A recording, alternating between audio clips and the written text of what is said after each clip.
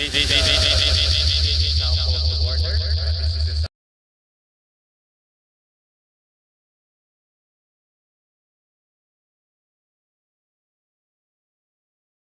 Tulfo for the briefing on the continuation of the briefing on the FY 2026 proposed budget of the Department of Public Works and Highways or DPWH.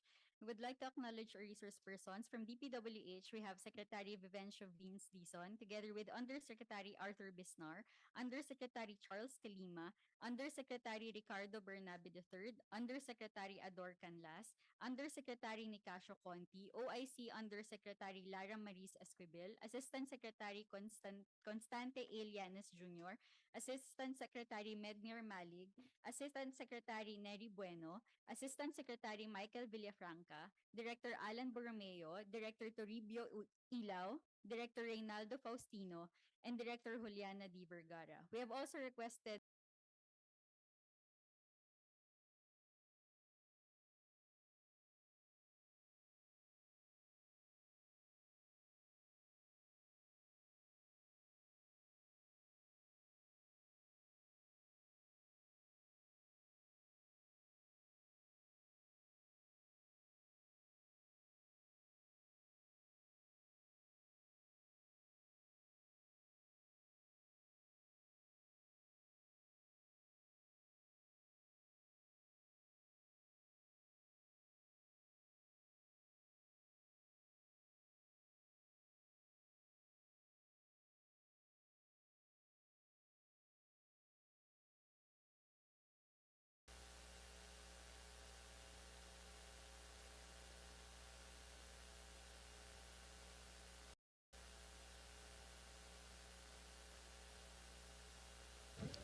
Thank you, Committee Secretary. And again, I welcome Secretary Vince Dizon to the budget hearing.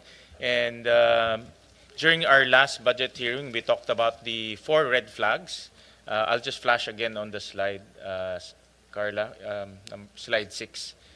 So yung huling pag-uusap natin last time, we requested the department because ang daming projects. Like for example, the first red flag, we're talking about 4,566 projects.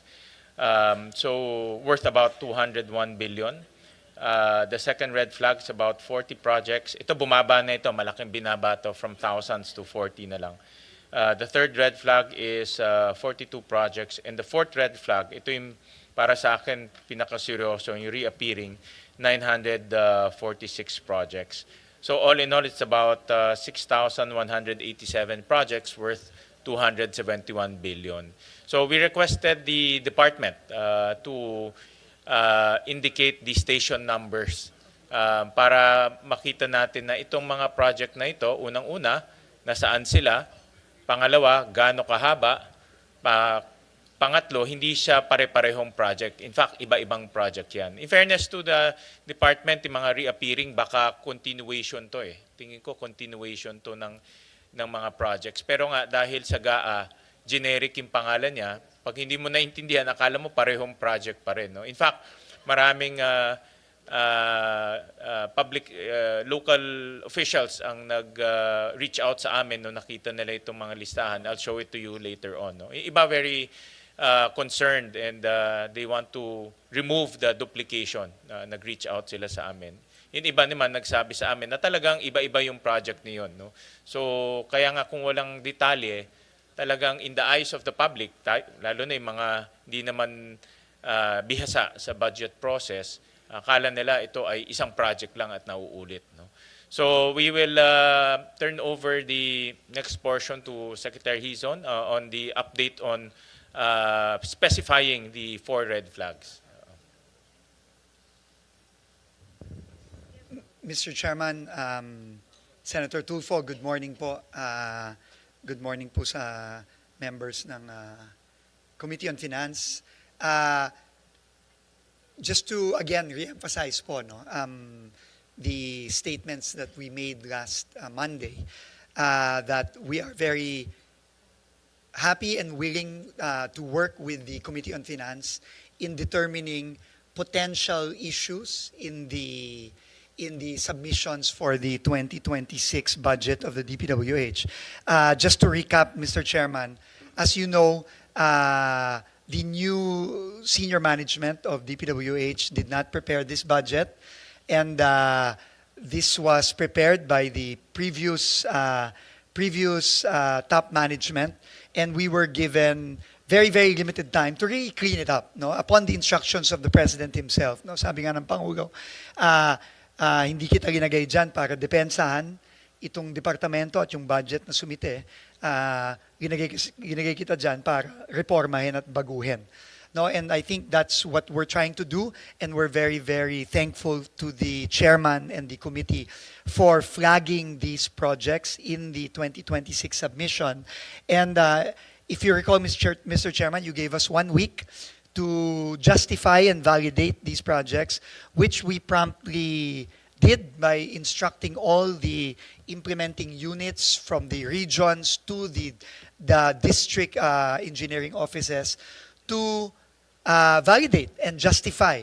No, in particular, the first and the fourth red flags, particularly on the stationing and also on the validation and justification of the seemingly repetitive projects in the 2026 budget compared to the 2025 budget. So as much as we could, we did that po, and we have a report that we have already submitted formally to the committee and to the Honorable Chairman.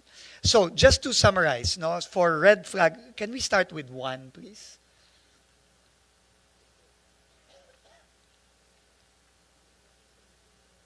Number 1. Red flag 1, please.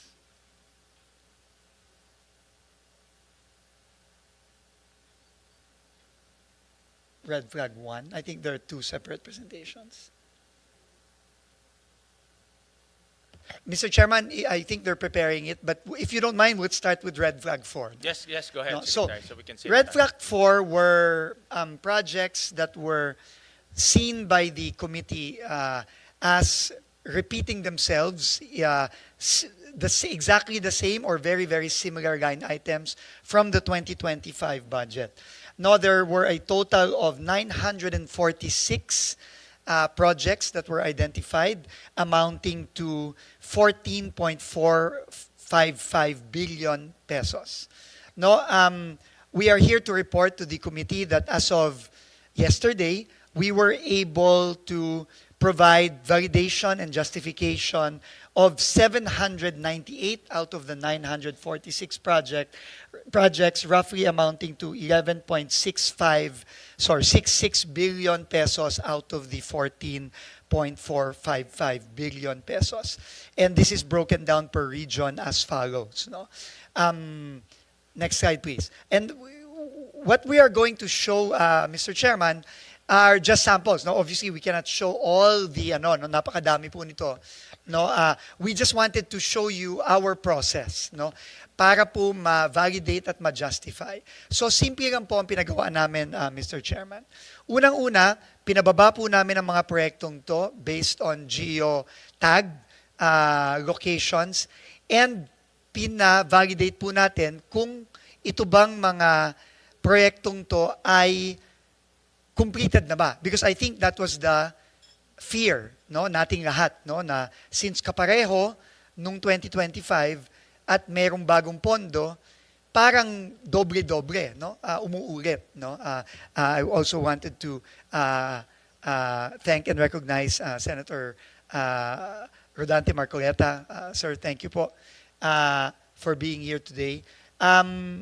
So and then kukuhanan po ng litrato, no, ng dated at tagged photos para makita po na unang-una sa sarili nating mata, makikita natin na hindi pa tapos yung proyekto, no, at merong continuation. And we have changed the nomenclature of the entries, no, to reflect either a continuation or for completion of the project. So, if we can just go, Mr. Chairman, we identified na lang po 1 per region, no, but in the submissions, we have included in the annexes individual photos and individual reports for each of the 400 plus, close to 700 plus 798 out of the 946. So for car, simulan po natin. No? So for car, this is an example of a project that was initially flagged. So you can see po, this is the photo pictures. Meron pong geotag yan at may date, no? Nung kinuhanan ng litrato. No? At ang ginawa po natin, this is a 19.5 million peso project in Kalinga, District Engineering Office. And the next slide will show you the change in the, the next slide will also show you the straight line diagram. Para sa mga kalye po at mga bridge, naggumawa na rin po ang ating DEOs ng straight line diagram which shows kung ano po ang pinopondohan for 2026. And in this straight line diagram, it is the, anong kulay? Yung blue. Yung, tama ba? Yung, hindi blue. Yung green, no? Yung nasa gitna po, no? Yung nasa gitna, yung from Station 2 plus 820 meters to Station 3 na plus 480. So ito po yung coverage nung pinondahan ng 19.5 million under the 2026 budget compared to yung napondohan nung previous years. No, nung I think the one beside it, yung parang pinkish color is yung 2025. So, pinapakita lang po yung yung straight line diagram kung ano yung napondohan in the previous years and ano yung pinapapondohan ngayong 2026. And we have also changed the nomenclature. I think that's the next slide. Ay, sorry. Wala bang changing nomenclature? Ito na pala. Ito na po pala yung bagong change in nomenclature, yung project name, Makutay, Green Hills, San Pedro, San Vicente Access Road leading to Elephant Hill, Archaeological Tourism Site, Barangay San Pedro, Rizal, Kalinga, Station 2 plus 820 to Station 3 plus 480. So, dinefine na po ito. I don't know kung anong nangyari dito. I don't know if it's just a question of laziness or kinat and paste lang yung previous submission. But clearly, based on the picture and the straight line diagram, this is a continuation of a ongoing project, of an ongoing road in this case. So ito po yung makikita natin sa ibang mga submissions. And next slide, please. Let's go to NCR. This is one example in NCR. So again, it is these are the pictures of the road that is being continued, in this case, rehabilitation of road at Asibal and Harmony in Batasan Hills in Quezon City, 25 million pesos. Ito po yung geotag location as well as the picture. We have validated this already based on the picture and the geotagged longitude and latitude. And if we go to the next, I think may straight line diagram din. Ito din po, no? So, ang gagawin dito is, ito nga yung beginning of the project, which is station, hindi ko mabasa, sorry. Can you see it? 0 plus to station 346, which is roughly 9.5 kilometers, na? Sorry, 346 meters lang, no? And with the amount of 250,000. And then the project name has been renamed Rehabilitation of Road at Asibal and Harmony, chainage 0000 to chainage 0 plus 346, Barangay Batasan Hills, Quezon City. Next slide, please. Region 1. Mr. Chairman, it's up to you if you want me to continue all the way to the last region, pero these are really just examples per region. No, but we have submitted all the 746 projects have the information that you see here in these slides. No? Let's have maybe 5 examples just to see that the department actually put the necessary details in order to identify Yes. the project. Sige po. So again, for Region 1, this is Panshan Viaduct along Manila North Road in Ilocos Norte, Regional Office 1. It's 700 million by now. 700 million. So this is the start. Obviously, it's still not completed, and this is the end. No. Again, these are all geotagged and ano no and the photos are detailed. No? And then the next is the straight line diagram, and these are the plans for the Panshan Viaduct along Manila North Road. Kilometer 578 plus 755, 2 Ks 579 plus 295, Ilocos Norte Regional Office Implementing Agency, and this is the plan.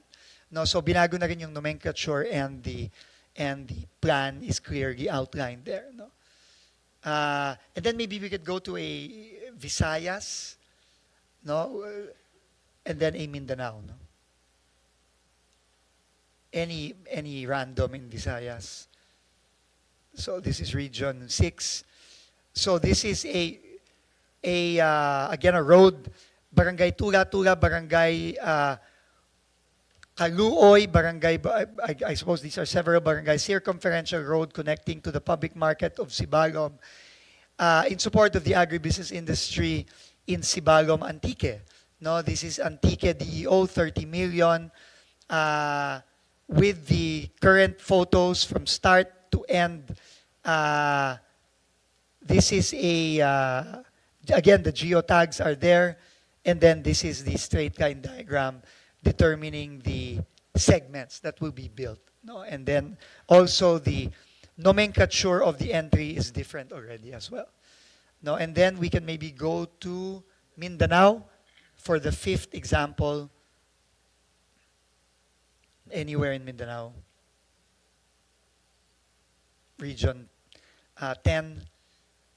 So this is in Bukidnon, in Magay-Bagay, construction of road along Junction Magay-Bagay, City Bypass Road, Daguaon Road, Station 000 to plus 0 plus 240, Barangay San Jose. 5 million pesos in Bukidnon First District Engineering Office.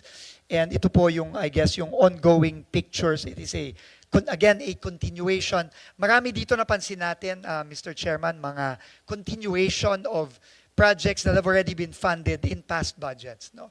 Now, obviously, was not sufficient, no, to complete the project. So these are continuations of that. But now, very clearly, in the pictures and in the geotag, and also, next slide, the straight line diagrams as seen here. So these are all the supporting documents that we have furnished. The balance, hindi ho natapos, pero may deadline po tayong binigay. So we are requesting in the letter for time, if we can have more time, but of course, we leave this up to the committee. Kung sabihin nyo po, Mr. Chairman, na hanggang kahapon na lang, then please feel free to remove the other projects, the balance between the 798 and the 946 from the budget. We will leave that up to the committee. So, but if you give us enough time, more time, we will try our best to validate and justify and provide the details similar to what we have provided yesterday. But if not, Mr. Chairman, by all means, tanggalin nyo na lang po, Mr. Chairman, yung mga line item na yan. We leave that up to the committee's prerogative na po, Mr. Chairman. Okay, so that's for the red flag 4, Mr. Chairman. So again, ulitin ko, 798 out of the 946 we have submitted as of yesterday with the corresponding pictures, new nomenclature, and the straight line diagrams, because these are really mostly roads and bridges, Mr. Chairman.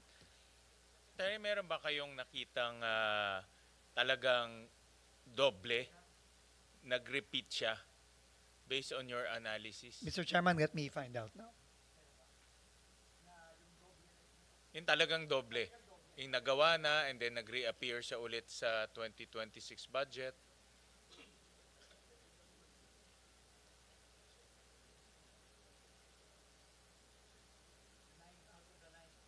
Meaning out of the 948, Mr. Chairman, no? Yes. Kung meron ba talagang nakitang kumpleto na pinasok pa rin? Tapos pinasok pa ulit.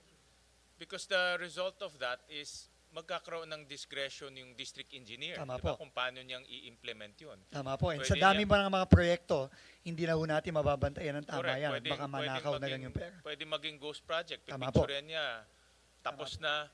Pala, yung project na yun, dati pang natapos. No? Meron ba kayong na-detect na ganyang... The point kaya ako tinatanong yan because dapat yung district engineer or whoever gumawa ng plano, magkaroon rin ng sanction. Yeah. So, dito po sa 798, wala pong nakita. Lahat yun po ay na-validate given the submissions. Dun sa remaining 148, hindi po natin alam. So, that's why, Mr. Chairman, ako po, no, I will put it on the record. If the committee will not grant us any more time, please feel free po to just remove that. Well, ganito, kung wala naman kayo na-detect na totoong repeated, no? Yung inulit talaga. Hindi ko pa po masasabi dun sa 148, Yeah, Mr. ibig sabihin Chairman. itong initial review nyo, kung wala naman kayo na-detect na totoong repeated, meaning in good faith, no? These are all continuation, then we can give you until Friday to wow, complete. thank you. Oo, kasi by Wednesday mag-uumpisa na yung aming technical working group. So we'll schedule lang DPWH towards the end para mabigyan namin kayo ng time. Kung wala kayong nakitang bad faith. Dito po sa 798, wala. Okay. Dun po sa 148, hindi ko pa po masasabi. Yeah. Pero konti na lang yun. So katapusin Konti na na lang lang yun. natin. So Yeah. we will, thank you Mr. Chairman for this, and we will instruct the implementing units to do their validation. No? Pero hindi ko pa po masasabi. Yes. But we will inform the committee in writing formally kung meron pong nakita at kung ano yung mga nakitang yon na Correct. tapos na pala pero pinasok pa rin. Correct. And then like what we And talked, definitely po, dapat matanggal yun. yung pinag-usapan natin last time na i-attach natin to as annex to the projects listed in the GAB. So for example, kung project A, ang annex niya is i-attach natin yun, nakasulat dun, yung pinakita yung station number at yung iba pang mga identifiers.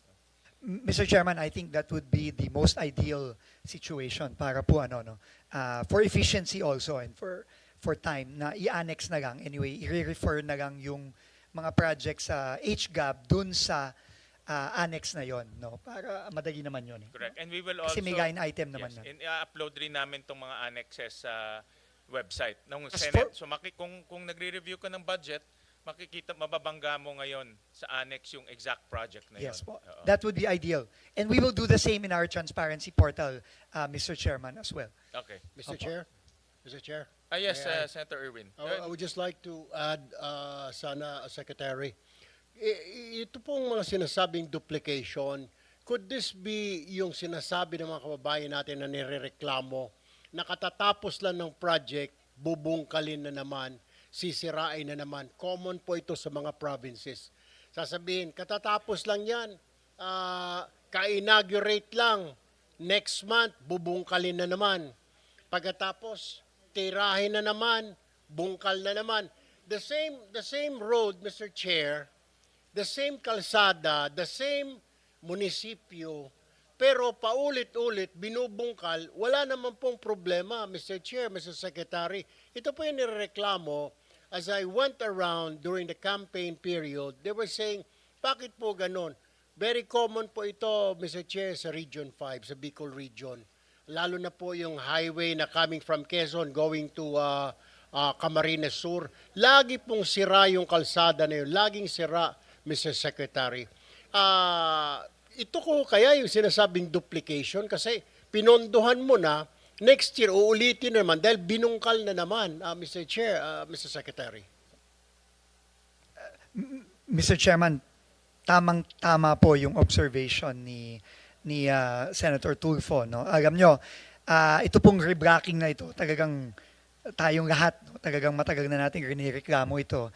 That's why po, for the information of the good senator, in the first week of October, naglabas po ako ng memorandum, October 7, naglabas po ako ng memorandum suspending nationwide all reblocking activities. no, until makapaglabas po tayo ng very, very clear guidelines and criteria kung kailan po dapat lang mag-reblocking. No, yun po ay ongoing, Mr. Chairman, pero sa ngayon po, lahat ng reblocking, except for yung halimbawa, inaayos yung linya ng tubig o inaayos yung drainage, pinahinto po natin. No, ngayon po, as for kung ito po bang mga nakitang mga repetitive entries na to is a result of the reblocking, hindi ko pa po masasabi ngayon, Mr. Chairman.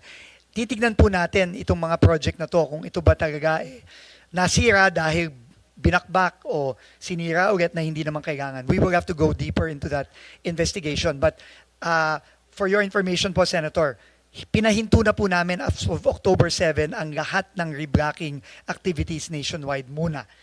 That's what I heard nga, Mr. Chair, Mr. Secretary, na sa ilang LGU, mukhang pinatigil na ho ninyo. Pero before your administration, common practice po ito sa DPWH na kaayos lang, ilang buwan pa lang ginagamit, sisirain na. Kaya nagkaka-traffic. Ang isa pa hong katanungan po dito, Mr. Chair, Mr. Secretary, ito pong mukhang intentional kasi po itong ginagawa ho na ito.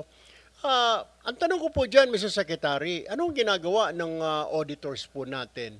I mean, hinahayaan lang ho ito? I mean, hindi po ba dumadaan sa kanila sa audit ng COA, Commission on Audit, na katatapos lang nito, popondohan na naman natin, what's the problem?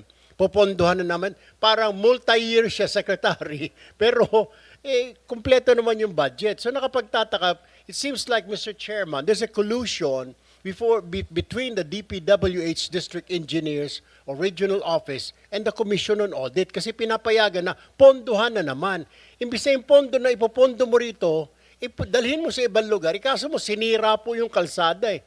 Ang pinaka-common practice po dyan, Mr. Chair, Mr. Secretary, yung may drill, dinidrill ka agad yung mga, kasi semento lang, hindi pa nga halos tuyo, dinidrill na naman after few weeks para mapondohan na naman. That's very ironic, Mr. Chair, Mr. Secretary. Yung question ko lamang po, meron po bang pamamaraan now? Have you already established na control para hindi po maulit ito, particularly with the Commission on Audit sa mga regions or district offices na mai-report? Or mahirap po natin kontrolin because there's collusion? Well, before, may collusion po talaga.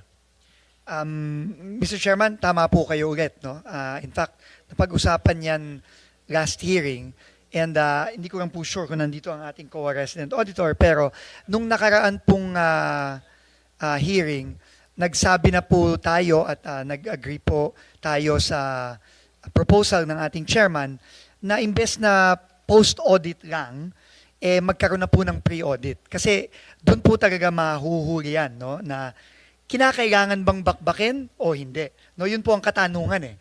No, kasi ngayon po medyo discretionary sa implementing unit, meaning sa either sa district o sa region, na babakbak na lang na walang klarong guideline at criteria kung dapat bang bakbakin o hindi. So, there are two things po na gusto namin gawin ngayon sa bagong administrasyon sa DPWH. Unang-una, yun nga po, yung pre-audit, malaking pong tulong yan, imbes na post-audit lang. At ikalawa, meron kaming kinakraft po ngayon na siguro sa mga ilang linggo matatapos na, clear guidelines. Kailan ba pwedeng o kailan ba dapat mag-reblock? No? At meron naman po kasing technical at engineering criteria for that, no, kung kailan. Ang problema po, hindi po clear yan ngayon kung kailan dapat at hindi po transparent. Meaning hindi po nakikita ng mga kababayan natin na itong kaling to at hindi nila naiintindihan na kailangan na palang i-reblock. At nakikita lang nila yung mga magagandang kalye, bigla na lang tinitibag at gumagawa ng bago. So those two things po, Mr. Chairman, Senator, we will be implementing, I think, very, very soon po. Thank you, Mr. Chair. Thank you, Secretary. Thank you so much po. Secretary, napakaganda yung tanong ni Senator Erwin kasi kung yung title nga ay generic at may discretion yung district engineer, pwede nga niyang sirain yung ayos na kalsada. Dahil pareho lang yung title kasi generic eh. Hindi mo naman ma-pinpoint kung nasaan yun. Kung kahabaan yun is 10 kilometers, saan doon ang gagawin. No? So, that's why kung wala yung mga technical description, talagang pwede mangyari. Tama po ba? Yusek, pwede, Secretary, pwede mangyari talaga dahil may discretion siya na sirain niya yung ayos na kalsada. Pwede po. Hindi lang po pwede. I think nangyayari na po Nangyayari, yan in the correct. past. In reality, it's really been happening. No, that's why marami pong reports yung mga kababayan natin mismo. And I'm sure marami pong pinadating kay Senator Tulfo, no, na mga ganito. Kasi nangyayari po talaga. So with itong ginawa nating mayroon ng technical description, hindi na maulit to, Senator Erwin, kasi meron ng technical description. Yes, I trust Secretary Vince Dizon. Kasi sabi ko, I hope hindi na maulit. sabi ko kasi parang common practice ito before eh. Parang yung mga tao, kahit nung bata pa ko, kaayos lang, sira na naman, sinira na naman, wala namang crack, wala namang kwan. So, hopefully, Mr. Chair, with Secretary Vince Dizon at the helm, sana po matuldukan na ito, Mr. Chairman, Secretary. Opo, Mr. Chairman, you're absolutely right po. And I think yung pong mga reforma na nanggaling na rin sa discussions po natin sa komite, yung pre-audit, na nag-agree naman po ang COA na pwede tayong mag-pre-audit. Ikagawa, yung pong, ito pong station limits na very transparent po sa line item ng budget na klaro na ito ay ginagawa itong stasyon na to hanggang dito sa stasyon na to. At ikatlo po yung magiging guidelines natin on reblocking na pwede kang mag-reblocking kapag na-fulfill itong criteria na ito. Tingin ko po yung tatlong reforma po yun, tingin ko halos imposible na po siguro nilang madaya pa ito na sa mga susunod na mga taon na susunod na buwan, susunod na taon. Thank you. Before we continue, let me formally recognize the presence of Senator Marcoleta and Senator Lauren Legarda. Opo. So, Mr. Chairman, pwede po ba akong magpagam nga at ako kailangan nga pong mag-CR. sige, Nung dumating sige. po si Kailangan- Senator Marcoleta, at the very least kailangan ko ata mag-CR. At the very least naman, sa bigat ng trabaho niyo, Pasensya na po. payagan namin kayo mag-CR at the very least. To take advantage of the time habang nasa Call of Nature Ay, si Sec. salamat po, Dizon. ma'am. Yes, good morning. Thank you for acknowledging me. Baka papayag sila para hindi waste of time yung expert sa allocable at non-allocable si Director Bote. Hindi, kayo po, no? Si Planning. Kasi wala nun si Sen. Marcoleta at Sen. Erwin para may definition of terms at yung bago ng pangalan ng allocable at non-allocable. Kasi nakaka-confuse, di ba? Di ba naging congressman tayo, Sen. Erwin, naging congressman si Senator Marcoleta. Wala talaga akong alam na allocable at non-allocable. Jokingly, sinabi nung huling hearing natin ni Secretary Dizon nung lumapit dito sa amin ni Chair Sherwin, Sen. Sherwin, yung allocable daw yung maaring i-allok. Pero joke daw yon. Yun ang sabi ko. Ano ba yung allocable? So talagang hanggang ngayon po, marami na akong kausap sa tagal-tagal natin dito, pati Senate El Beremo, wala silang maalala. I'm sure our colleagues would want to understand para po may definition of terms. Tapos, yung inyong bagong termino, dahil ayaw nyong gamitin po yung allocable at non-allocable. So, hindi i-allok, mabuti. Bawal i-allok. Ano na po ang tawag? Siguro, district projects and non-district, kung ano po. Sige, si Director Bote and Yusek. Kung sino po yung eksperto. Thank you. I don't have... interject, Madam Chair. Thank you Hi, po. Mr. Chair. Go ahead, Senator. In relation to the question of Senator Aligarda, hindi po joke yun. Yung allocable, if you will note, during one of those hearings in the Blue Ribbon Committee, yun pong allocable, inadmit po ni former Secretary Bonoan. Nandun po silang dalawa ni Yusek Cabral nung tinanong po namin yung allocable. Tinanong po namin ano-ano po ba yung mga factors na nakapagdadagdag doon sa mga initial ceilings that have been established nung NEP. So sinabi po nila yung allocable funding, yan daw po ay talagang inahanda nila, particularly in the House of Representatives kasi sila yung mayroong power of the purse para hindi na molestyahin, well, pardon for the using the word, para hindi na istorbohin yung mga nakalatag sa NEP talagang provision po yun na talagang pambibigay dun sa mga members ng House. Inadmit niya po yun. Mahigit pong 300 po talaga ang members ng House of Representatives. Nag-a-average po ng 1 billion ang regular district representative. Average lang po yun, merong mas mataas. Ang party list po ay 150 million, masaya na po sila, except yung mga party list na contractors. At pagkatapos po ng allocable, Mr. Chair, meron pang leadership funding. At dadagdag pa po yung unprogram at saka nga po yung difference na manggagaling po ngayon sa bicameral conference. Nung kinumpute ko po yun, and this is recorded in one of the Blue Ribbon Committee hearings, 1 trillion po talagang naidadagdag sa DPWH pa lang. And 1 trillion pesos, ito po yung sinasabi naming taba, kung yun po ay ibabangga natin sa 6.325 trillion na budget ng 2025, 1 trillion is almost 15%. So, hindi po siya joke. Inamin po yun, nung recorded po ito. Thank you, Mr. Chair. Mr. Chair, may I? Go ahead, Senator. So, Senator Marcoleta, do you mean itong allocable na ito, itong leadership pa na ito, suhol o lagay sa mga mambabatas? Can you please specify? Ganun ang naging conclusion doon, Mr. Chair. Kasi nga, sabi ni Secretary Bonoan, para hindi na galawin. Pangsuhol talaga. So, nung pong tinanong ko magkano yon, 450 billion pesos. Pagkatapos yun pong leadership, alam nyo naman po yung leadership sa House, merong speaker, may deputy speaker, merong majority leader, at napakaraming assistant and deputy majority leaders. Isama mo po yung mga chairman at saka vice chairman ng Appropriations Committee. Yun po yung 450 billion. Recorded po ito. At pagkatapos yung leadership, 100 billion yan. Nakarecord po yan.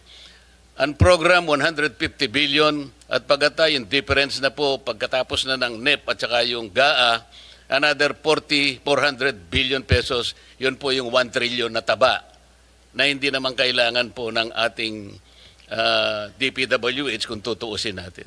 Salamat po, Mr. Chair. Thank you so much for explaining to me, Senator Marcoleta and Sen. Tulfo. Mr. Chair, kahapon po nag-uusap tayo. Sunday we were both working and we both acknowledged that we received the June or July list of allocable but not the September. So I am told by our staffs, wala pa rin. May we request the September as revised. Maski po hindi na yung words allocable, anyo mo, hindi naman kasalanan na may ceiling. Tama po yung sinabi nyo. Hindi naman forever kailangan humihingi ang congressman or ang mga mayor. Tapos, yung hindi district projects, makinig kasi kayo pag tinatanong ko po. Yes, yung hindi po district projects, yun ang tinatawag na non-allocable. Di ibahin natin ang pangalan, non-district, ganun lang. Wala namang masama doon eh. Alam nyo, first, allow me to commend the President and commend Secretary Dizon for heeding the clamor of both houses of Congress. I do not claim authorship of that idea in bringing down the DUPA.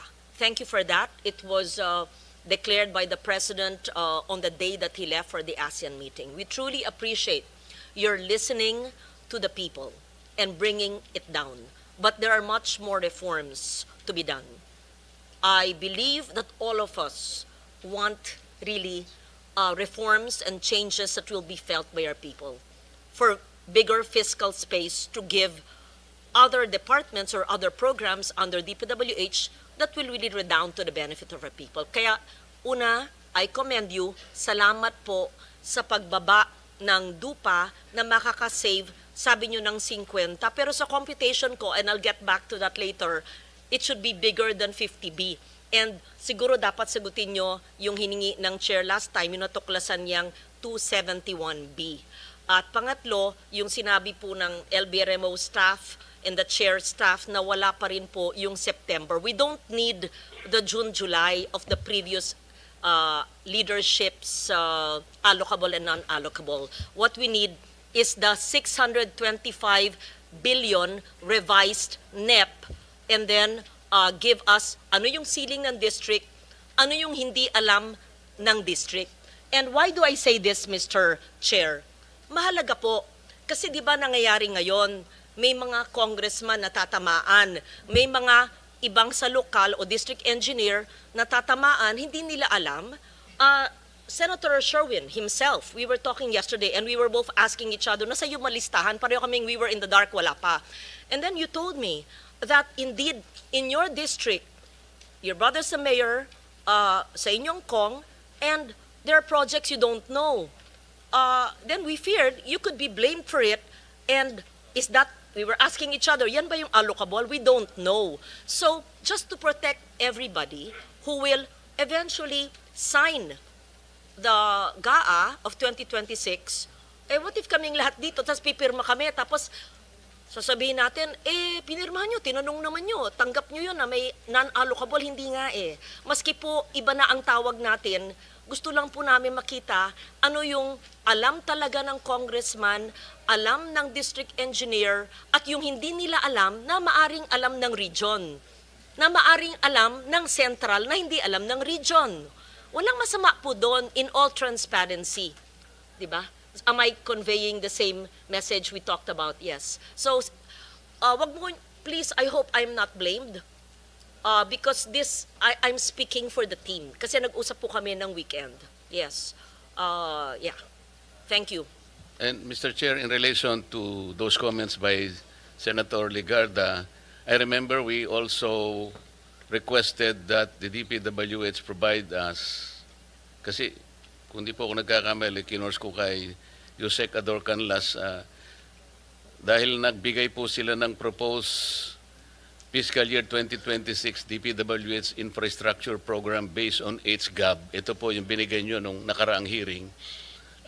Mr. Chair, ang request po natin, kung mabigyan po tayo ng 2025, 2024, and 2023 in the same format. Kasi po ang binigay nila, nakita ko po, is a detailed HGAB.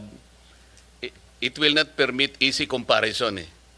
Dito po, kung gamitin po natin itong format na to, sinabi ko naman sa ito, Yusek Ador, ang daling ikumpara. Halimbawa po, yung National Capital Region, 26.6 billion, di ba? So makikita natin sa 2025, 24 and 23 kung ano yung latag. Because I remember, sinabi ko kay Secretary Dizon na ang pinaka-importante, mahimay natin, kasi ang importante rito yung allocation po ng finite resources ng ating bansa. Region 1, 24 billion, CAR, 17 billion.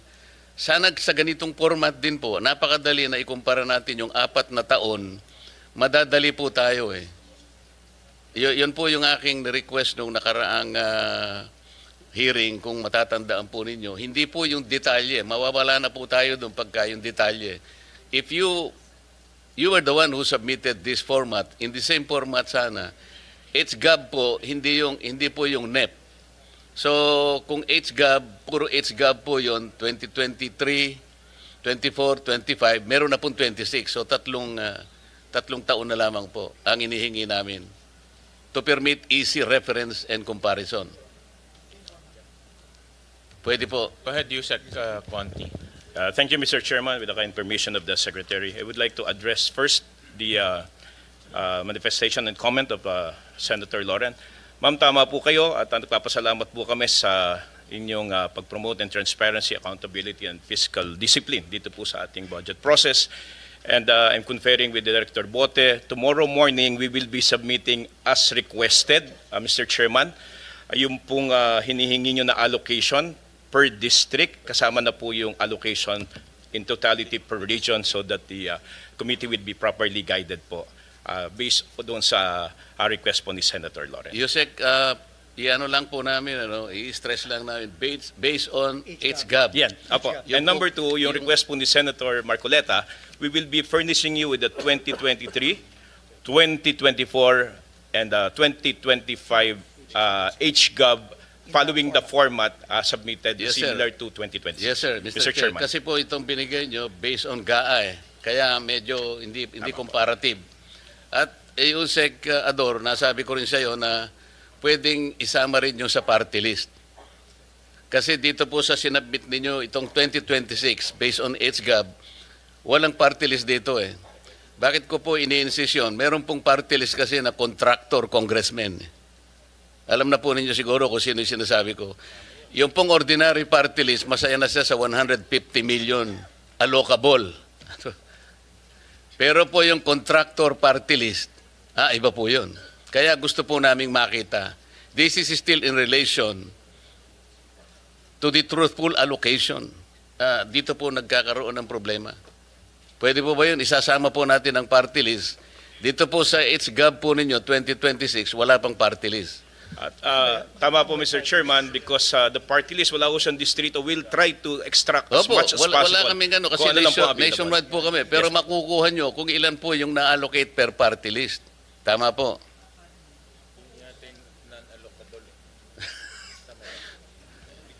Mr. Chairman, to be quite honest, I'm asking. I think ang makakaalam lang daw po according to Sec Bote or ano would be the Committee on Appropriations in the House. Kung HGAB po ang pinag-uusapan natin. Nahihirapan po kaming kumuha nun eh. Kasi nga po po. kayo, makukuha nyo rin eh. Lahat ng party list, alam po ninyo yung mga projects nila eh. So doon na lamang po natin kunin. We will try our best, but according to our budget staff po, Mr. Chairman, parang medyo bulag ho ata kami doon eh. Bulag ang DPWH kung which party list got this, that got this. Kasi nga ho, there's no district eh. Kasi po kami naniniwala, mas authentic yung makukuha nyo kasi kayo yung nakakaalam ng mga We projects will try our nila. best. Mr. Chairman, we will try our best po. But right now po, parang... yeah. We will try our best, Mr. Chairman. But I'm being told now that it's very difficult, close to impossible to extract which district, which projects and saan yung inallocate for the Bigyan ko kayo ng parties. clue para hindi po kayo mahirapan, Secretary. Yung mahihirapan lang kayo, konti lang yun. Kasi yung mga contractor party list, congressmen yun eh. Yun pong ordinary party list lang, kagaya ng Sagip party list, 150 million lang po yun eh. Pero pagka yung malalaking party list po na contractor talaga, yun lang ang pagsikapan ninyong itotal. Doon po makikita yung lopsidedness. Meron pong distortion talaga dyan. Mga contractor po sila eh.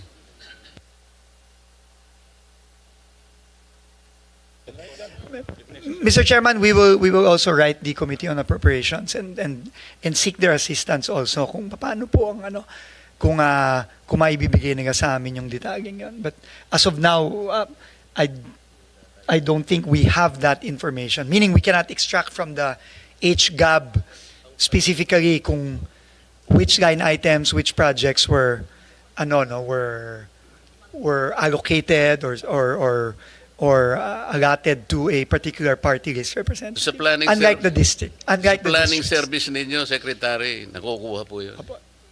Sige po. Kasi si Yusek Cabral noon, alam niya lahat yun eh. Sige po, Mr. Chairman. Unfortunately, Yusik Cabral is no Mr. longer in the Chair. department, but we will try our best. No? Mr. Chair. Senator Tulfo? Yeah, I would just like to ask the planning service sa finance ng DPWH. Ito ba yung sinasabi because walang specific na district yung budget at saka so maaring may naririnig kasi ako nung when I was in the House of Representatives na pwedeng bumili si ganito ng pondo kay ganito. Hihingin ni congressman ganito kay congressman ganito yung pondo. Where in fact, naka-allocate sa district niya, dadalhin sa kabilang district or ibibenta. I know you've heard about that. I mean, Mr. Secretary. We have heard similar stories, Mr. Yes. Mr. Chairman. na yung pondo niya, pwede kong bilihin and dalhin ko, pwede ko ibenta ulit hanggang sa 3 kamay magpapasa-pasa. So, from 20%, nagiging 30, naging 40, Yes. hanggang sa wala nang natira because nga binenta yung pondo. Could it be, ito na nga yung sinasabi ni Senator Marcoleta, yung We have mga heard allocable na ito. Pero we have heard, Mr. Chairman, similar stories, and we've gotten similar information na yung bentahan, bilihan, yung parking, yung sagasa, yung mga ganyang mga terminologies. I think this is actually part of the ongoing investigation by the Independent Commission right now, and we have been asked to submit documentation as well for this. But as to kung itong mga sa party list ay kasama dito, well, it's possible po na kasama yan. Although, like I said po, mukhang hirap kaming, at least sa department, na i-identify kung magkano yung mga yan, saan yan, kanino ginagay. No, yun po ang medyo, I think we have a bit of a hard time getting all that Mr. Chair, details. Senator Lloyd. salamat po sa inyong sagot, Secretary. Kaya nga, last week pa namin hinihingi yung NEP revised, allocable at non-allocable, maski iba na ang salita, district project at non-district, doon makikita yung kanilang hinihingi. Yung pong tanong nila, doon makikita. Kasi yung hindi po alam ng district engineer, titingnan natin. Hindi alam ng congressman, district engineer at ng mga mayor sa distritong yon, alam dapat ng region. Pag hindi alam ng region, alam dapat ng central. Pag hindi po nila alam lahat, tatapyasin ng Eagle Eye Chairman. Ganun lang po yun, di ba? Mapo. So I think what we're asking for will address the concerns of the other senators. If we are really serious, and I'm Yes. sure you are serious about cleaning up the system. Yes. Ma'am, I think Thank you. there was just a little bit of confusion on the terminologies because in the revised NEP, the new team actually did away completely already with the concept of allocable, non-allocable. No? I think in the letter of Undersecretary Conti, ma'am, Mr. Chairman, to the Honorable Senator, we explained our process, but sabi naman ni ma'am na we will just submit it based on legislative justice para lang makita.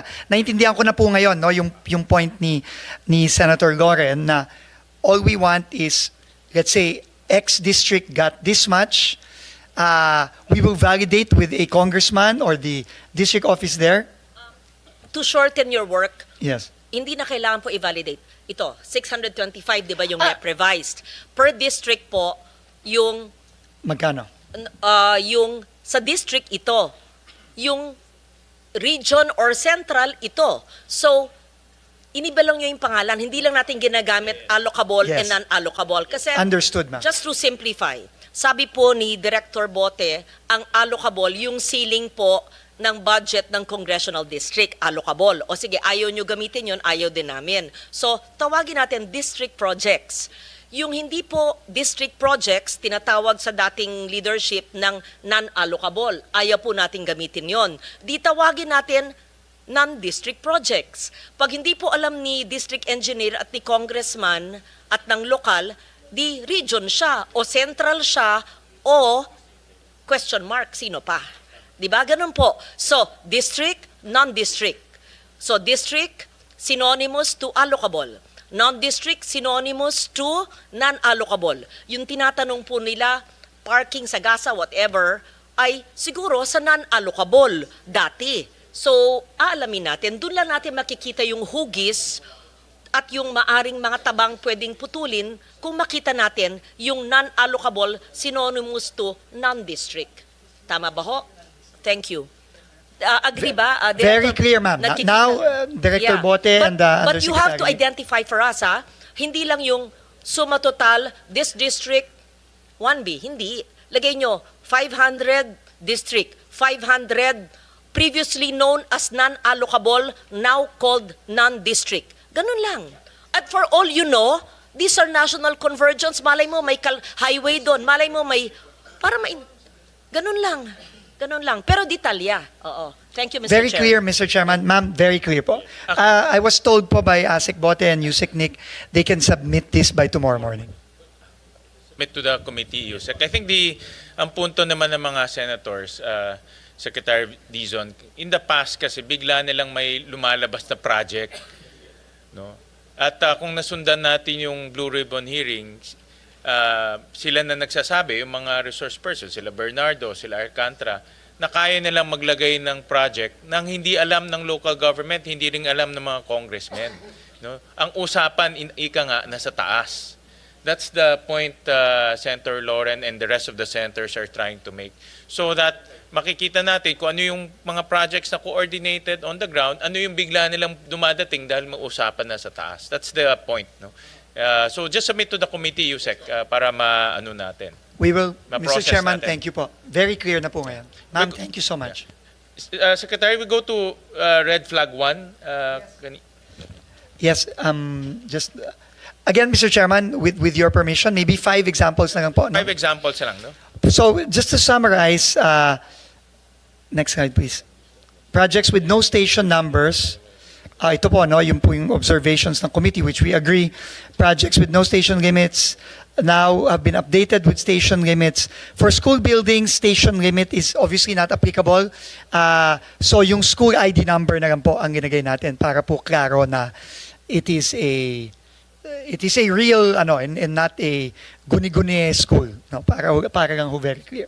So next, so there were 4,566 identified by the committee. Again, we're very, very thankful po for identifying these. As of yesterday, 4,085 have been corrected with station numbers amounting to 180.3 billion out of the 201.3 billion. So ito po yung nasubmit na namin. I think there are already specific annexes to this, and the breakdown per region is as follows. Now, just to give some examples, ito po, for example, sa Cordillera ulit, no, ito po ay isang, I guess, new road, Cagayan, Padig, Cupis Road leading to Nabuangan River in Barangay Cagayan, Apayao. No, 69.5 million. Naglagay na po ng station numbers ito from start to end. No? This is an example of this. No, may station, hindi ko nababasa. Meron naman yan. No? Next slide, sorry. Ito po, no? So from the old line item, sorry, which without station numbers, ngayon po meron na. So same project, but now station 7 plus 543.00 to station 8 plus 933 Barangay Cagayan, Corner, Apayao. So this is just an example. Another example in the NCR. This is a school building, Mr. Chairman, obviously, and it is a retrofitting of a multipurpose building, which is a school building in Moises Salvador Elementary School, Manila, 103 million, and this is these are the geotag coordinates as well as the school ID number, and you will see it in the next slide. Next slide, please. Ito na po, no? Instead of retrofitting of multipurpose building Moises Salvador Elementary School, Manila City, it is now retrofitting of multipurpose building Moises Salvador Elementary School, school ID number 136464, Maceda Building, Manila. So ito po, no, ang example naman ng eskwelahan, no? And by the way, Mr. Chairman, and again, thanks to the committee, from now on, ganito na po ang gagawin ng DPWH in future budgets, no? Talagang it will be as detailed as possible na with either station numbers or school ID numbers for school buildings. Maybe we can go to the Visayas as an example.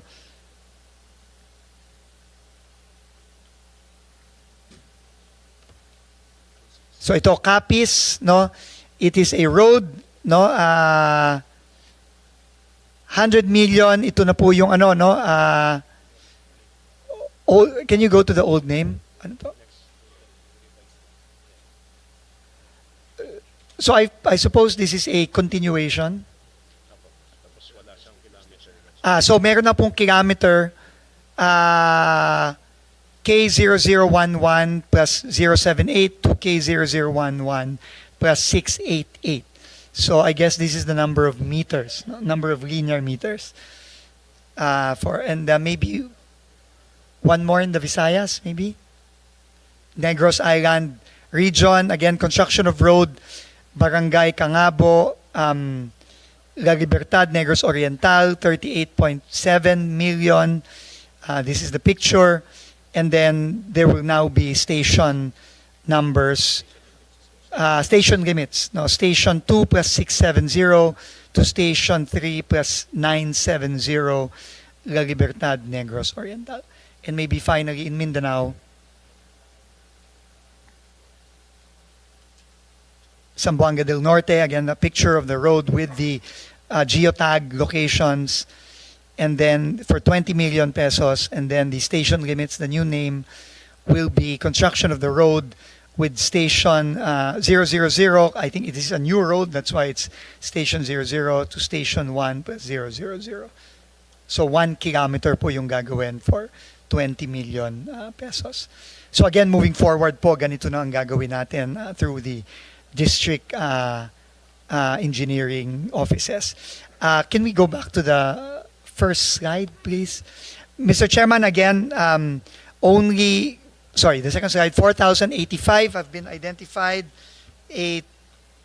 Out of the 4,566, so almost 500 projects have not yet been identified, totaling roughly about 21 billion pesos. Again, we were requesting for more time, but again, if we are not able to provide, then we would welcome the committee removing these projects that have not been validated and stationed from the HGAB, Mr. Chairman. But similar to the red flag number 4, we hope we can get a little bit more time. But if not, of course, we leave that to the discretion of the committee. Secretary, in your review of these projects, lahat to legitimate projects, meaning itong mga projects merong talagang pagdadaanan yung kalye, meron talagang i-construct na kalye in your review. According to the implementing offices, that is correct, Mr. Chairman. Okay. Then if that's the case, ganun na rin until Friday. Let's give it, kasi konti na lang, no? We're talking about 500 projects eh. Opo, Let's give it 500 until Friday para at least matapos na natin Opo. to. And again po, kung hindi po ma-validate at hindi po mabigyan, then Yes, kung hindi talaga, by remove Friday, them. By all means. tatanggalin na lang natin yun. Maraming salamat po, Mr. Actually, Chairman. because of this hearing and the interventions of our senators, may mga nag-reach out sa amin. Like for example, I'll flash this on the screen, si Congressman Colliantes. Nag-reach out sa amin. Sabi niya, itong tatlong project, doble to, no? Duplicates. So sabi niya sa Committee on Finance, yan. We have, Mr. Chairman, we have also received the same letter from Congressman Colliantes from Batangas. We have also received a similar letter from Congressman Biron of Iloilo, also saying na hindi niya alam yung proyektong yan, so pwedeng pakitanggal na lang. So, and obviously, I mean, we will be, opo. So, buti si Maite. Maybe this is what the point of Senator, which is well taken po. Nag-reach Thank out you, siya Mr. sa Chairman. committee for the committee to consolidate or to remove itong mga project na ito. But this is an example na yung mga congressmen, they themselves on the ground, hindi nila alam na may doble, no, na ganito. At siyempre, baka nangyari ito galing sa central, binaba, hindi nila alam. Kung merong usapan sa taas, madadamay sila. No? So sila nag-reach out sa amin. And then, yes, go ahead. Yeah. Paano yun? We commend the congressman who wrote you, si Maitet, anak niya. Pero, paano yun? Bababa naman yung kanilang NEP at GAB. Dapat palitan naman ng tamang project. I-restore naman. Di ba? Mr. Chair, di ba fair lang? Kasi, Hindi na sa kanila, no? But in this sa case, the erata letter. nila. Pwedeng Depende na sa i-erata. kanila. Papayag tayo. Mr. Chairman, in fact, I think this is a very, very important point, no, of Senator Legarda, and very, very welcome point, because as you know, I mean, we need to build roads. We need to build bridges. We need to build classrooms. So if the congressman, for example, Congressman Collantes has a different project in mind, then we can include it as an agency errata, no, to the Committee on Finance. Pag classroom ang gusto, para Sa siguro DepEd po mas siguro less yan. corruption pag classroom. Paano yun? Hindi naman sa inyo. I-erata nyo from your budget, pero kayo magko-construct, pero DepEd budget yun. So how will it be reflected in the GAA pag classroom? Can it be called a multi-purpose tapos gagawing classroom? Pwede ba yun? Legal ba yun? Because ang nagko-construct naman ng classroom, DepEd. DPWH from the DepEd budget, although now may options. So, to be fair to the congressman, ayan. So, parang hindi magalit pa congressman sa akin na binababa namin lahat dito. Kung pinapalitan nila dahil hindi nila alam, yung kanilang NEPGAB, bababa naman for being honest. Why should the honest ones, I'm not saying the others who are not nagsusuplong, hindi honest. Pag ibig sabihin yung eagle eyes, kamukha ni chair, tas isusumbong, mababawasan man mga tao niya. So kung i-compute po yung per capita sa kaniyang distrito, liliit, parang disincentive ito, hindi na ako magsumbong, bababa ang NEP at GAB ng distrito ko, ang dadaling ko sa distrito, konti. That's not being trapo ha, that's not being corrupt ha, because people really look at the benefits per capita ng representante na tinutulong sa distrito. So siguro naman po, sa mga valid na proyekto, gaya ng classroom, multipurpose pwedeng classroom, pwedeng palitan dahil sa hindi alam. Kung papayag yung chair, that's my simple question. What is the legal way of doing an errata of a valid project? Thank you. Paano po yun? I think ang process is we can amend, but we need to know kung anong exactly i-amend natin kasi yung need on the ground mas kabisado ng congressmen and LGU yan no? So we need to get guidance from the congressman or the LGU pagdating sa ganyan.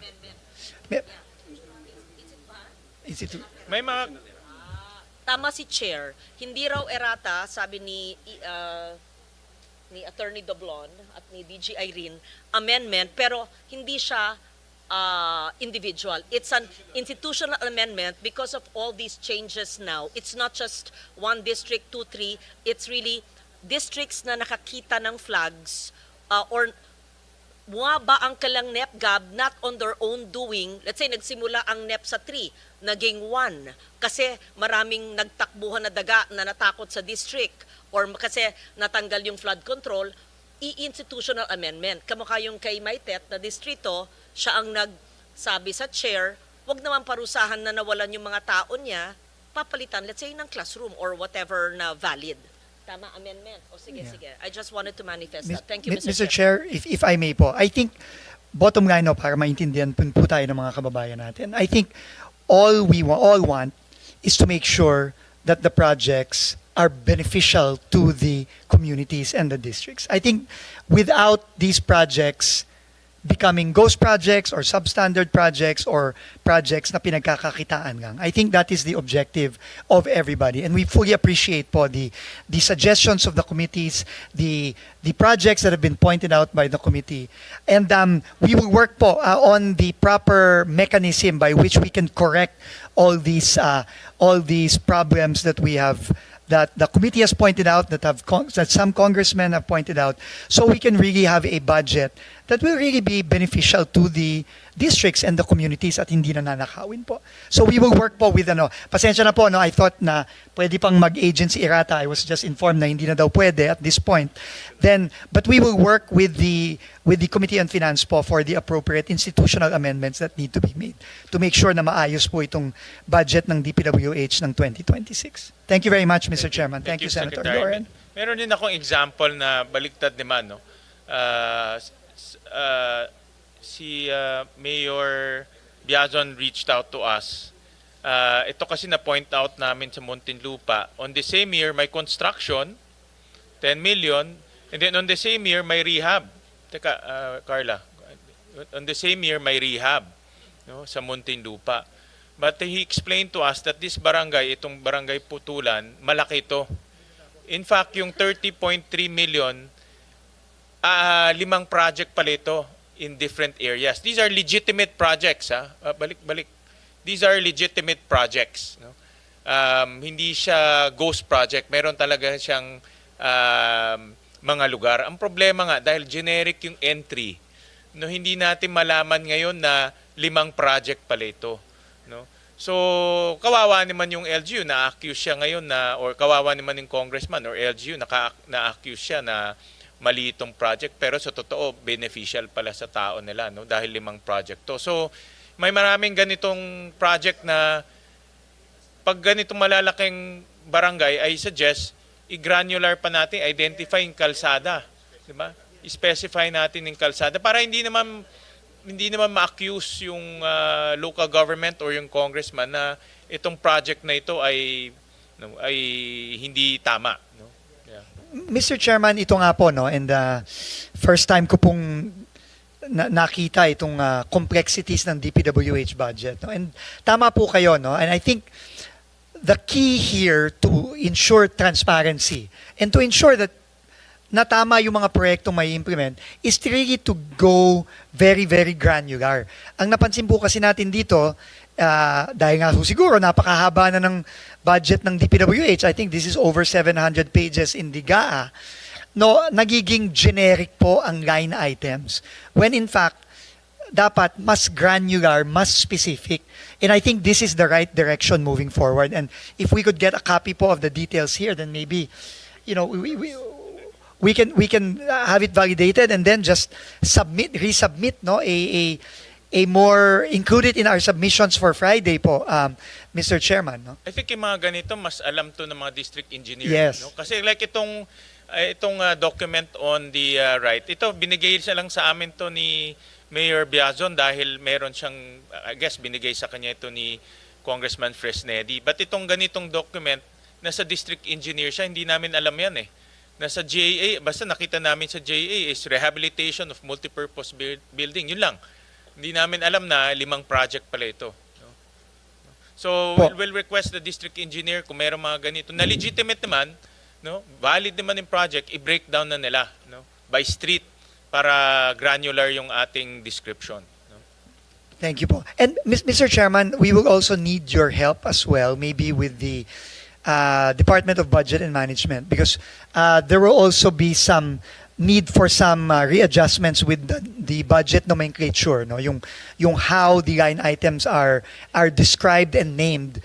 Kasi po minsan doon din masyadong generic din po ata yung nomenclature ng DBM, and I think we need to be more granular and specific, and that needs to be allowed po in maybe starting this budget i-allow na, no, para ho mas klaro sa ating mga kababayan, no. Thank you very Secretary, much. itong gamitin natin itong nangyayari as a rude awakening for all of us to reform even our budget nomenclature, our budget process, even the way we craft the budget itself. No? And this is where kami dito sa Senado, yun rin gusto rin namin maayos, na pagdating sa budget, walang room for discretion. Implement lang. Pag in-approve yung budget, ang department implement lang ng tama. Hindi implement ng mali, implement ng tama. So yun ang aming ginagawa ngayon. Linalagyan na namin ng detalye para wala ng room ang mga corrupt officials na paglaruan yung generic titles. So ito yun ang ginagawa namin ngayon sa Senado. We agree po 100%, Mr. Chairman. Thank you po. Question lang, a little tweaking of the allocable. I am told in some districts, pati ang district office implements non-allocables. Kaya nga naguguluhan ako, kala ko pag i-define natin yung non-allocable na above the district, pero meron din daw ibang distrito na ang tawag sa project ay non-allocable. So na-confuse na naman ako. Baka Senator Marcoleta can help me explain. Anong ibig Yes. sabihin nun? Yes, thank you. Senator Dizon. Mr. Chairman, Secretary Dizon. thank you very much to Senator Lauren again. I mean, her wisdom through the years really shows, because that is exactly one question I asked also when I came in. Bakit may mga halimbawa, kasi di ba may thresholds of authority ang mga district at regions, no? 150 sa district, 400 sa region, binaba na po natin yan, kinagahati na po natin yan. Pero apparently, the secretary can delegate authority, even if it is above. Say, the region is 400 only, but the project is 500 million, 500. The secretary po baga can delegate authority via an order to the region, even if it is above na the threshold. No? So pwede po pagang gawin yon. So I think that is what has happened.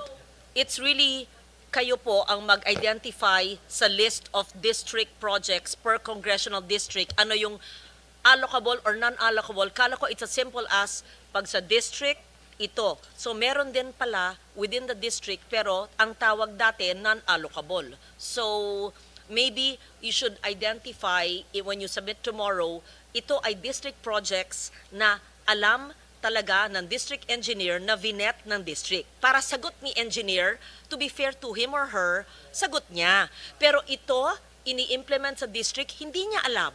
Binigay ng region o ng central, care of. Kanino? Para, ano naman siya, kawawa naman yung mga, tapos kung may nag-park doon, kung ano man ang tawag niyong salitang yon, kawawa naman kung maputukan siya later on, kung substandard, tas ay hindi ko po alam yan, pinakausap sa central, kawawa naman yung DE, di ba? Sige. Absolutely correct, Mr. Chairman, ma'am. We will do that. Senator Marcoleta? Pwedeng magtanong ng paiba naman. Mr. Chair, gusto kong tanungin sana ang ating secretary kasi noong September 11, 2025, kayo po ay nag-file ng criminal complaints doon sa 20 opisyales ng DPWH, DEO, First District ng Bulacan. Tama po. At noong September 19, 2025, sa order po ng ating then acting Ombudsman Dante Vargas, 16 of them were placed under suspension. Ano po ang status ngayon ng mga yun? Mr. Chairman, yung pong 16 na yon, suspendido pa din, but we have already initiated dismissal proceedings dun po sa 16. Yung po kasing 4, na-dismiss na po yon. Si Alcantara, si 20 po kasi yung opisyales na yon, no? Na nakasuhan sa unang kasong final natin before the Ombudsman for the First District of Bulacan. Yung pong 4, si Alcantara, Hernandez, Mendoza, Duya, ay 2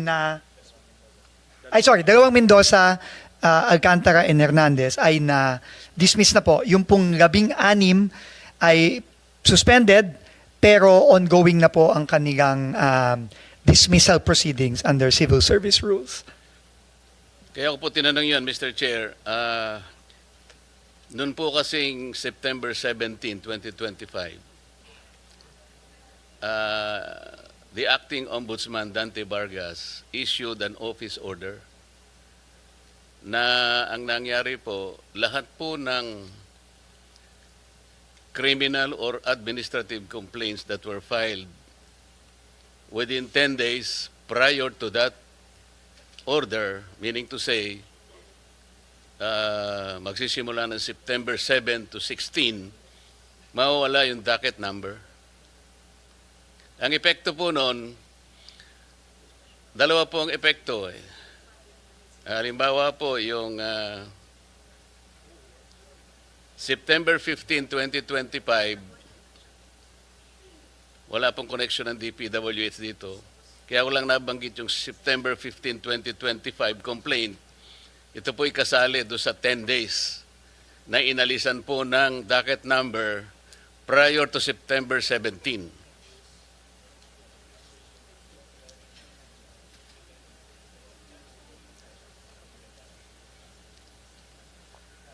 So, ang epekto po ng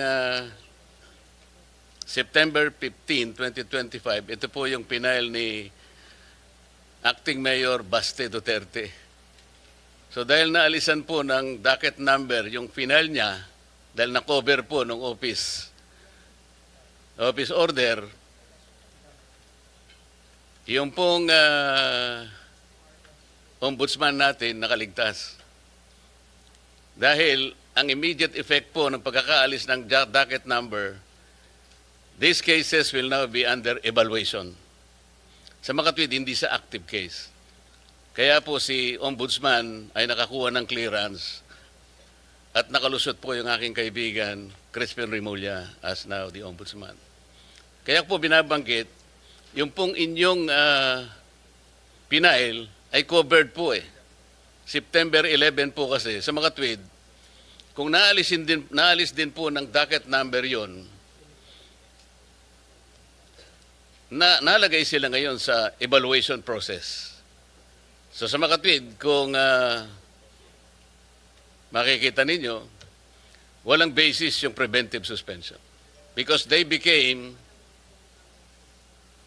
cases under evaluation. Napansin po nyo, Secretary?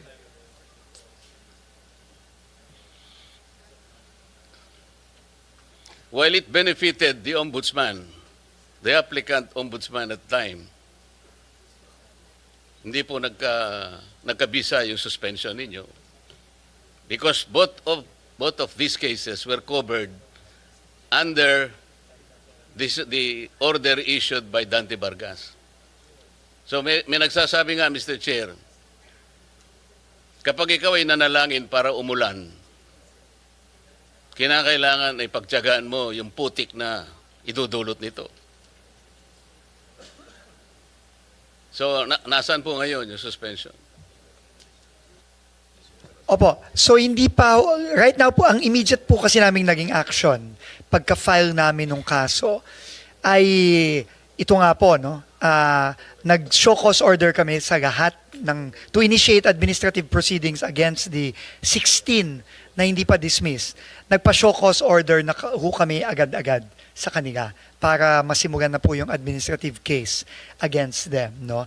And in the process of that, when we received the suspension order from the Ombudsman, sinuspend na ho namin at Which is nag-appoint. ineffective. Yun ang sinasabi ko Opo. Pero right now po, hindi naman po ginif. So right now they are all suspended. No? At ongoing na po yung administrative process against them. So for all intents po sa amin, at least sa administrative case, tuloy-tuloy lang po kami, Mr. Chairman.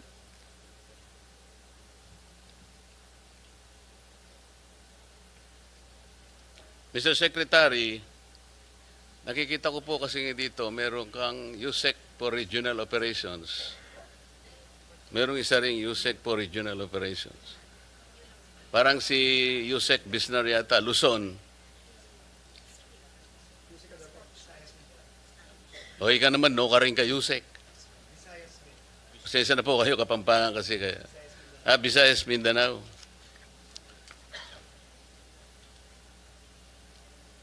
Pero, Mr. Secretary, yung DPWH Undersecretary for Luzon has responsibilities that include, among others, overall supervision and control over operations of all regional offices in Luzon, control over all DPWH funded infrastructure projects, including those funded by other agencies and implemented by the DPWH in his area of assignment. Tama po? Tama po, Mr. Chairman. So, napakalaking responsibilidad po ito. Pinagtiyagaan ko pong ipagtanong ang pinanggalingan po ni Yusek Bisnar. Medyo nakakabahala po. Pasensya na po, ano? Noon pong August 15, 1998, Yusek Bisnar, hanggang October 4, 2000, or 2 years and 1 month, kayo po ay nasa PHAU Headquarters Support Service, HSS. Ang ibig pala sabihin ng PHAU, ito po yung Personnel Holding and Accounting Unit na nakakabahala po ang kalagayan sapagkat ito po pala ay mga police personnel assigned to PHAU for various reasons, including secondment to other agencies, those on study leave, or those under floating status, such as personnel with pending criminal investigation, etc., etc. And then in January 16, 2002 to November 7 to 2002, ganun din po, PHAU, HSS. Ganun din po sa November 8, 2002 to 2003, 4 months ito. Ang pinaka medyo maduguri ito, Secretary, PHAU, HSS, March 4, 2003 to March 15, 2012, or a period of 9 years. Ano po ang, bakit po kayo naka-float ng ganito katagal pong panahon? More than, from 1998 to 2012, it's more than 11 years. Were you in floating status, sir? Mr. Chair, with the permission of the Go ahead, Secretary. Yusek. From 1998 to 2001, Mr. Chair, I was detailed to the Presidential Anti-Organized Crime Task Force. What is that, sir? The Presidential Anti-Organized Crime Task Force. Yun Mr. yung Chair. PAOK-TF. Yes, sir. That's 2001 to 1998 to 2001 or 2002, Mr. Chair. 1998. Pero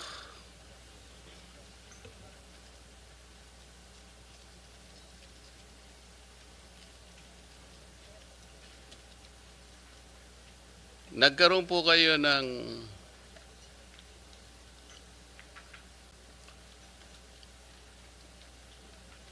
you obtained your bachelor's degree, Philippine Military Academy, 1986-1990 po. Yes, Mr. Chair.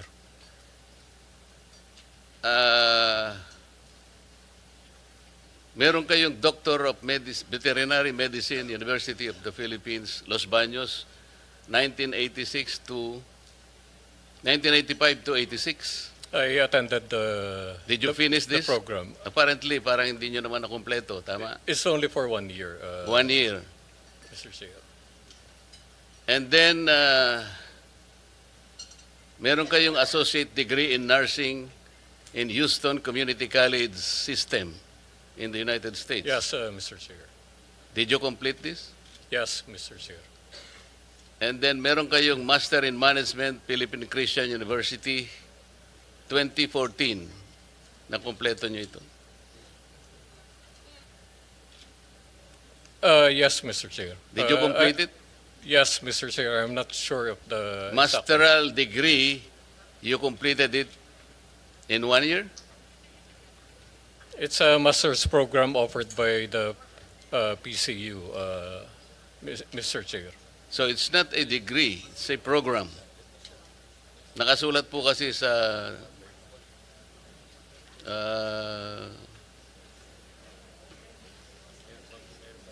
ninyong background ay masteral degree. It's a degree, Mr. Chair, offered by PCU. How can you complete a masteral degree in 1 year? It's in tandem with the officer senior executive course that they offered. There are a lot of us who graduated from that program, Mr. Chair. Mr. Secretary, kasi yung concern lang naman dito, palagi siyang nasa PHAU, HSS. Parang hindi naman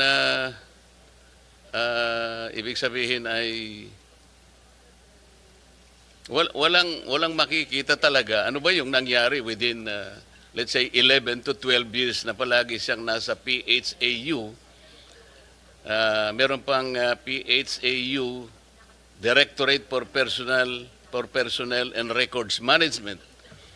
So this is clerical. This is something clerical. Ngayon po ay without belittling the capacity, hindi ko po siya kilala. I'm only basing on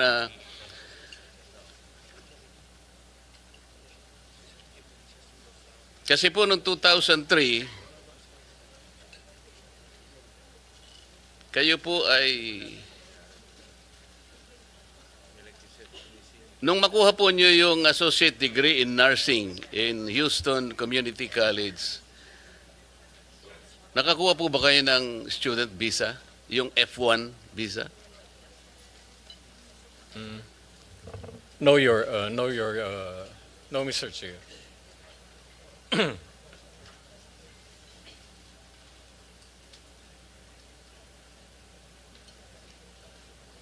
Naging immigrant kayo?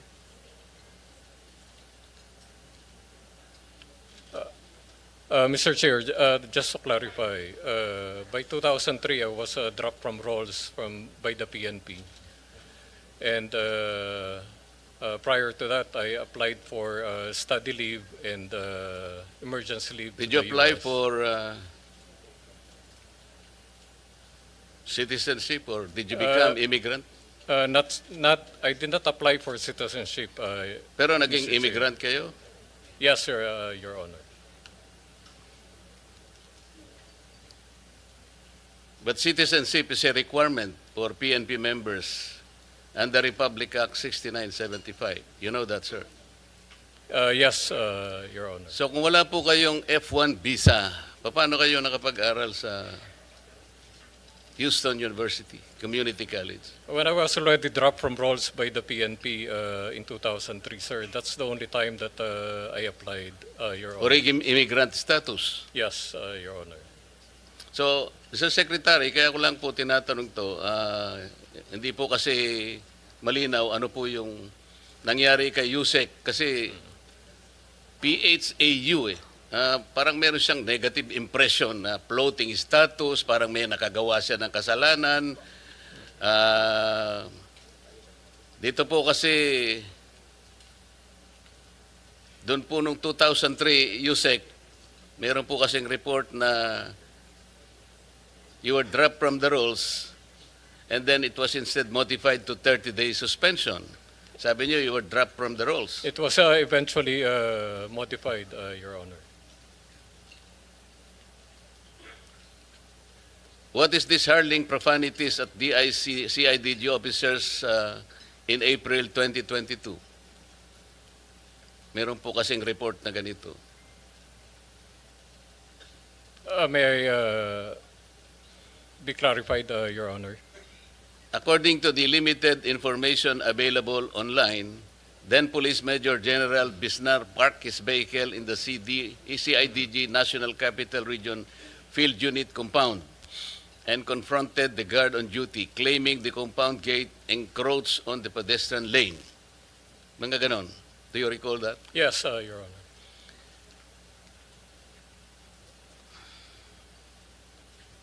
And you have been reported to have berated a police officer assigned at the CIDG for wearing a bracelet at that time. Yes, Your Honor. In October 2024, a complaint for grave abuse of discretion and unjust vexation against Bisnar were filed before the Quezon City Prosecutor Office by one Marites Cabilian, a non-uniformed personnel assigned to the PNP Directorate for Controllership. Yes, Your Honor. So, Mr. Secretary, this is a very important position. As I said, I do not know him. I just relied on some of the facts which he admitted today. This is a huge responsibility. It's not only overall supervision, but he will be placed in control over operations of all regions in Luzon. Alam naman po natin dito ang pinag-uusapan natin sa Blue Ribbon Committee na talaga takot-takot na anomalya po yung ano. I am just a little bit wary na I do not I do not judge your discretion in hiring personnel, Mr. Secretary, but just the same, you may or may not know about all these details. I will probably provide you with this. Thank you very much, Mr. Chair. Mr. Chairman, if I may you. just make Yes, go a ahead, quick, Secretary Dizon. quick manifestation. First of all po, no, I've worked with Undersecretary Bisnar, former General Bisnar, for several months already. No? Former General Bisnar was recommended to me when I was appointed to be DOTR Secretary in February. And since then, we have worked together very closely. No? As he was head of the Office of Transportation Security, our OTS, and together we were able to really work hand in hand to virtually eliminate the problems of laglag-bagay and other problems facing our airports. No? And from what I know of him, no, he's a man of integrity. He's a man of anyone who I talk to in the Philippine National Police, no, speaks very, very highly of General Bisnar, and this is why I invited him to join me in this very, very difficult task of cleaning up the DPWH. But nonetheless, any report such as this, of course, is very important to me personally, and just for the information po of the committee and of Senator Marcoleta, I asked the NBI as well as the private sector groups to help me independently vet all the undersecretaries and assistant secretaries that I have personally brought into the DPWH, and that process of independent vetting is also ongoing. That's why the input of Senator Marcoleta is very welcome, because this is something that I do not take lightly. This is very important that we surround ourselves with the right people. As far as I know, and having worked with General Bisnar, he's a man of integrity. He's an honest man and a very, very strict person, which I think is very, very important as we try to cleanse the DPWH from top to bottom. But we welcome any form of independent information from the Senate, from our senators, and of course from any of those private sector groups that we have asked to independently vet our recommended appointees. So thank you very much po, Mr. Chairman and Senator Marcoleta. Thank Your you very much assurance po. very relieving, Mr. Secretary. Good luck, Yusek Bisnar. Thank you, Mr. Chair. Yes, Senator. I was listening half the time because I was working here. I just take note, he's a veterinarian, a nurse, and may military background. Ang daming karanasan. Interesting, di ba? And I guess galing sa PMA, may disiplinang militar. I'm biased kasi galing ako sa reservist ako eh. Yes, so military training, FVR. Anyway, intrigue lang ako, veterinary, medicine, tapos nag-nursing, tapos military pa. I mean, hindi ko po narinig lahat ng sinabi ni, yun, nakita ko lang yung background, tapos ngayon DPWH, medyo multitasker pala, at saka general pala. Okay. Naisip ko thank kasi, Mr. Chair, na bakit hindi sa DOH o kaya sa Department of Agriculture eh? Mr. Chair. Yes, Senator Just Erwin. to add yung sinasabi po ni Senator Marcoleta na PHAW, I've been a reporter of the PNP. I was assigned sa PNP Press Corps when I was still a journalist. PHAW, it's correct po yun, holding facility. Pero hindi po lahat ng tao na nalalagay sa PHAW ay may kaso. For example, take the case of General Torre, wala po siyang pwesto. Doon nilalagay ang mga police officers na walang assignment.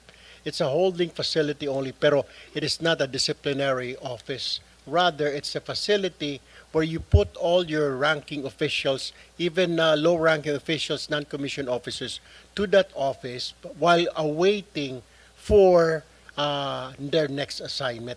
It is not necessarily a disciplinary action office. Well, yung iba nilalagay doon disciplinary, pero marami din ang hindi nilalagay doon na not necessarily mean na may ginawang kasalanan, may atraso. It is just a holding facility.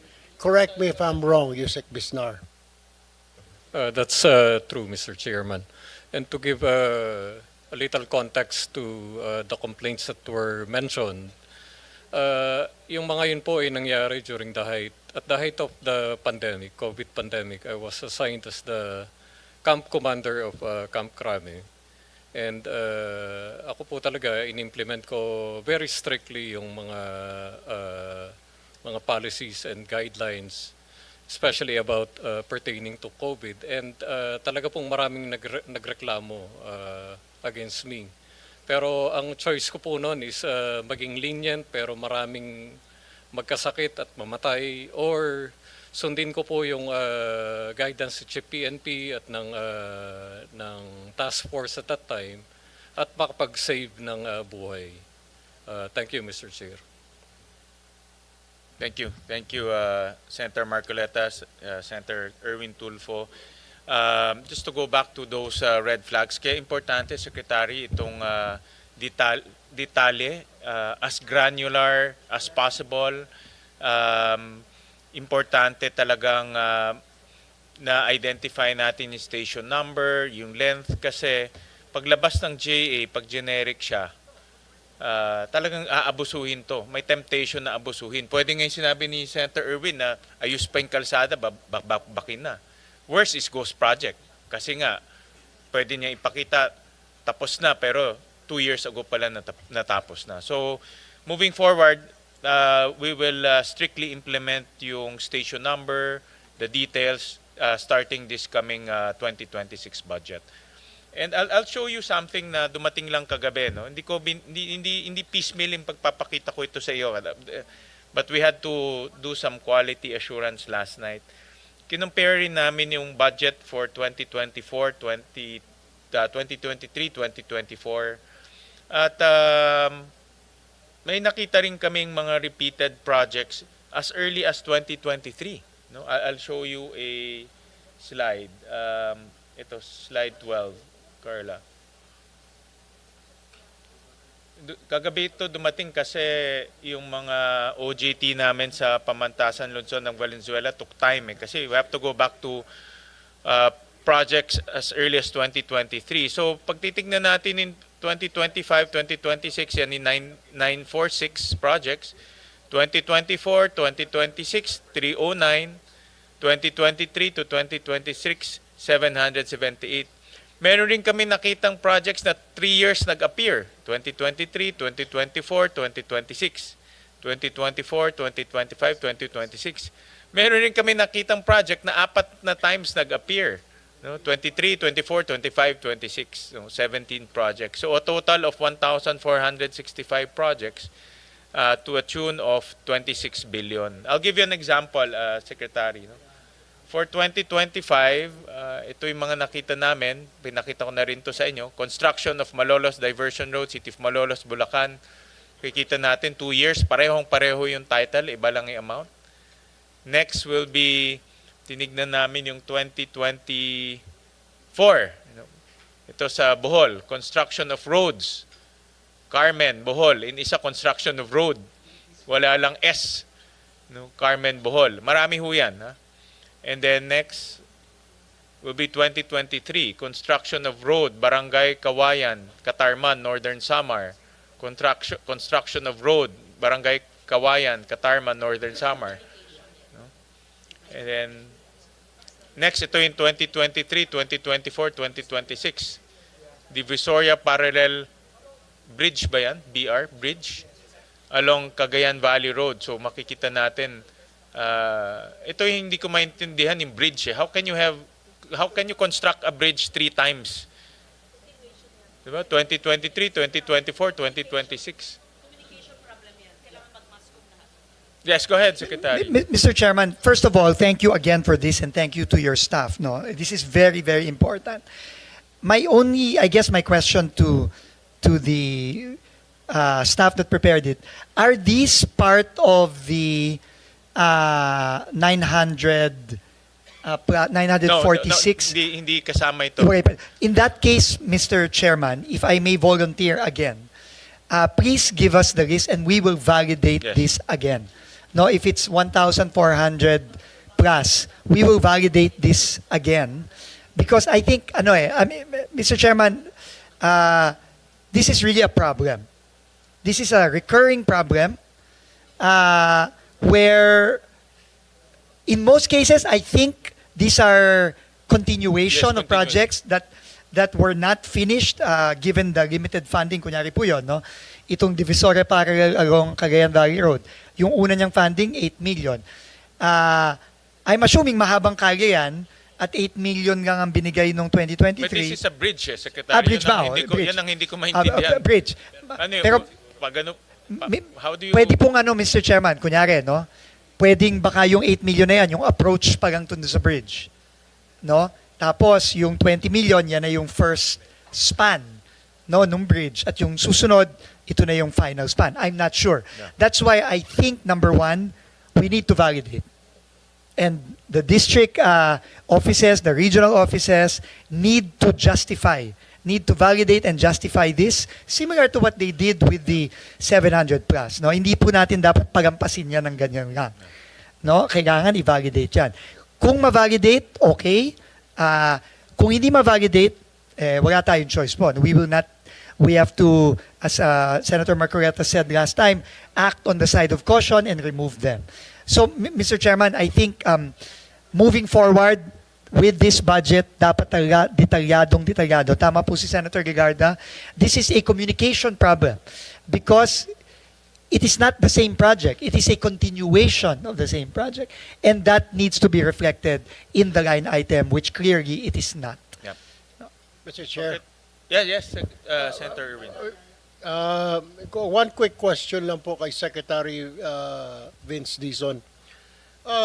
Malaki pong tinapyas doon sa budget ninyo, lalo na po sa flood control.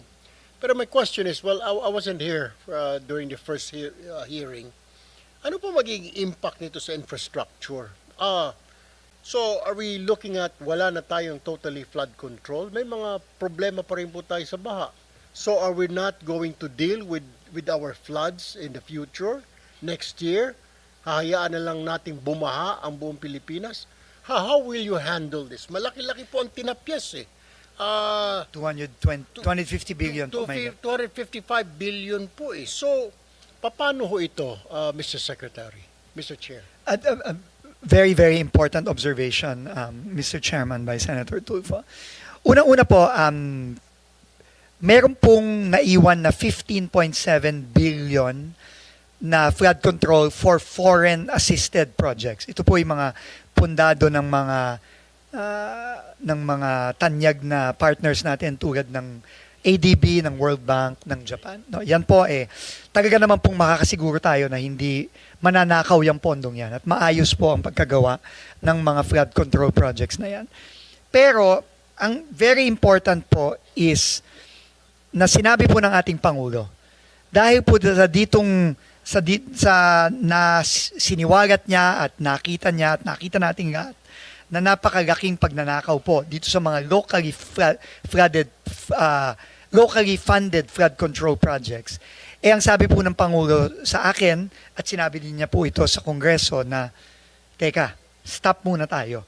Pero hindi po ibig sabihin nun na wala po tayong gagawin. No? In the next few weeks po, meron tayong i-implement na malaking flood mitigation program together with other agencies of government and local government units. No, ito po ay ang massive clearing ng ating mga waterways, hindi lamang sa Greater Metro Manila area, kasama na ang Bulacan, kundi sa lahat ng mga major cities po natin and flood-prone areas sa buong bansa.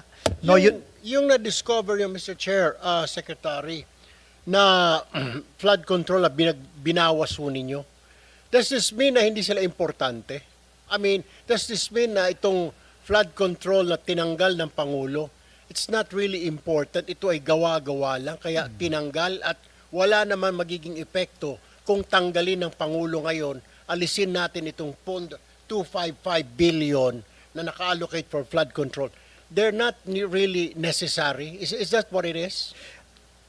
Unang-una po, no, I think ang naging desisyon ng Pangulo para maiwasan na ang muling pagnanakaw ng scale Kaya na nga, ganito. Mr. Secretary, Opo. my point is, so nakikita ho ninyo, ni-review ninyo ito. Was this your recommendation to the palace? Sir, alisin natin ito kasi parang mukhang may kikita lang dito sa 255 billion. Was it your recommendation? Opo, to be quite frank about it, yes. Kasi nga po, marami, if not halos lahat po siguro, ng mga iniimbestigahan natin from the past, no? Unang-una, hindi na plano ng tama. And I think, I'm happy to see Undersecretary C.P. Davidier of the DNR. I think he can bear us out on that, no? Na marami sa mga flood control projects, halimbawa po, itong mga revetment, no? Yung mga pagtatayo ng mga dike, no? Hindi lang ho sa hindi nakatulong, I think in some cases, nakasama pa. No, yun din po ang naririnig namin. Halimbawa, dito po sa mga reklamo ng ating LGUs tulad ni Mayor Joy Belmonte sa Quezon City na hindi lang sa walang epekto, walang magandang dinulot, nakasama pa, no, sa mga areas na dating hindi naman tinayuan nitong mga so-called flood control projects. So, tingin ko po, ang sabi po ng Pangulo, una, hintuan muna natin yung pagnanakaw kasi mukhang ginamit lang to para sa maanumalyang rason. At ikalawa, planuhin na natin ng mabuti. Kaya po ngayon, kami po nakikipag-usap na po ngayon sa DNR, sa UP, sa Project NOAA, sa iba't ibang mga tanyag na ahensya na dayuhan tulad ng ADB at World Bank at JICA para po maplano na nating mabuti. Kaya po sa susunod na taon, kapag obviously kailangan na nating mag-invest muli ng malakiang pondo para sa flood control, ito po ay yung tama ng flood control. So what you're saying is, Mr. Chair, Secretary, yung flood control ng National Flood Control Program, hindi flood control ni congressman, hindi flood control ni politiko, kundi Tama it's po. a National Flood Control Program wherein totoo. Tama Wherein po. talagang it will resolve our flooding here in our country. Hindi yung resolba lang doon sa isang lugar at may kumita, pero this one is national in, Yes, in nature. tama po kayo. National at properly planned flood control mitigation program. Tama po kayo, Senator. Thank you, Mr. Chair. Thank you. Just to thank you for the intervention, Senator Tulfo. Tuloy ko lang yung kanina, no, yung like in 2024, Secretary Dizon, may nakita kaming construction of multipurpose building, Barangay San Sebastian, Jones, Isabela. Ito most likely siguro iba-iba itong location, no? Kung hindi man kagaya kanina napakita natin sa Muntinlupa, iba-ibang location to. Pero if you look at the title, parang isa lang siya, no? Kaya hindi rin fair doon sa LGU at sa congressman dahil baka ma-accuse siya na isang one and the same lang at paulit-ulit lang yung project.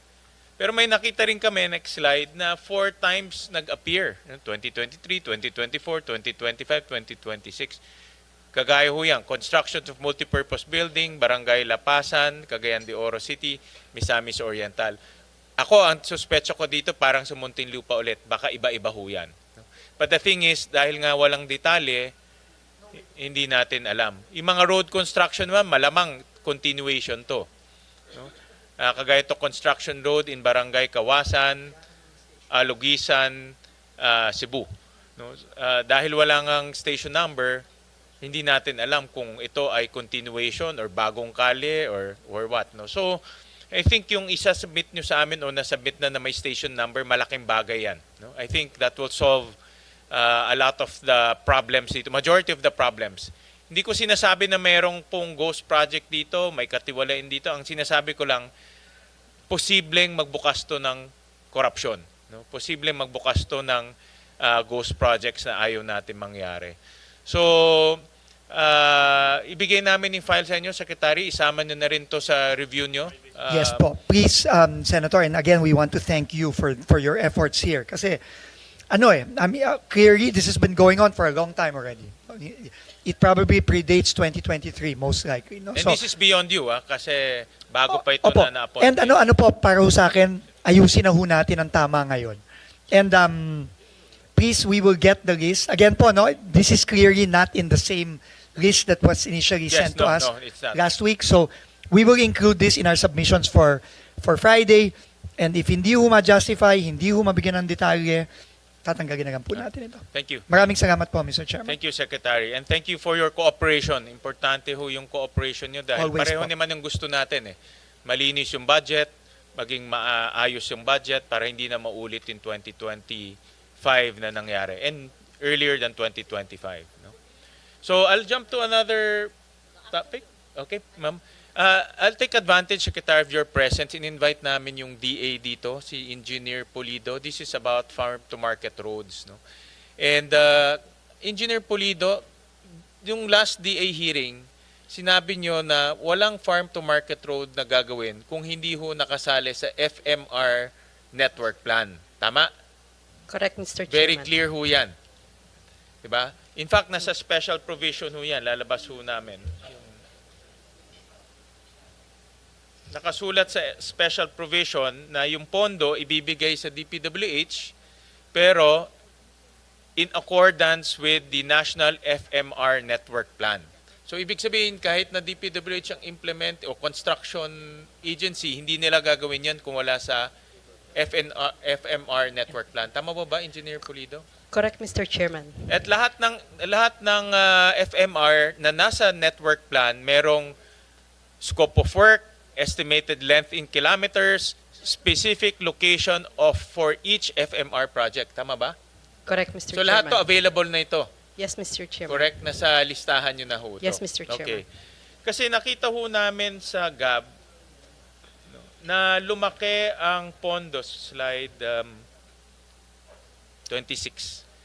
Lumaki ang pondo ng FMR from 16 billion to 32 billion. So nadagdagan ng 16 billion. So, ang punto ko kasi, naglilinis ho tayo sa DPWH na i-transfer naman natin sa DA. No? Yung pwedeng maging issue. Ngayon, ang tanong ko ho, itong dagdag na, una yung 16 billion na original, lahat buho yan nasa FMR network plan, in 16 billion, yung first. Mr. Chairman, not all of those additional FMRs are included in the FMR-NP. They are yet to be validated, some of which are included, some of which are yet to be validated and included in the FMR-NP. No, in 2026 NEP, ilan dyan ang pasok sa network plan? Mr. Chairman, all of the budget under the NEP are included in the FMR-NP. However, for the additional budget included Yung in the una muna na, yung 2026 muna, lahat yan nasa network plan. Yung nasa plano NEP po. nyo, yung nasa NEP. Itong additional 16 billion, nasa NEP ba yan o hindi nasa NEP? Nasa network plan nyo pa o hindi nasa network plan? Hindi po lahat nasa network plan. Ilan ho dyan ang nasa network plan?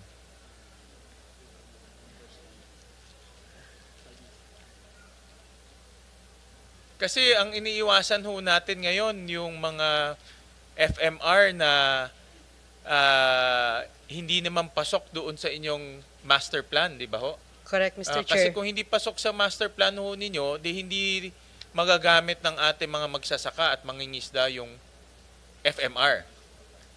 It has yet to be validated. It's possible that some would be feasible, but Not there might be possibility that some will not be feasible. correct, correct. So Or it's, there could be a duplication or may that duplication rin. some di ba? of those FMRs could have already been funded by other agencies, Correct. especially in 2026. So itong nadagdag na 16 billion, ilan ho dyan ang pasok sa inyong network plan?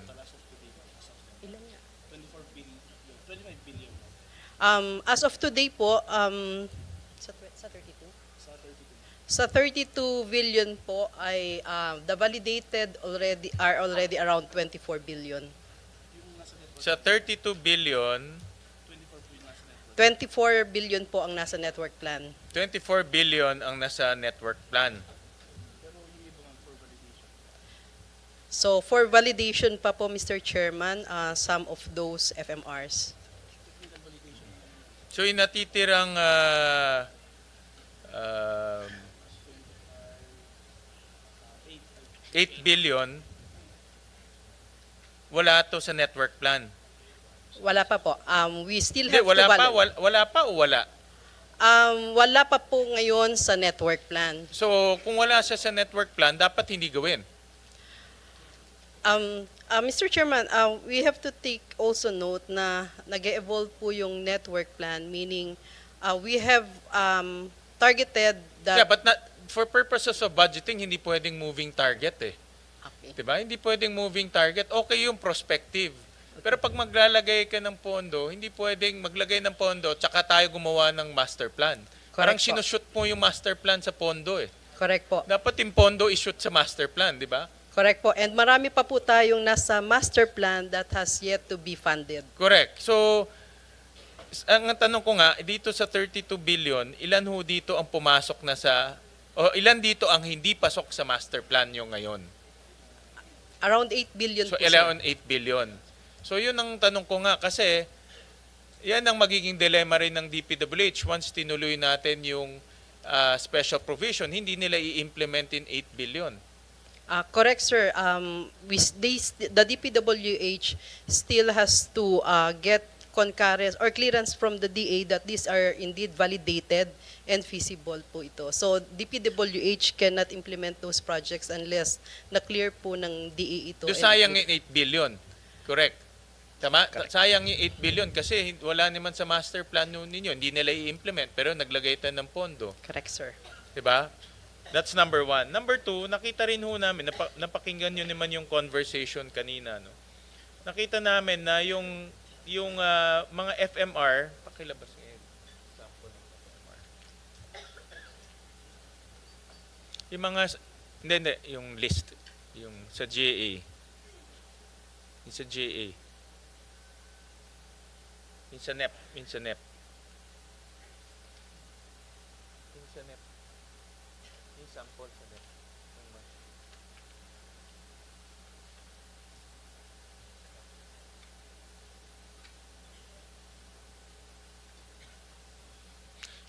Ito pala sa GAB. Yung mga FMR ninyo, nakita ko na ganun rin, very generic yung pangalan. Pero under sa special provisions, dapat meron ng location, may length, may specific location, may work program. So ibig sabihin pwede ring ilagay yung station number. Possible po, Mr. Chairman. Hindi possible. Dapat ilagay yung station number. Kasi kung ang narinig nyo kanina yung conversation, di ba ho? Kung ang kalsada nalalagyan ng station number, ang school nalalagyan ng school ID, dapat rin yung FMR. Dahil for all intents and purposes, kalsada rin to eh. Kalsada rin ho to. May specific purpose lang nga, no? Farm to market. So, dapat meron rin ho tong station number at the very least para malaman ho natin kung nasaan at hindi ho madoble yung FMR.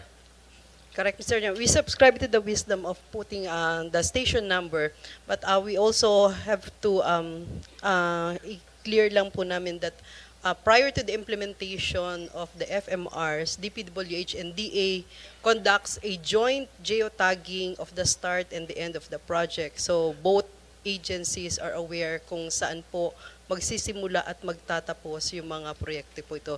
But we could also include in the list of the FMRs the specific coordinates, geotag location po nito. Actually, hindi pa namin ito nabangga yung earlier years, no? Kasi nga, sa dami ng ano.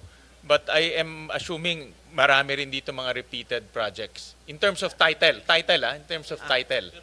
Tama? Mr. I'm Chairman, not saying repeated as in na ulit ginawa yung project, but repeated in terms of title. Yung nakita natin sa DPWH. No? yes, correct, Mr. Chairman. But instead of putting a generic name, we put phase 1 and phase 2 kasi it's possible po na the entire need is 2 kilometers yet the fund allocated is only for 1 kilometer. So we put phase 1 and if case there would be an additional funding for the following year, we put phase 2 on it. Pero itong mga ito, meron na itong location, may length, at meron ng work program. Wala pa pong work program. We just have a validated name, coordinates and the length. But for the program of works, that's the responsibility of the DPWH. But these are all in your master plan. Correct, sir. So pwede nang i-identify, sabi nyo kanina yung coordinates, pwede na ma-identify yung Correct, length. sir. So ilagay na rin natin. Correct. Para hindi na, the same, no? Para hindi magkaroon ng duplication, repeated, hindi rin magkaroon ng discretion on the ground kung anong gagawin. Correct, sir. We Alright, could do so- that po. Okay, so submit nyo rin sa amin by Friday? Yes, sir. Oo. And then yung 8 billion na hindi ma-track down, kung hindi yan pasok sa master plan ninyo, ang inclination ng Senado, tanggalin na yon. Hindi pasok sa master plan eh.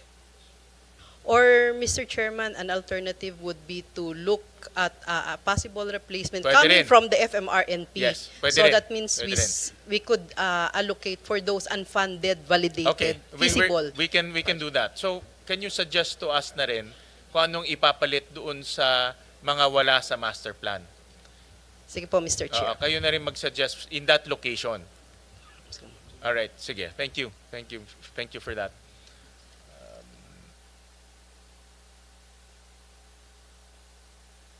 You recognize Senator Lauren? Yeah.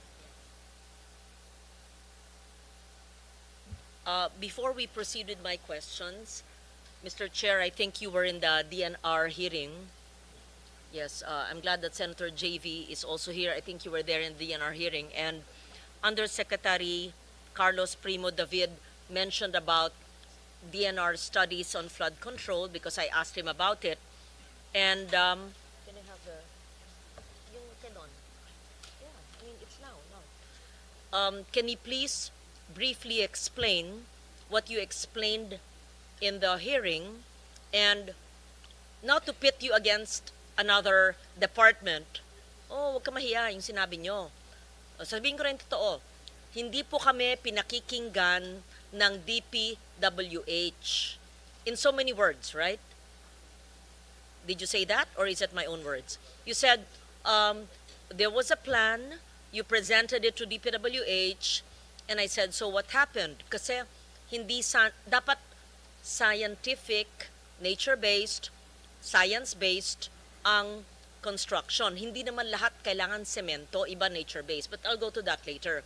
But you said that DNR had a plan because I put all the water agencies together and I was asking them one by one. It took us the whole day. Anyway, and you said you had a plan, not you personally, the department submitted to DPWH, but it was not heeded.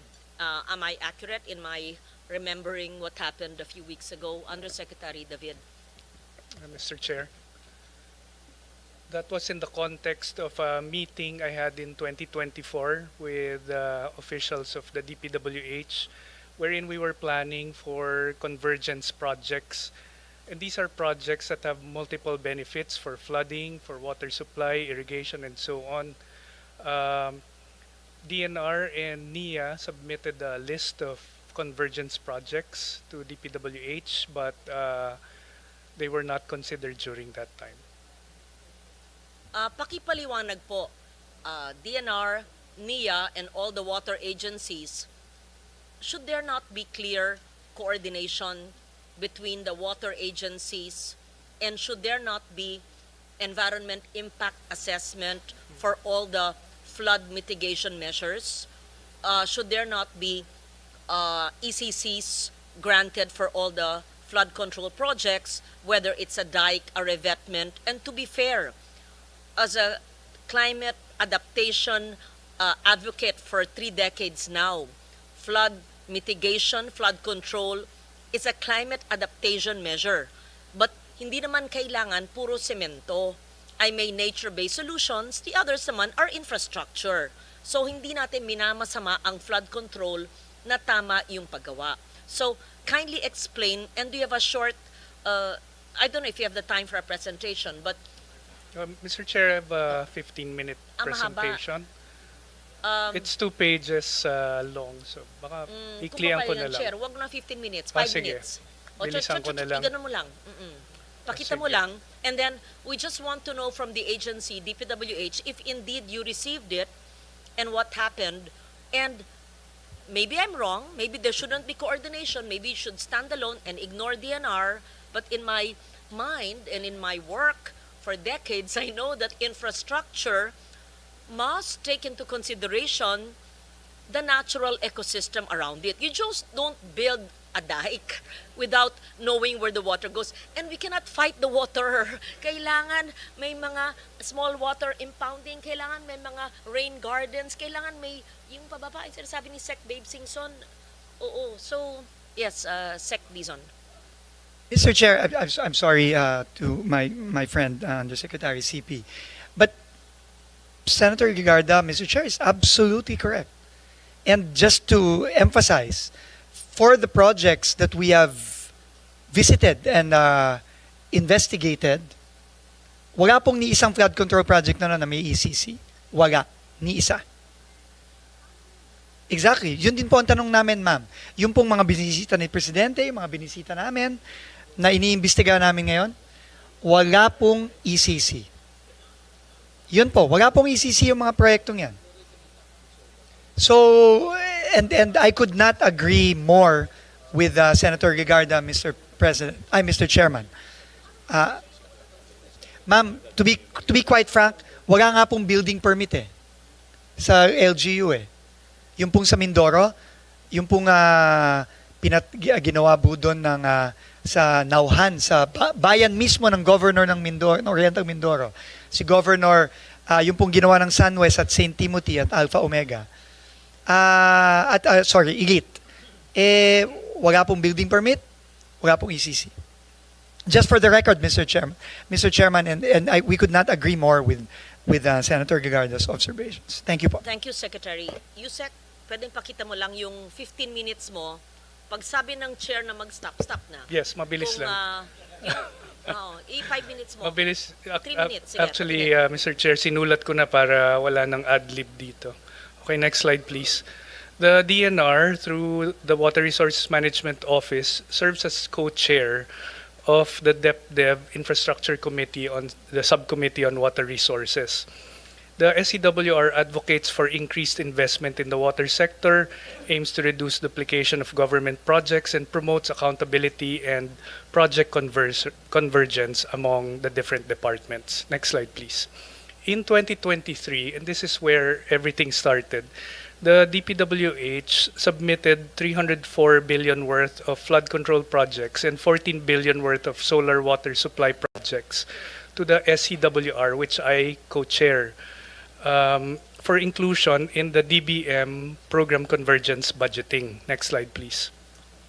The subcommittee requested additional documentation from DPWH, such as master plans and project impact assessments, and agreed as a group that these projects need to be monitored as part of its coordination and policy oversight functions of the SCWR, similar to what we are doing with the other water projects in the different departments. Next slide, please.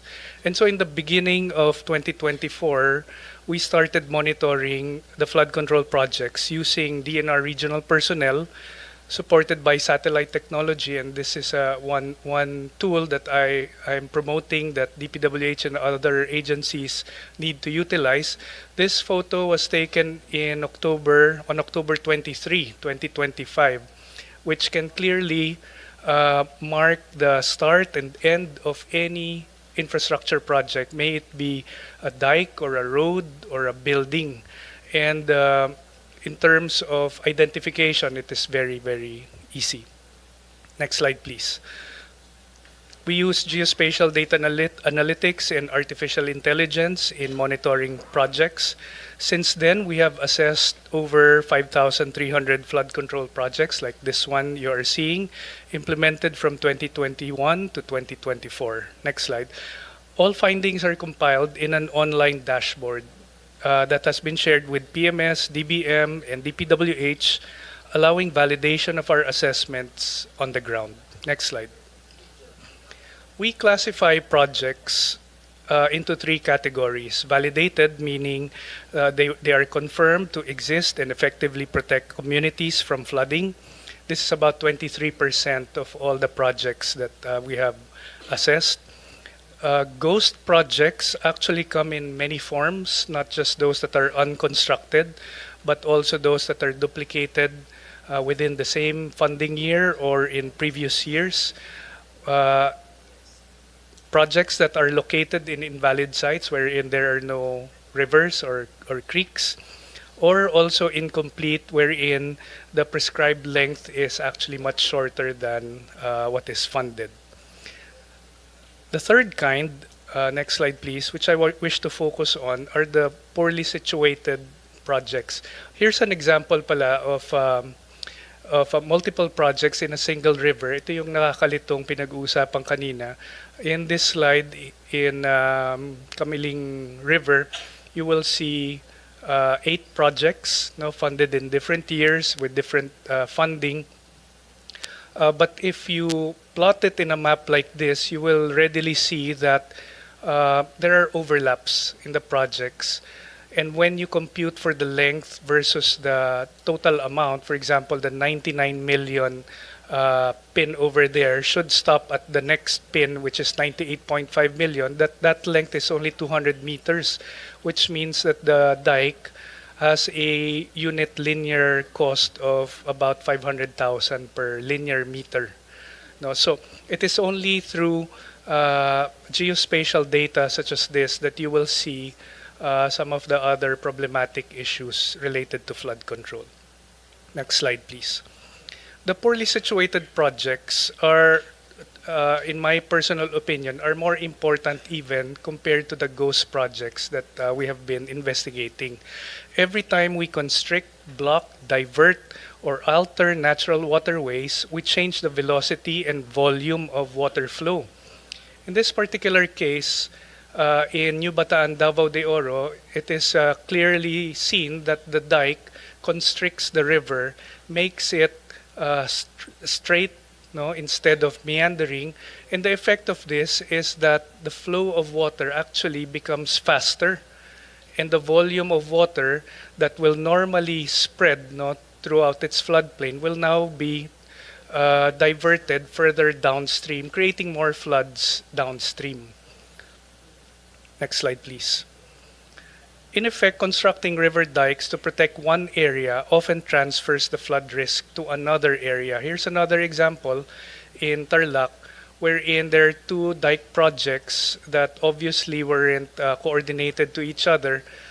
The river flows from left to right, and because there is a gap in the dikes that were constructed, during the rainy season, it is even more possible that the water enters into the community, where in fact previously they probably get flooded, but this time it's actually exacerbated. Next slide, please.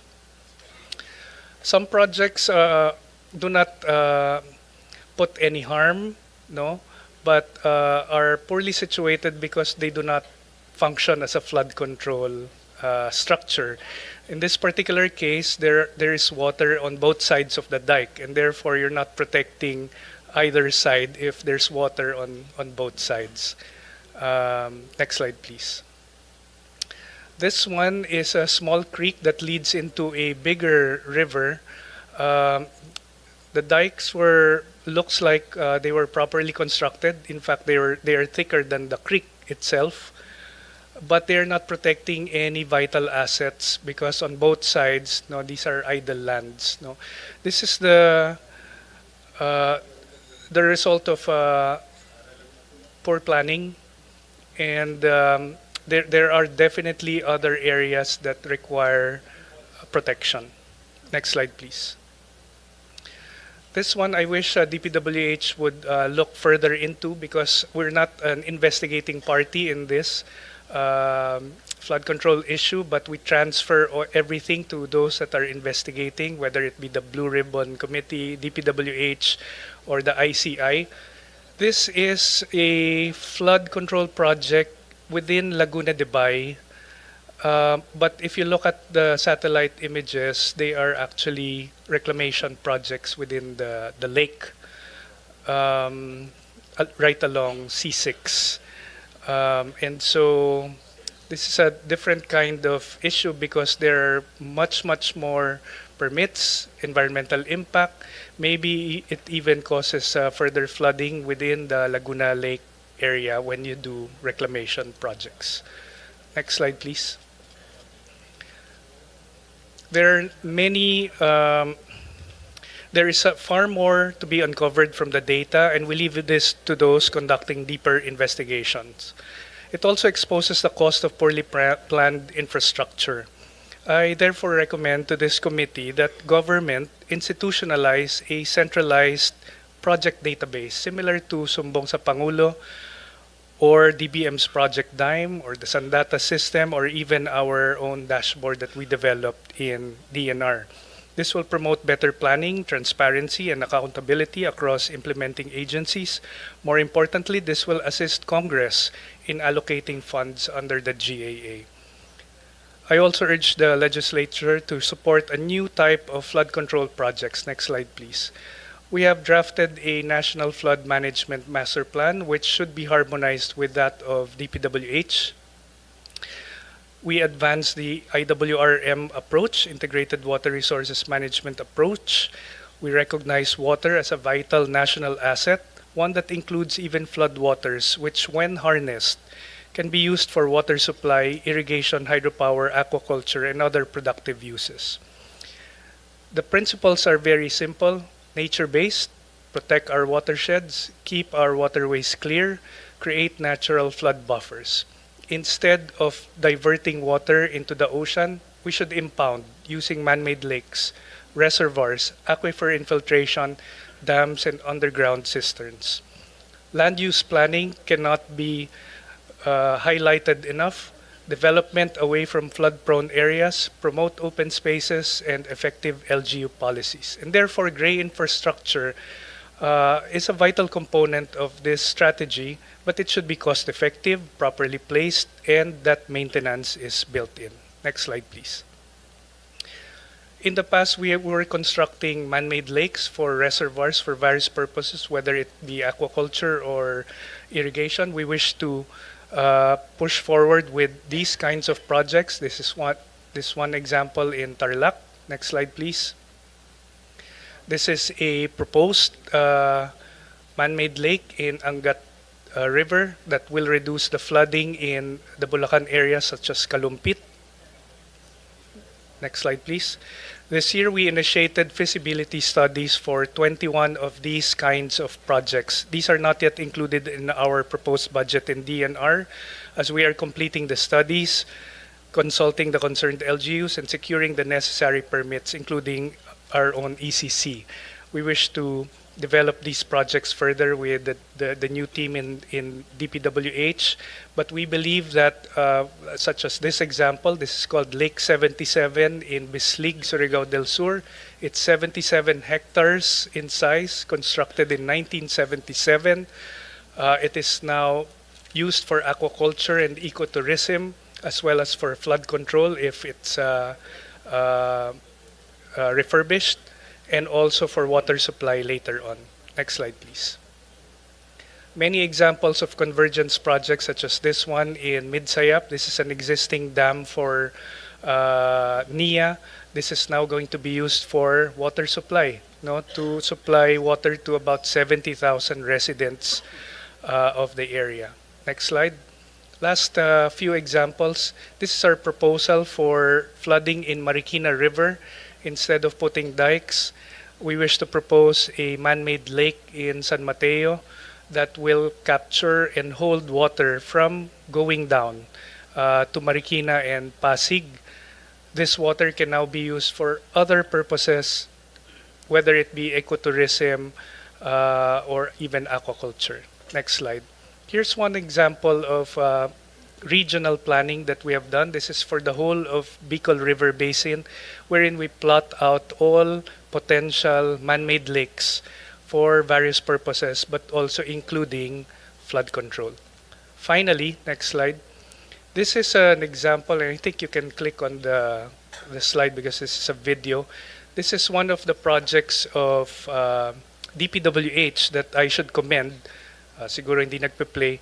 together with NIA. It's a convergence project both for flood control and irrigation.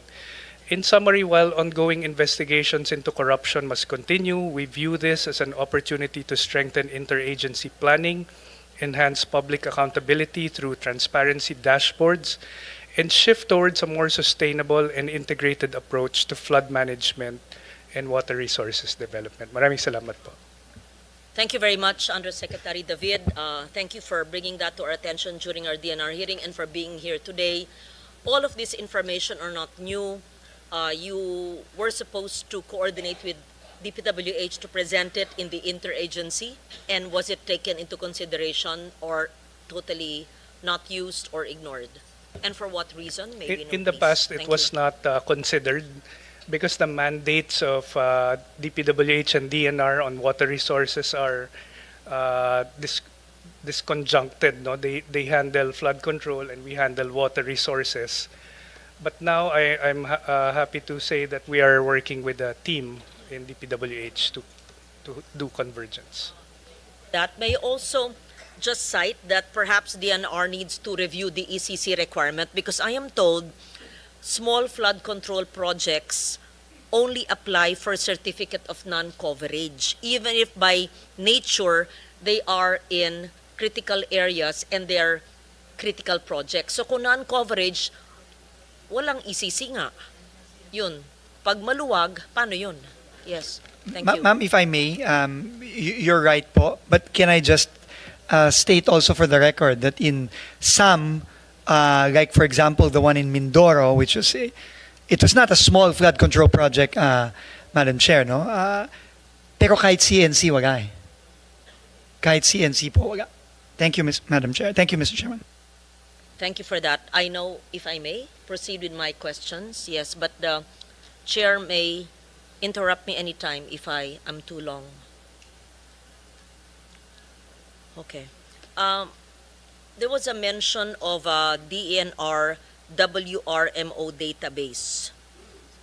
I asked this of the DPWH since 2023. And it has evaluated more than 4,000 flood control projects using AI, satellite imagery, geographic information systems. And the results were shared through a dashboard with PMS, DPWH, that was mentioned by USEC and DBM. And he said that it remains unused. So the new team, are you aware of the existence of this dashboard?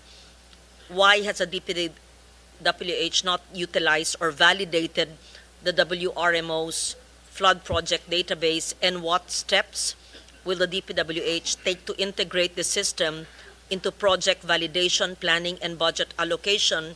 And whatever the answer is, may I kindly request that you do not just use it for the 2026 moving forward, but since many of the 2025 projects are still either FLR or ongoing, it can be used already. So I'd like to know the answer, please. And the purpose of my question is to determine interagency tools for transparency, verification, so that they are maximized and do not, or we totally avoid the ghost projects or the duplicate projects as stated by the chair. Thank you. Thank you. Thank you, Mr. Chairman. Thank you, ma'am. First of all, I learned about the dashboard maybe a few weeks after I came in. Undersecretary David, as like I said, is a good friend. So he informed me about it. And I saw it, and I sent it immediately to our team. And they have been working, the technical groups have been working since. No? And in fact, tomorrow, with our new OIC for... on Wednesday, they will already start presenting recommendations on how to use the data, both in terms of planning moving forward, but also, and I think I made this very clear to the team when I first learned about the findings of the DNR and the WRMO, that we have to apply what the DNR has learned about these flood control projects, even for projects that have already been completed. Why? Because according, and if I may speak frankly, Mr. Chairman, according to USEC David, their evidence shows that not only have some of those flood control projects been useless, but they have become harmful pa, meaning sumama pa yung baha dahil nga yung pong ini-explain ni Undersecretary CP kanina na ang mga dike kasi, ang problema dyan, either both rini-restrict ang flow ng tubig, ibig sabihin yung carrying capacity ng mga waterways gumiliit, but ang more harmful doon ay yung pinapabilis niya yung daloy ng tubig o yung velocity of water speeds up. At yun ang mas nakakasira at nakakasama. So, why did I ask for that? Because we are already thinking ahead that with enough data and with enough evidence, maybe we might even need to dismantle some of those flood control projects because of their net harmful effects to the communities and the environment. So, ma'am, that is the purpose. But this is a very, how should I say, it's a very meticulous process, and it's also a very sensitive process because there are COA issues involved, and alam naman po natin, there are COA rules where you cannot just demolish a project that was built after a certain within a certain period. So there are complexities to this, but we first need to look at the evidence. They are harmful. Exactly, ma'am. If they're harmful, Absolutely. kung ikamamatay, ikababahan ng mga barangay at komunidad, kailangan gawing kaagad kung Correct. scientifically Proven. proven. O kaagad yun. We agree po, Prioridad yun. Mr. Chairman and Senator Lauren. This is critical.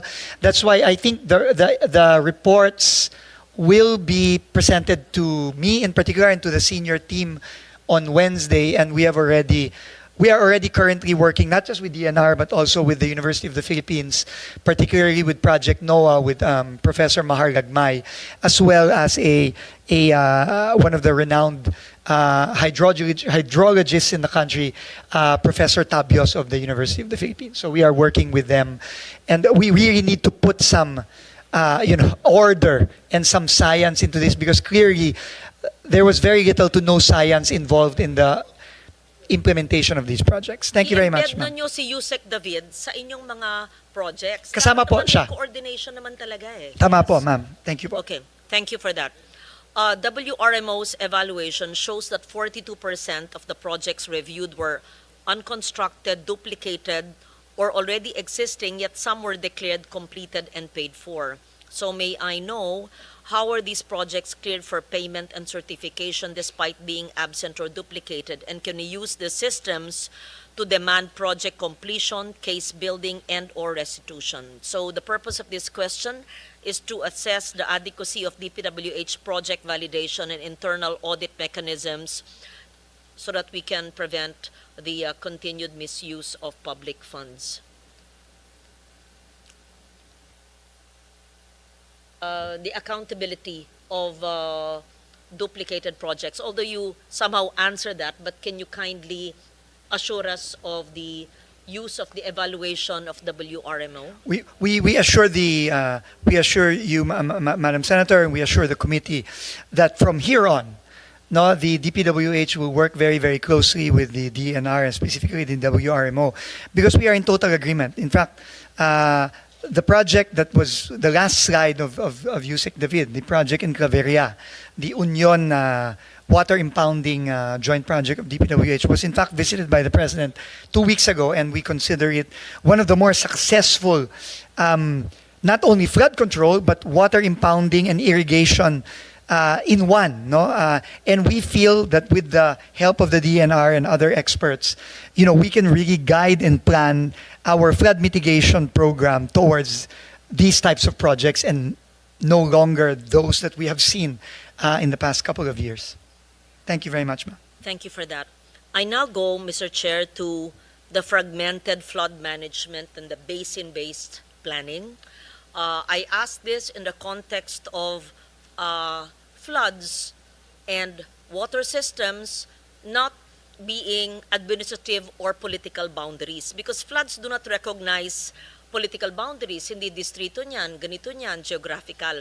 Yet government planning and implementation of flood control projects remains fragmented.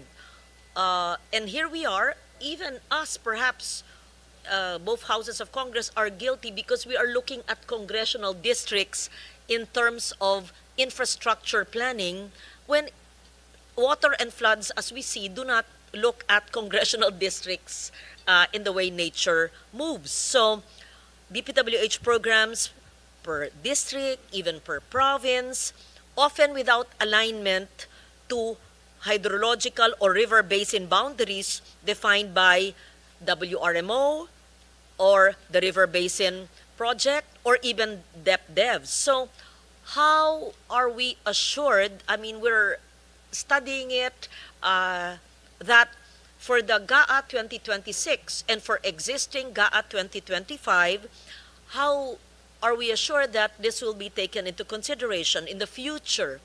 Does the DNR recommend shifting DPWH flood control programming from district, meaning congressional or provincial levels, to a basin-based framework aligned with the integrated water resources management principles?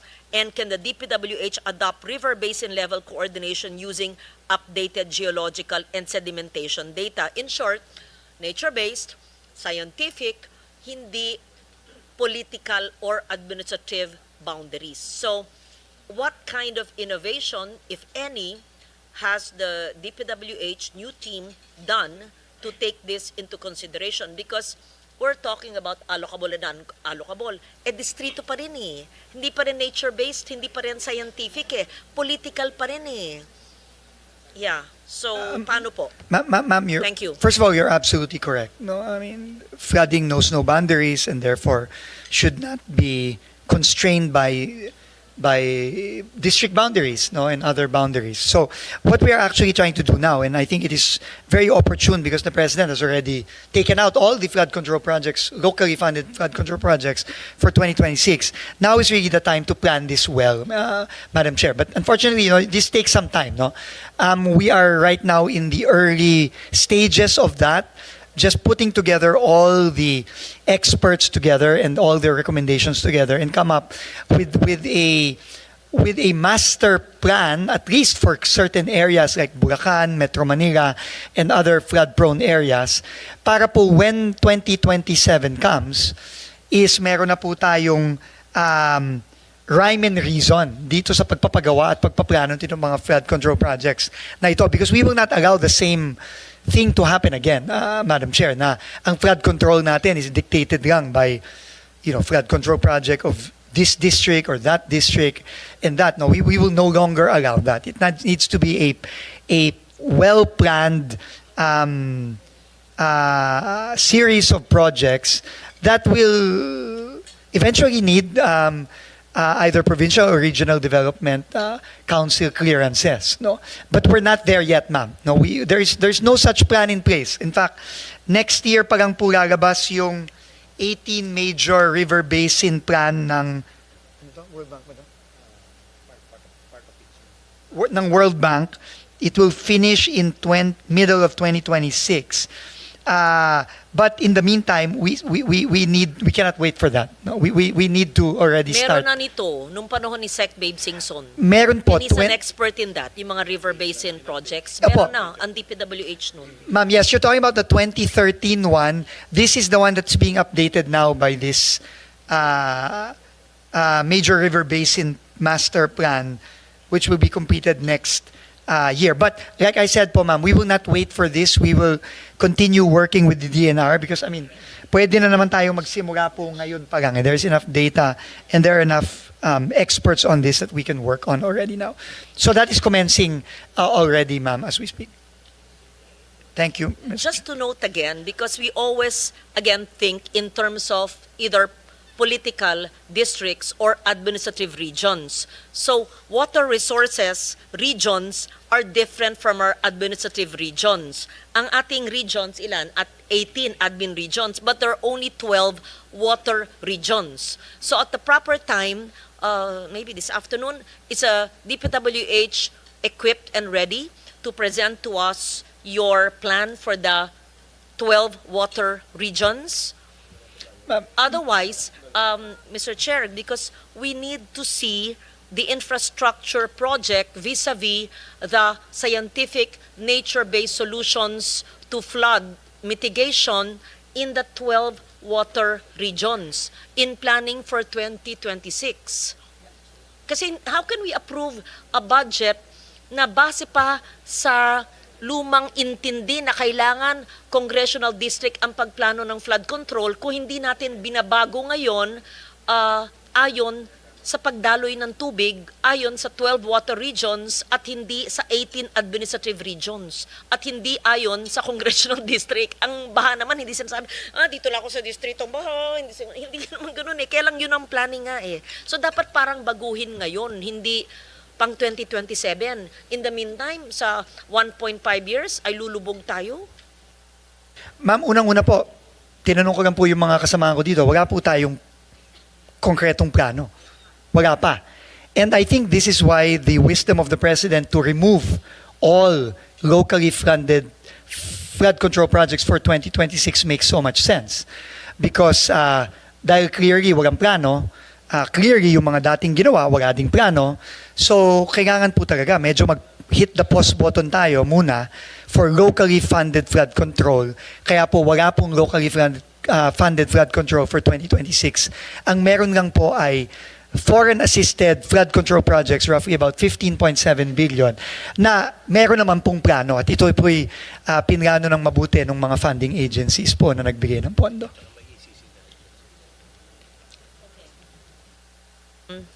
I appreciate your honesty and your candor na wala pa.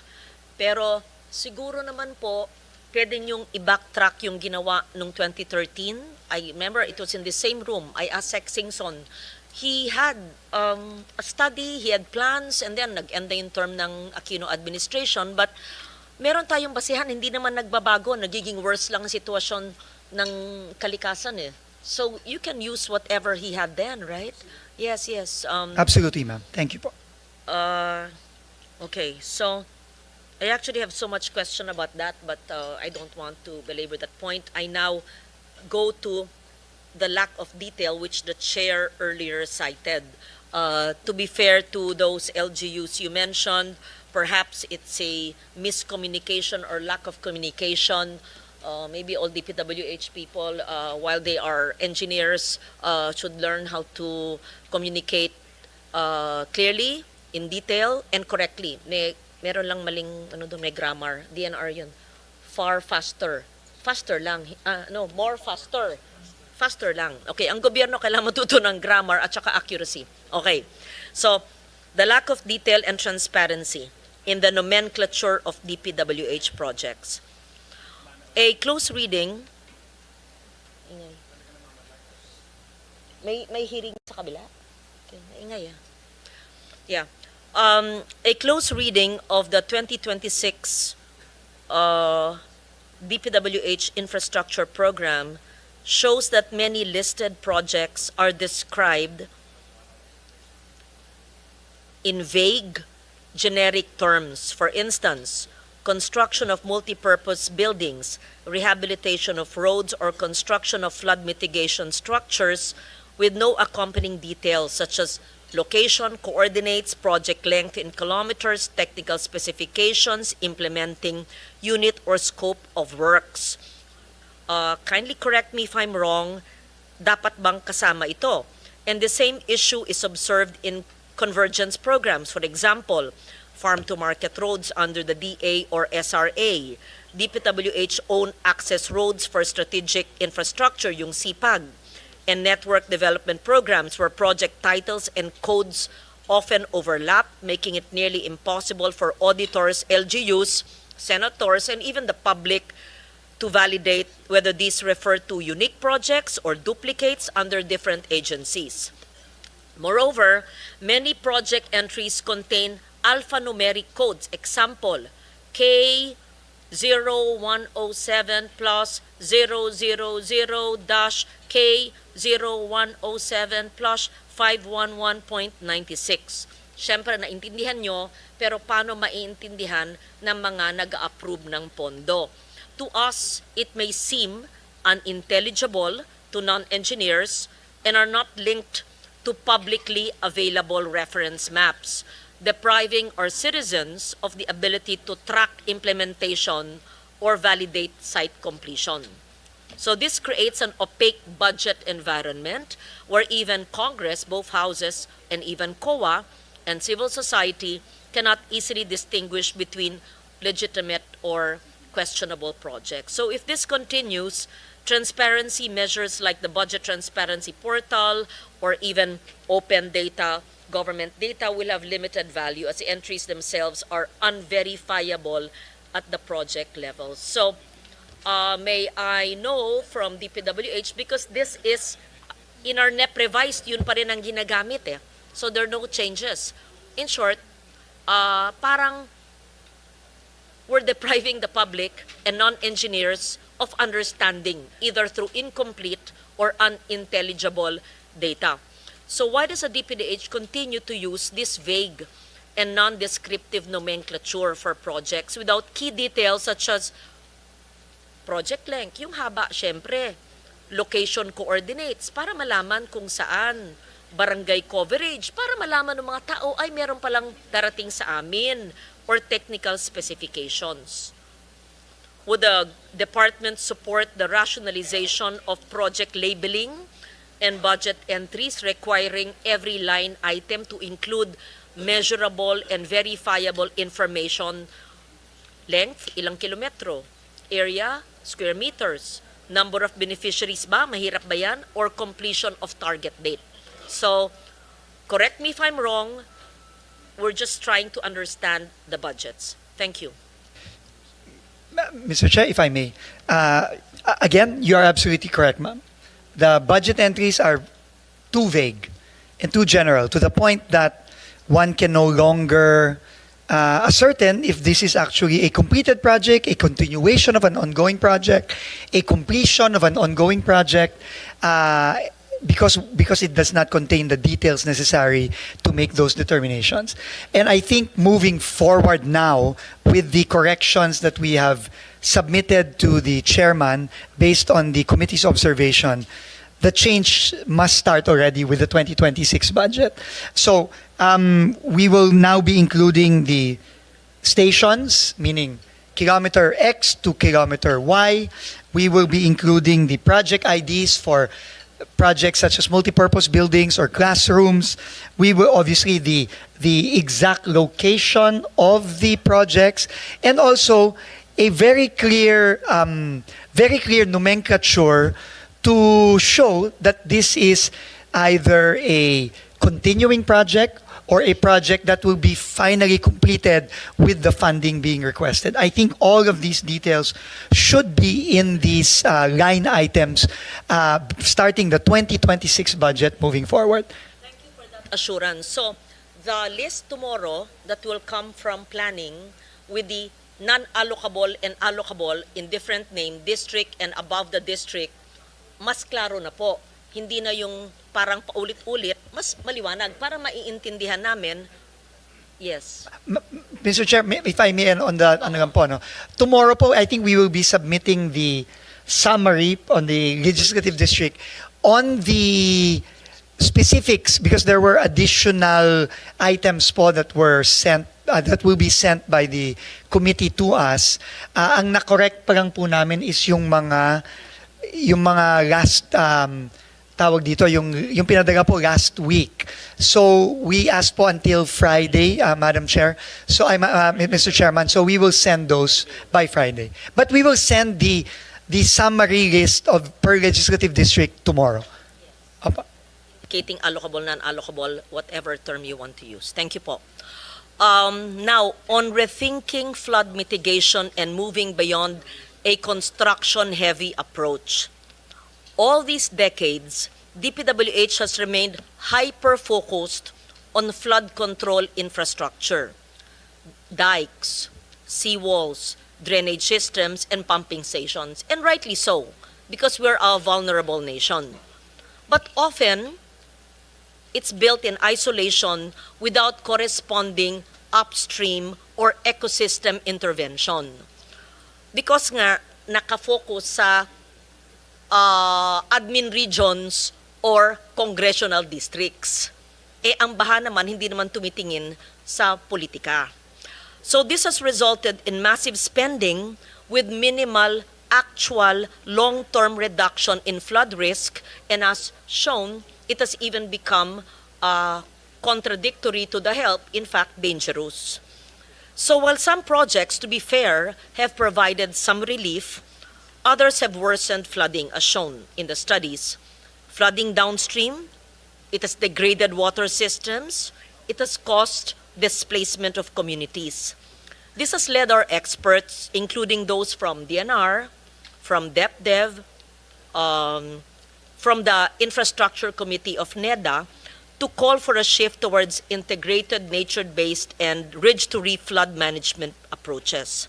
So the DNR has nature-based solutions. What are these? Wetland restoration, mangrove reforestation, watershed rehabilitation, sediment retention in uplands as cheaper, cost-effective, resilient alternatives to hard or gray infrastructure.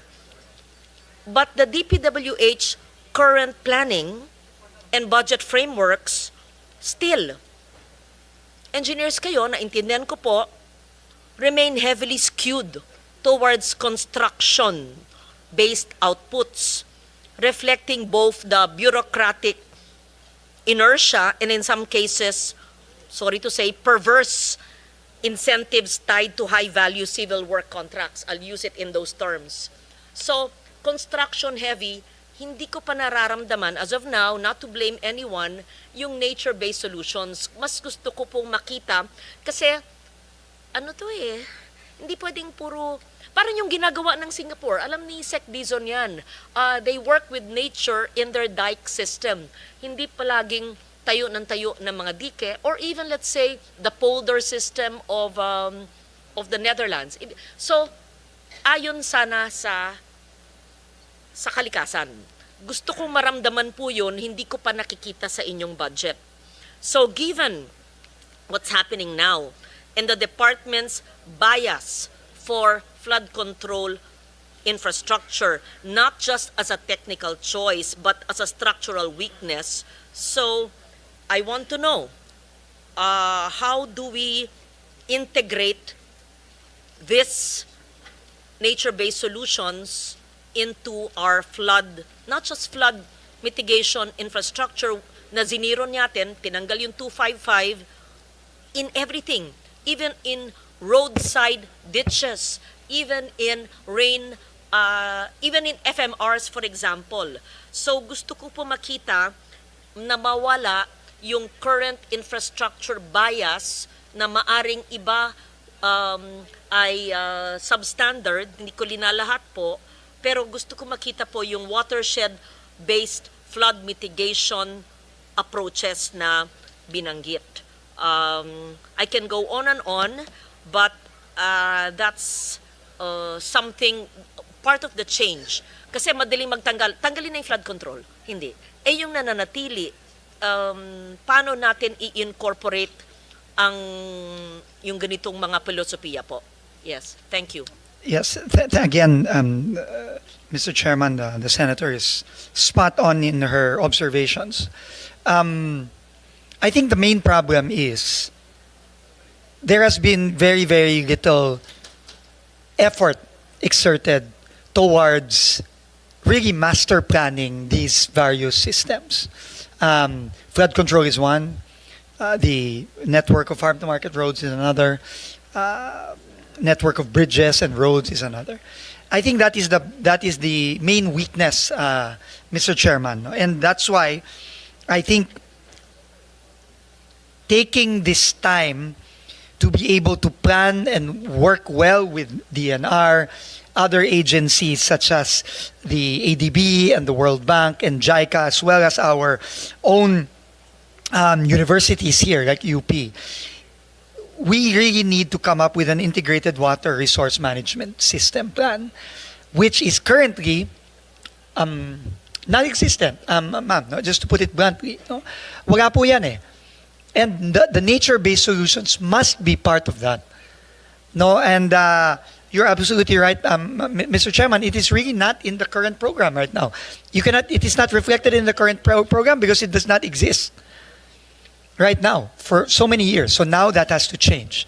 So now that we are working with DNR and with UP and with the other agencies, I think this is where the beginnings of a integrated water resource plan will come to life. No? And that will definitely include and must include nature-based solutions and not just engineering-based solutions to not only the flooding problem but also the overall water management problem.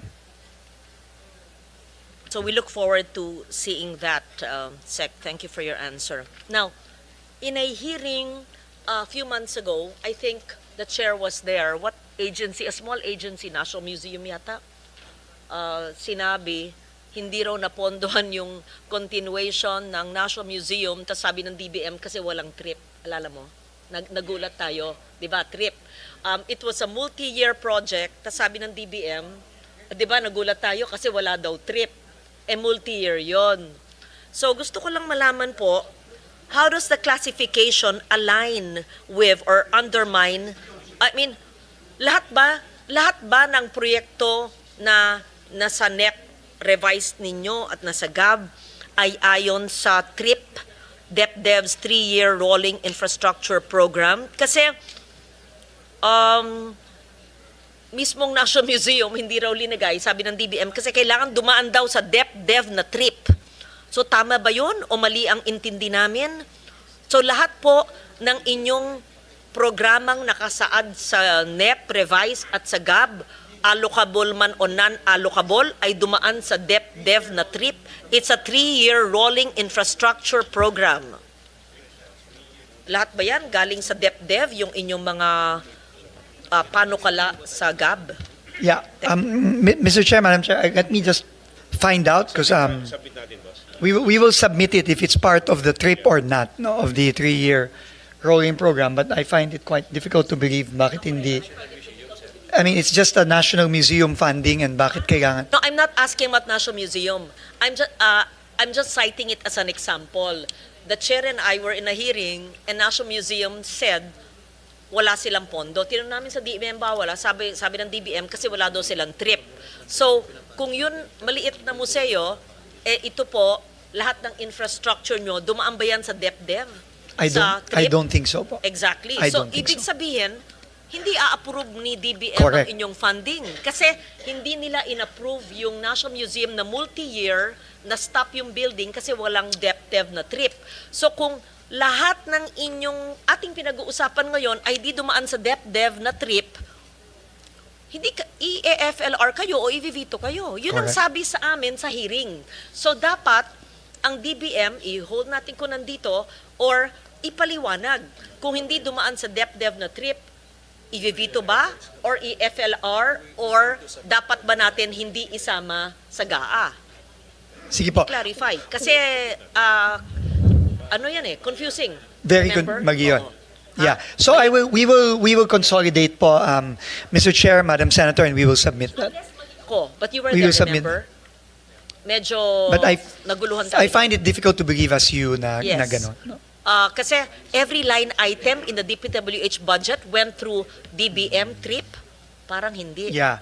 Yeah, it's difficult to believe that. Undersecretary Cangaspo just passed me an information. Yung mga hindi daw po dumaan sa trip, dumaan dapat sa RDC level, which is, I guess, an extension of DepDev. No? So, but again, we will have to validate and submit it to the Sabi committee. kasi ng DBM nun, the submission to the trip ensures that projects, tama naman, are aligned in the master plan, have feasibility studies, and are shovel-ready. And part of the Philippine Development Plan. Kaya yung Part 2 ng National Museum, hindi na pondohan, wala daw trip. Kaya nga, winawarningan ko lang kayo, kung wala kayong trip, paano yun? I leave that, kung i-check po nyo, siguro later before we finish that, yan. So, now I've gone macro, now very, very micro. And I hope I'm not considered to be parochial here. I just speak for the provinces who may be large inland area and population but receive one half or one third the allocation of other provinces, because again, our budgeting is based on administrative or political districts, not by need. Okay, example, with the permission of the chair, may I just, parochial pero kailangan eh. We have to speak for the people eh. Antique budget is much lower compared to its neighbors. And do not get me wrong, I'm a senator, I represent our Region 6 and the island of Panay. I'm happy that the others are bigger. Pero para lang ihambing.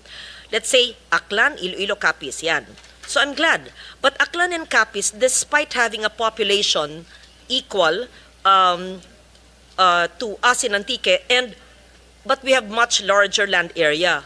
Per land area, Antique receives only 0.43 million per square kilometer, roughly one-third of neighboring province, kasi lone district kami. So, an ordinary Antiqueño benefits only, ginawa kong per capita, 1,800 worth of infrastructure investment from the government compared to residents of Aklan or Capiz who benefit around 3.6 to 3.9 thousand or double the amount. Again, I am happy that the other neighboring provinces have triple the budgets because there are congressional districts. Wag po niyong tanggalin, dagdagan pa nyo. Pero bakit ang probinsya ko, hindi naman ako yung congressman, pero 3B yung NEP, tas yung NEP revised naging 1.1. Pareho ng Valenzuela na 1.1B. Talagang aping-api. Bakit ganun? At meron naman maraming probinsyang nangyayari po yun. Siguro, iisipin ko lang, mahirap magsiguro. Kasi stricto, kasi takot maglagay iba doon, o baka hindi naisip ng central, hindi naisip ng region, or siguro yung district engineer hindi humingi ng malaki, or siguro yung congressman o yung senador hindi humihirit. But don't get me wrong, I'm not asking questions here for you to add to the district where I represented. No. I just speak for the districts with large population, large land area, pero ang liit-liit at ang daming needs, pero ang liit. So, palaisipan.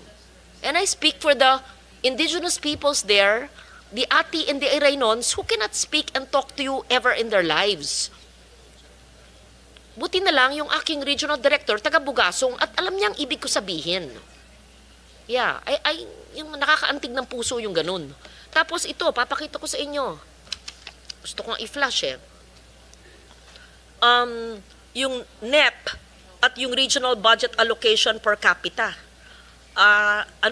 Lihis, how do you say it? It doesn't make sense at all.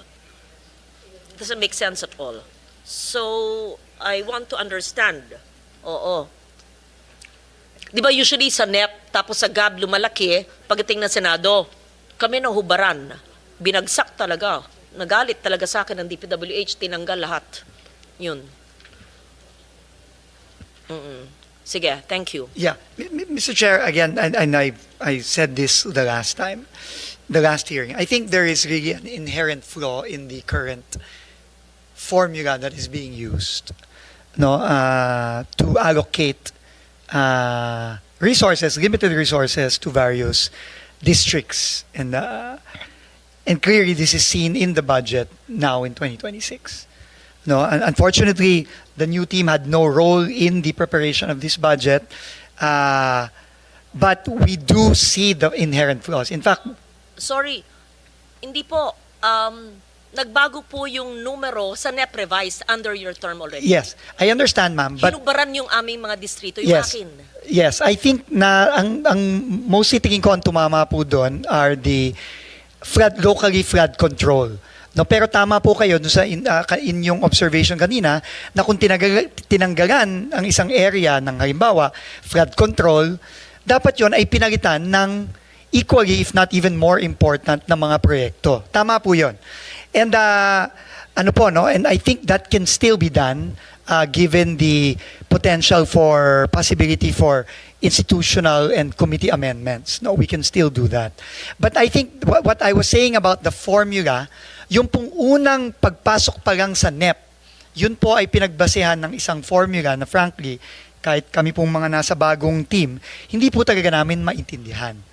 No, hindi namin maintindihan. Unfortunately, dinatnan na lang namin yon. But right now, Undersecretary Conti, I can who can speak more to this, is already in the process of finding a simpler and a more equitable formula to distribute resources moving forward. No, in fact, kailangan na ho talagang gawin ito dahil obviously, it's not just this year, ma'am, I'm sure, na nangyari ito. No? This is probably repeatedly been the case for smaller districts like Antique and others who have unfortunately gotten the shorter end of the stick for so note long. that it's not a smaller district dahil lone district siya, mas malaki ang land area. That's right. Pareho rin ang population. Kailan yung iba, 2 distrito, tapos i-add mo yung 2 distrito sa isang distrito ay kami ang pinakamaliit. At saka hindi lang naman ako, marami rin ibang distrito na siguro malayo sa kusina, hindi nakakahingi. At nahihiya din ako, maski senador ako matagal, hindi pala hingi. At kung humihingi man, tas hindi natutupad din yung binibigay, di hinayaan lang namin. Pero we must correct this disparity. At saka ayokong mag-amend sa distrito na pinanggalingan ko. Make it an institutional amendment para naman hindi lopsided na ganun. Hindi lang ako, tignan po nyo lahat at wag naman galing sa amin. Tas ano yung pangangailangan? In fact, para walang korupsyon, di lagay nyo classrooms. Kaya lang, hindi nyo budget yon. So, pwede nyo gawin, sabi ng LBRMO, multi-purpose buildings / school building. Pwede daw yon, which is under your budget. So, hindi sa ako'y humihingi, sinasabi ko yan para in full transparency and accountability, yung mga naaping distrito na na halintulad po sa akin, kukompute yung populasyon at land area, kung papalitan nyo, siguro wag ng roads, wag ng multi-purpose school buildings kasi sabi ni Sani, ang laki-laki ng pangangailangan sa school buildings. Anyway, kayo rin mag-i-implement noon. That's a manifestation, Mr. Chair, as an institutional amendment. I'm not just referring to 1 or 2 districts. Para hindi magbukang, nag-amend, nagtanong siya, kaya nalaki ang distrito, ayoko pong ganun. I will refuse any additional allocation just because I'm asking. And I speak to many districts. Nahiya lang yung ibang congressman. At saka wag natin titingin kasi yung need according to political boundaries. May I Mr. hear Chair, you are absolutely correct. And I guess we will do 2 things, ma'am. First of all, we will work with the committee to find a way to more equitably provide for the needs of the districts via institutional amendments. And second, we are already in the process of fixing this clearly non-responsive and ineffectual formula that has been used for so long into something that, as you correctly pointed out, needs-based. Yung kung sino po ang mas nangangailangan, dapat yun po ang mas may nakukuhang pondo galing sa national government. Thank you, ma'am. And wag po kayo hihingi sana ng karagdagang pondo within your agency. Correct the institutional, mistake, inequity. Yeah, institutional inequity. To correct it, ulitin ko po, hindi lang yung akin na sinight. Yun lang kasi ang alam ko, kaya sinight ko. Marami pang halintulad po sa akin. Yun. So, thank you for that. We agree po, Mr. Chair. Mr. Chair, thank you so Reasonable naman much. ako, di ba? O naman, ayun yun. Oo naman. Sige, maybe LBRMO can work together with the staff of the chair. Oo. And with your planning. With our planning team, Yes. so we can... And I repeat, hindi po flood control, pero actually hindi masama kasi binabaha tayo, di ba, Pruto? Oo, binabaha. Pero dahil bawal, okay, bawal ngayon. Oo, sige. Pero papakita ko sa inyo ang maayos na flood control. Ang maayos sa flood control. Nakita yan ni Senator Pia Cayetano, meron nga kaming marathon na gagawin doon sa Esplanade. Napakagaling. Napakaganda. Hindi flood control yun, actually Esplanade. Parang yung sa Iloilo River nila, Senator Drilon. Esplanade. flood mitigation structure yun eh. Yeah, Iloilo at saka yung sa amin. Papakita ko sa iyo. Ang nakita mo yun. Ganda-ganda. Ganda-ganda. Flood mitigation structure kaya hindi nagbabaha. May esplanade pa tuloy. Anyway, so on the cost of roads of DA, nabanggit na ng Cherry to pero gusto ko rin maintindihan. Magkano ba talaga per meter ba ang sinasabi? Magkano ang per meter ng cost benchmark ng farm to market road na same width and may roadside ditches or canals? Magkano ba talaga?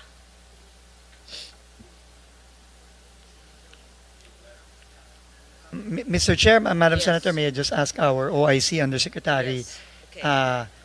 Engineer Esquivel Our to very respond? engineer. Opo. I'd like to learn from her. Ay, good Opo. afternoon po. Based on the July 2025 rates po, we're ranging from 18,000 to 26,000 per meter. Bakit pag DPWH, ang taas sa notes ko nga 15,000 eh. Pero sabi ni sa hearing nga sa'yo, ni DA, Sec Laurel, Iba, ranging. sa kanila, sa kanilang measurement, 10,000 per meter is sufficient. He even implied a 1/3 savings given apples to apples, assuming this is correct. Yes, thank you. Mr. Chair, Madam Senator, I think it's important to note that, as correctly pointed out by Senator Lauren earlier, the President already directed us to bring down the cost of materials. So, in all likelihood, that number is going to go down significantly. So, if you will allow us, maybe if we will run our computations based on the new cost of materials, we can maybe by the end of this week already give you a new range, no, for the range per meter for hindi na po yon. Definitely it will not be that anymore. Mr. Chair is 32B. Oo. Kung sa DA budget, ang FMR ay 32B, sabi ng Chair, at itong kilometro ang magagawa, de kung yung inyong 18,000, sabi ni Sec Laurel ay 10,000, di halos madodoble, di ba? 80% na mai-increase ang haba ng FMR, gaya ng puntos natin sa classroom. So, simple, pag papati ng bahay, di ba? Hindi mo mababayaran yung contractor pag nalaman mo midway na, i-ano natin yung kontrata, ayusin. Ito, hindi pa naman tayo nagsimula sa 2026, hahaba. So, ibig sabihin po, sa DA budget or isumitin nyo sa amin, kayo implementing agency, i-check natin, hahaba ang mga FMRs at dapat may coordinates. Thank you. Opo, and correct po, and in fact, even with respect to classroom, dadami po ang pwede nating itayong classroom dahil sa pagbaba ng detailed unit price ng DPWH. Thank you po. Thank you for that. Health centers. From the DOH itself, about 300 super health centers built nationwide, mostly by DPWH, were found non-operational, hindi natapos, substandard, etc. I'm not talking about walang gamot o walang tao. It's really kulang o hindi natapos na structures. And second, maaring may mga natapos pero wala naman utilities or staffing na hindi po nyo problema, but when you build, do you coordinate with the LGU or with DOH to ensure that, okay, you will build, may nag-request na politiko, pero wala naman provision ang DOH for staffing or for utilities. So, do you just build blind? O basta build kami without coordinating with the agency na may kapasidad sila for staffing? Thank you. Right now po, ma'am, I mean, there is coordination, but the coordination with the local governments for these projects with DepEd or with DOH is being done by the lead agency, in this case, the DOH. No? But you're absolutely right. I think that needs room for improvement. No? Because clearly, marami pong mga sitwasyon ngayon na nakita na natin na more coordination is needed. No? Dahil nga po, yung areas na nakatayo na yung building pero wala pang kuryente, nakatayo na yung building pero wala pa ring tubig.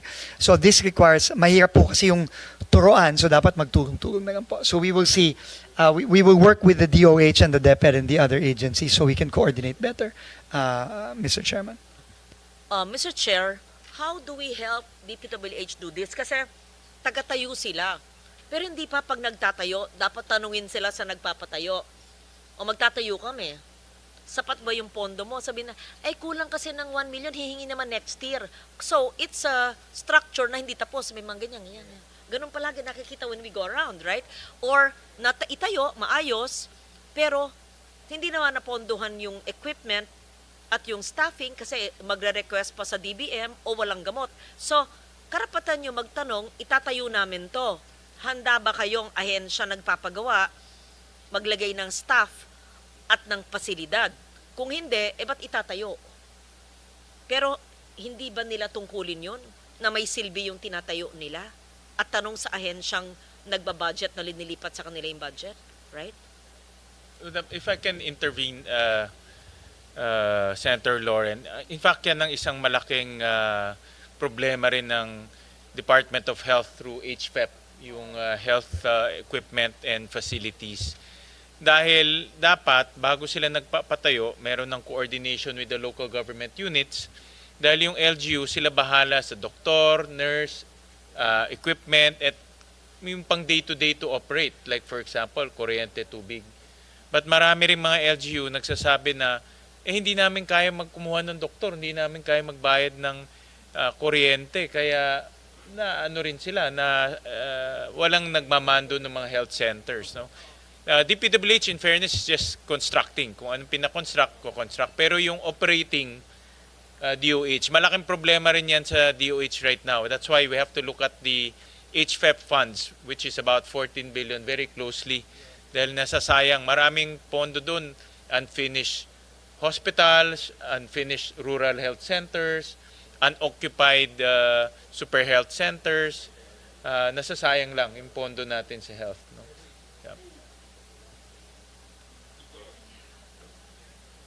So how do we deal with that? Is it the DOH sole responsibility? Or before they build, they must ensure that the agency asking them to build has the capacity to operate it, so it's not like a white elephant that was built? Fund ho talaga, ma'am. Admittedly, nangyari. So, this coming 2026, ang iniisip ko to move forward with the HFEP, wala mo ng mga new super health centers, new rural health centers. Tapusin na muna natin lahat ng mga uncompleted. Lagyan ng tao yung mga unoperational. At yung mga hospitals, marami ho tayong, we approve here in the Senate yung mga hospitals, di ba?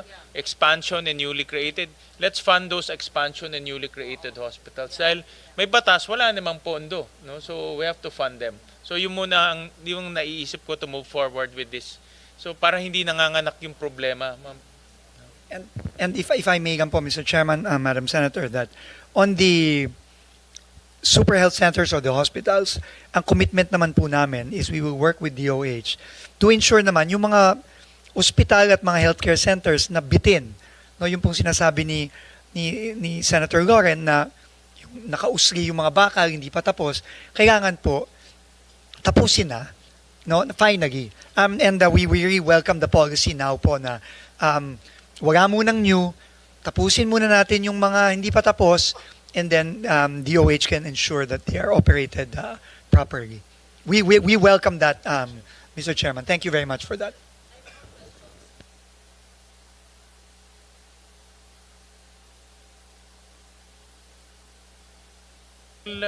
Ako muna, ma'am. I just have just one question lang. Nawala to.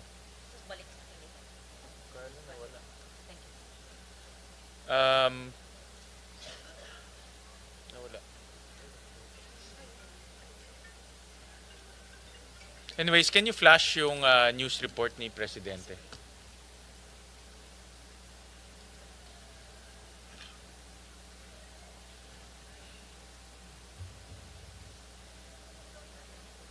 So, ito yung news over the weekend, Secretary Dizon, about the comment of the President na nakita nyo overpriced by 50%, no, yung mga materials. In fact, in some instances, in fact, pinag-uusapan lang to natin last hearing, and he said we can save as much as 45 billion pesos. No?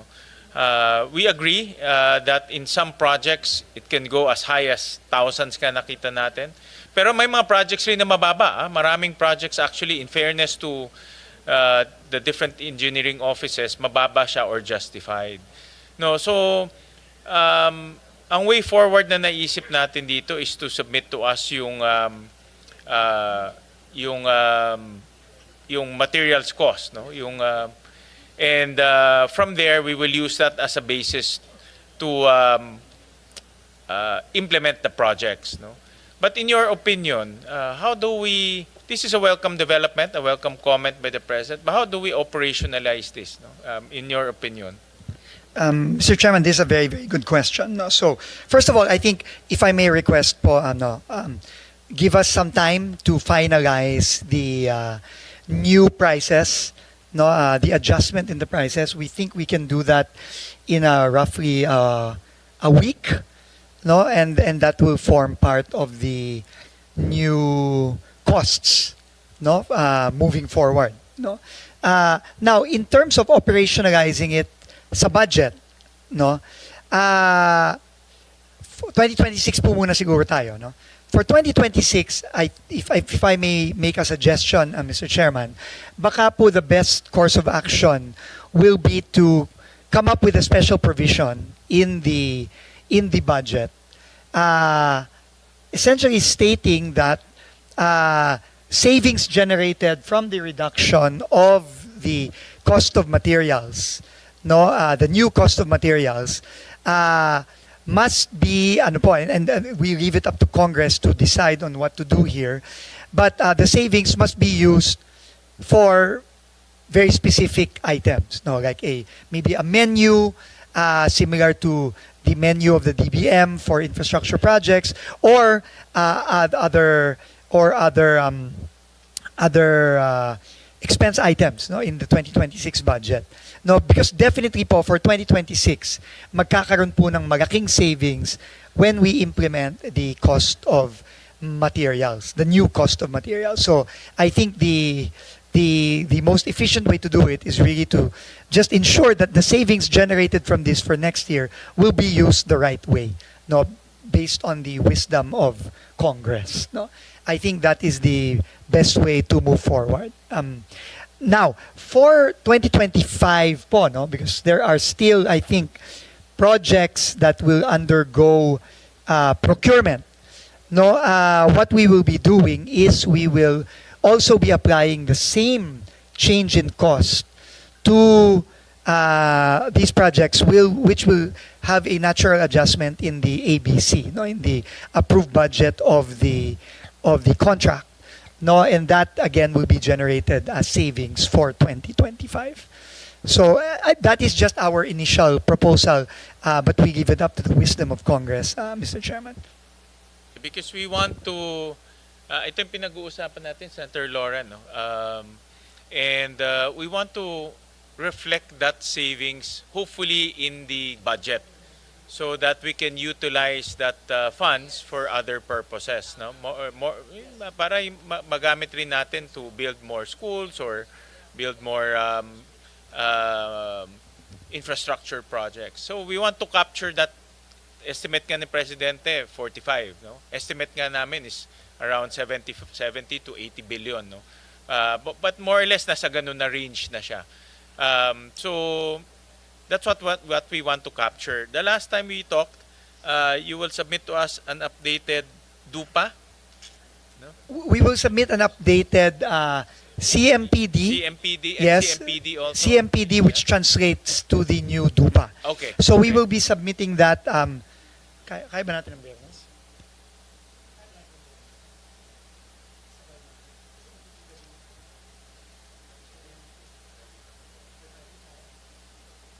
Okay, the team says we can submit also by Friday. So we can submit everything already by Friday. By Friday, okay. Opo. That will be good kasi doon natin makikita yung pagbaba ng presyo. Opo. Opo. And then, yun ang gagamitin namin as a basis to capture that savings. The savings. And ma-estimate na rin po, no, yung magiging savings generated. Open kami, Secretary, kung meron kayong suggested language on the special provision. Because I can see that you're very open in using those savings. So we're very open if you have any suggestion to that. We can work together on that. No? Sige po, we will in our cover letter we will provide Yeah. suggested language to that effect, Basta Mr. Chairman. ang concept natin, magamit yung savings, whether Yes. it's 45 or 70 or 80, makapture natin yun, Opo. magamit sa iba. Tama po. Alright, thank you. Thank you very much, Mr. Chairman.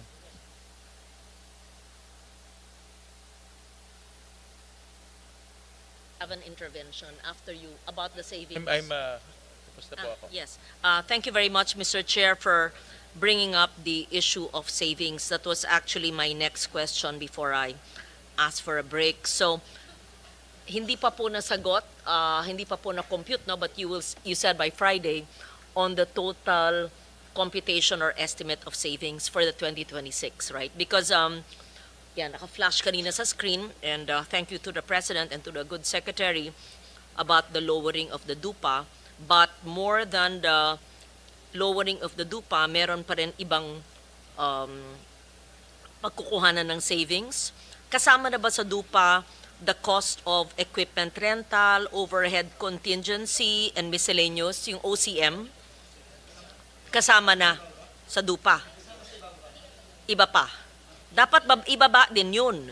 Yung cost of equipment rental, overhead, contingency, miscellaneous expense, and yung projected contractor's profit. Iba? Mr. Chair, as for the equipment rental, no, Baka this is overpriced din yun eh. this is Silipin based nyo? on apparently a guidebook na yun lang po ang basis ng DPWH. It's called the ASEL guidebook. Maybe I can ask OIC Undersecretary Esquivel to explain the ASEL guidebook. And then the indirect costs and labor, obviously, ito po ay hindi po kasama ito sa mga gagawin. Ang gagawin lang po natin is the cost of materials. No? Cost of materials po. Opo. And with your permission, Mr. Chairman, Madam Senator, maybe I can just ask OIC Undersecretary. Lara, okay ka ba? Sige pa. I want to understand, yung cost of materials, kung overpriced yan, hindi ba baka rin naka-overprice lahat eh? Pati yung contingency, yung miscellaneous, yung equipment rental, overhead, bloated lahat yan.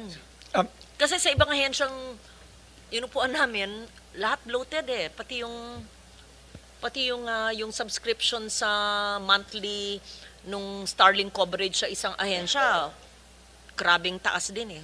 Yeah. So magandang, hindi masamang silipin lahat, di ba? Opo. Baka- Sisilipin po namin, Madam Senator, but maybe just to provide context and information, may I ask that OIC Undersecretary Lara be recognized just to explain all the components of the pricing, no, of a certain project or a certain contract. Thank you, Sec. Good afternoon po. For the direct cost, we subdivided into three components: the material, labor, and equipment. As mentioned earlier, the material, we use as reference the construction materials price data, which is issued by DPWH. But for labor, we follow the DOLE, Department of Labor and Employment Memorandum. So we follow their rates. And then for the equipment component, we use the Association for Carriers and Equipment Lessors Equipment Guidebook. This is approved for use by DPWH. So external guidebooks po for labor and equipment. Thank you for that, OIC USEC Lara. Thank you for using that. Labor, wag niyong tipirin ng labor. I mean, yan ako talaga ibigay sa tao. In fact, sa site ko na naman, yung Antique, dahil sa pagbaba ng NEP revised, 75% ng mga trabahador, laborers, mawawalan ng trabaho sa 2026. So, ganyan kami nagpapaapi. Wag naman, wag naman. So, ang labor, wag natin. Okay yan. Siguro naman walang ghost labor dyan, di ba? Wag naman. Pero yung sabi niyong guidebook, kayo po mga engineers nakakaintindi niyan, kung tama po at hindi po overpriced. Yeah. So, yun lang ang aking, kasi yung materials binaba na, yung ibang mga aspects ng construction, tignan natin kung meron pang mga butas that we allowed it all these years na maari pang makatipid. So yung hinihingi ng chair na savings ay gusto namin makita by this week at para ma-allocate ng maayos. Okay, so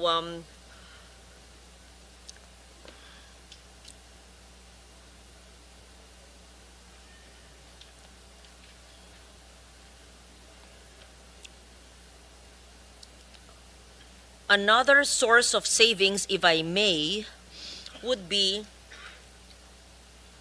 questionable 2025 projects. This has not yet been discussed, I think, although parang hagip kanina, you mentioned na yung iba wawasakin kasi nakakasama. So, aside from yung wawasakin, pero sabi nyo pag-aaralan dahil sa COA and all of that, pag dangerous, I believe there's still 1 trillion worth in projects being implemented or na for later release, kung i-release ba yon. So, what do you do with those already being implemented but based on the cost of materials, alam nyo na na-overprice? Dapat mag-renegotiate at dapat ay ibaba yung presyo maski may kontrata dahil pwede naman yan, may mga provisions naman sa Government Procurement Act. Hindi tayo dapat patuloy na magpaloko sa mga nag-overprice at tutuwirin, we're just going to straighten out in 2026 while allowing 1 trillion, assuming my figures are correct, worth of projects to be overpriced while the President has taken a very laudable move. I am certain the President would be happy to hear from the good Secretary how the presently substandard or rigged or overpriced projects, whichever the case is, there could be some savings to be generated. Thank you. Madam Chair, as I mentioned earlier po, for 2025, for those that have not yet been procured, no, we will apply already the new cost of materials, the lower cost of materials to those. So there will be savings clearly generated from that. For those that have already been awarded and are already ongoing, we will have to consult with the OSG po, Mr. Chairman, Madam Senator, on what course of action can be taken. Unfortunately, I cannot say right now, but we will consult on paano natin mahahabol if kaya yung mga ongoing na at awarded na. But for those na hindi pa, definitely po, we will apply the new cost already. We will not wait for 2026. We will apply the new costs already now. Thank you, Madam Chair. May we receive, please, from the engineering districts, which are these projects not yet implemented that can generate savings from renegotiated contracts based on the President's advisory on lowering DUPA? And second, ongoing projects, pero alam naman yung linoloko tayo, bago ba yung bagong team pumasok, maaari naman yung i-terminate. Nagawa na nyo sa ibang distrito, di ba? Yes. In fact, we have terminated several already based on the cases that have been filed, as well as the licenses that have been canceled. So there is a clear process po, Mr. Chairman, Madam Senator, and we've already terminated several already, particularly all the contracts of the Diskaya companies, as well as their joint venture partners, as well as the other companies where we have filed cases, such as Wawaw, Sims, etc. So we will consult with the Office of the Solicitor General, and we will see paano natin mahahabol ito. Okay. Thank you, Madam Chair. Thank you, Mr. Chairman. The DPWH can actually do a sweep of these projects ongoing for 2025, terminate those that it can terminate, or renegotiate for a lower price based on the President's advisory on lower DUPA so that we can generate more savings bigger than um, what was already conveyed to us. Okay.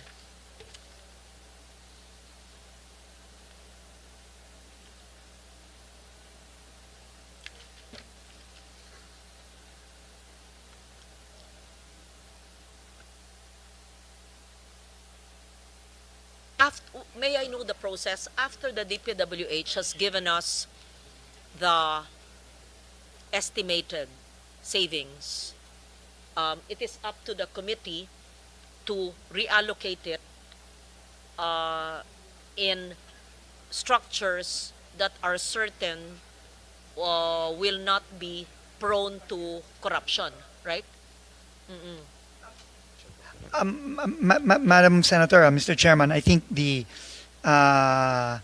approach will be to have a special provision in the 2026 budget that because clearly whatever savings we will estimate is still estimated savings, no? Meaning depende pa po yung actual savings kapag ka yung mga project na yan ay na award na next year, no? Kasi may bidding process pa po yan. So we were suggesting po that a special provision be crafted so that the savings, actual savings generated in 2026 from the DPWH budget will be utilized to fund a very clear menu of projects, of services that of course will come from Congress. No, so I think this is the approach po, because while we can give an estimated amount, it is still estimated, ma'am. Hindi po siya pwede talagang maano. Thank you po. There are two ways, Mr. Chair. Yung mga sigurado na sila, kasi na-convey na nyo sa news na may savings na kayong 50, tapos yung additional na makocompute po nyo hanggang Biyernes, we have, you as Chair, we have the authority na yun ang pool na paggagamitan sa iba. Pero yung special provision is useful dahil sa karagdagang savings. Pero hindi lahat ipagpaliban sa next year. Yung kaya ng desisyonan dahil na-convey na nyo na may X amount na savings, pwede na rin yun. Yeah. Diba? Kasi Mr. Chairman, we leave it up to the wisdom of Congress. But I leave it to the Thank you. judgment of the Chair. I think, Secretary Senator Lauren, ang pinakamalinis is for those projects to be amended down. Now na, mas gusto ko nga ngayon eh. But Kasi you have special to tell provision, us, gray area. kasi ang dami, we're talking about 14,000 projects eh. Some of them are low, some of them, based on our analysis, some of them are justified. In fairness, hindi lahat rin overpriced. Marami ring overpriced, no? But for us to go through that 14,000 plus, hindi natin kaya yun, ma'am, because we don't have the manpower and also the technical know-how. But if we can leave it to DPWH to give us those items na talagang obviously mataas, and then based on your new CMPD, pwedeng bumaba, then ibigay nyo na sa amin para i-amend na namin directly in the budget. No? And then we can realize the savings. That is the pinakamalinis na paraan. Mr. Chairman, Madam Senator, I think, well, just consulting our technical people here, they are telling me that it is virtually impossible po to do that at this point given the limited time available. Na unang-una ho, mahirap po kasing mamili lang ng kung ano ang babawasan, ano ang hindi. Obviously, the program of works are different across projects. So it might be virtually impossible for us to do that, no, given the limited time, no. But we will leave it up to the discretion of Congress if you will reduce, no, on a project per project. But I guess we are just being honest that it might be difficult, no, for us to go through all the 14,000 or so, close to 20,000, I think, no, project line items, no. I mean, if this was January or February, I mean, beginning of the budget, I think we can do that. But unfortunately, it might be impossible to do that at this point. Yeah, but I think the objective, ma'am, is to save, no? So We'll find a way. I'll consult with Senator Loren and also the member Senator JV on how to make that happen. No? Kasi may time constraint tayo eh. Yes. We're going to open the TWG this Wednesday. Tuloy-tuloy na yan. No? Tuloy-tuloy na. Yes, and also, Mr. Chairman, it's also, I think, important to consider as well, no, the reduction in the cost of materials for other agencies as well, no, because that is also that will also be another source of savings as well, no. But again, limited time might be difficult to adjust in the other departments as well. So maybe special provisions to that effect, as you described earlier, might be the most efficient way of doing it. At least for the next year, for 2026. But obviously for 2027, lahat po magbabago na yan. Submit to us yung CMPD. Yes, and we will the submit the CMPD and also the corresponding estimate of the effect on the capital outlay. Okay, sige. Opo. Okay, sige. Thank you very much, Pag-isipan Mr. namin. Chairman. I'll consult also with our budget experts. Thank you very much, Mr. Chairman.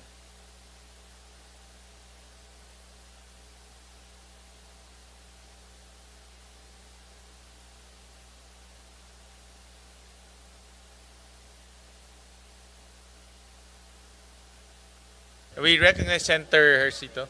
Yes, thank you, Mr. Chair. Anyway, while waiting for Senator Loren, actually last week na I already raised my concerns, no. But hearing today, just listening, it's sad to hear that there was really no coordination, no, according to Secretary Dizon, with especially for flood control projects.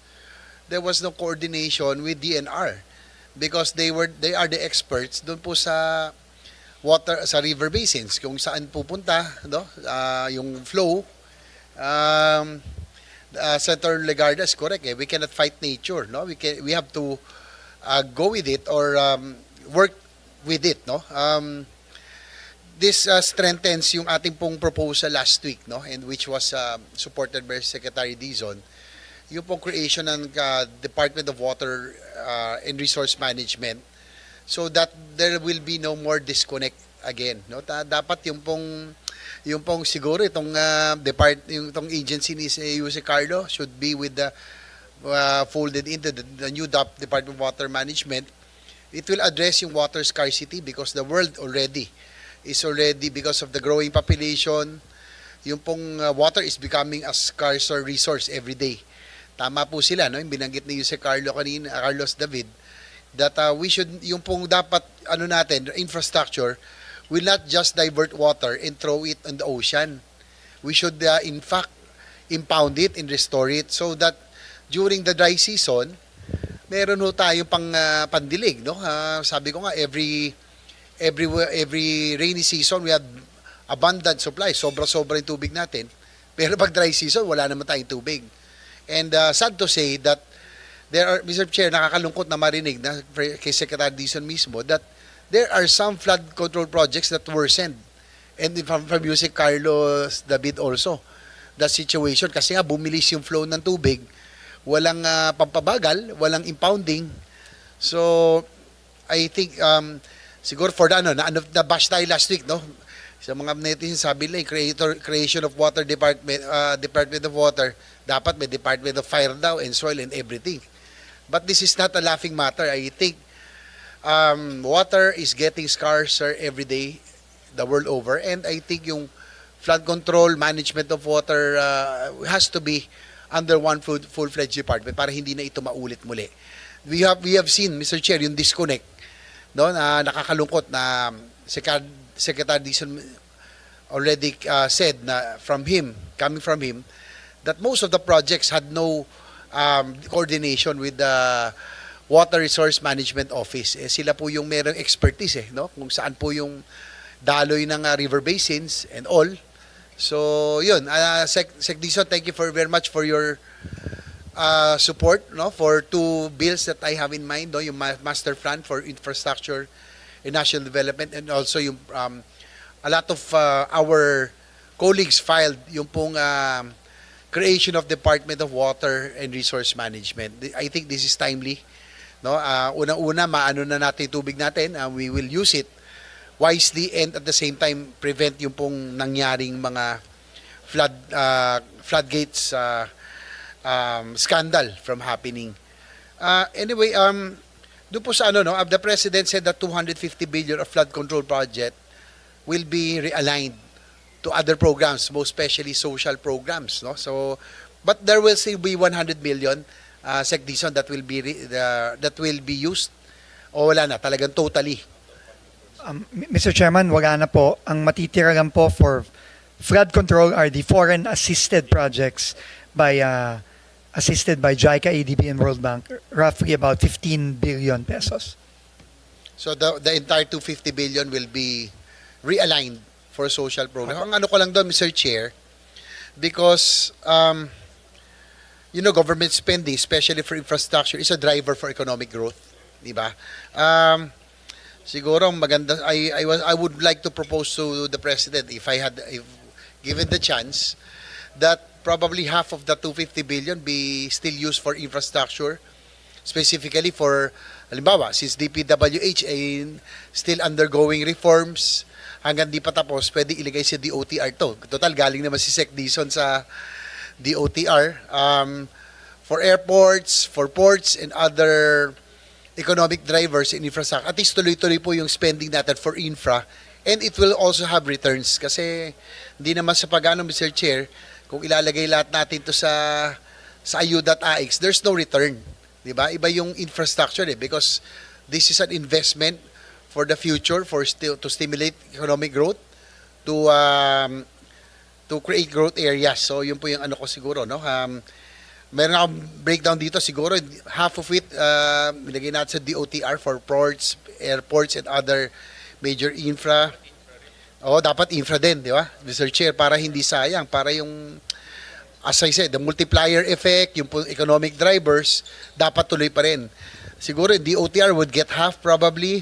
Siguro for social programs na gusto ni Presidente, at least may impact po.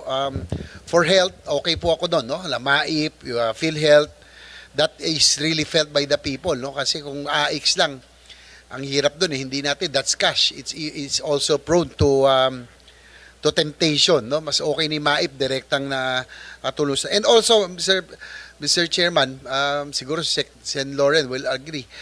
Yung one time, big time lang tayo magkakaroon 250 billion na biglang, meron tayong that we can use for other programs na dati pangarap lang, no? We can fund MAIP, we can add for MAIP, UAC, PhilHealth, and HFEP, no? Lalo na improvement of hospitals, no? All over. Of course, i-balance na natin.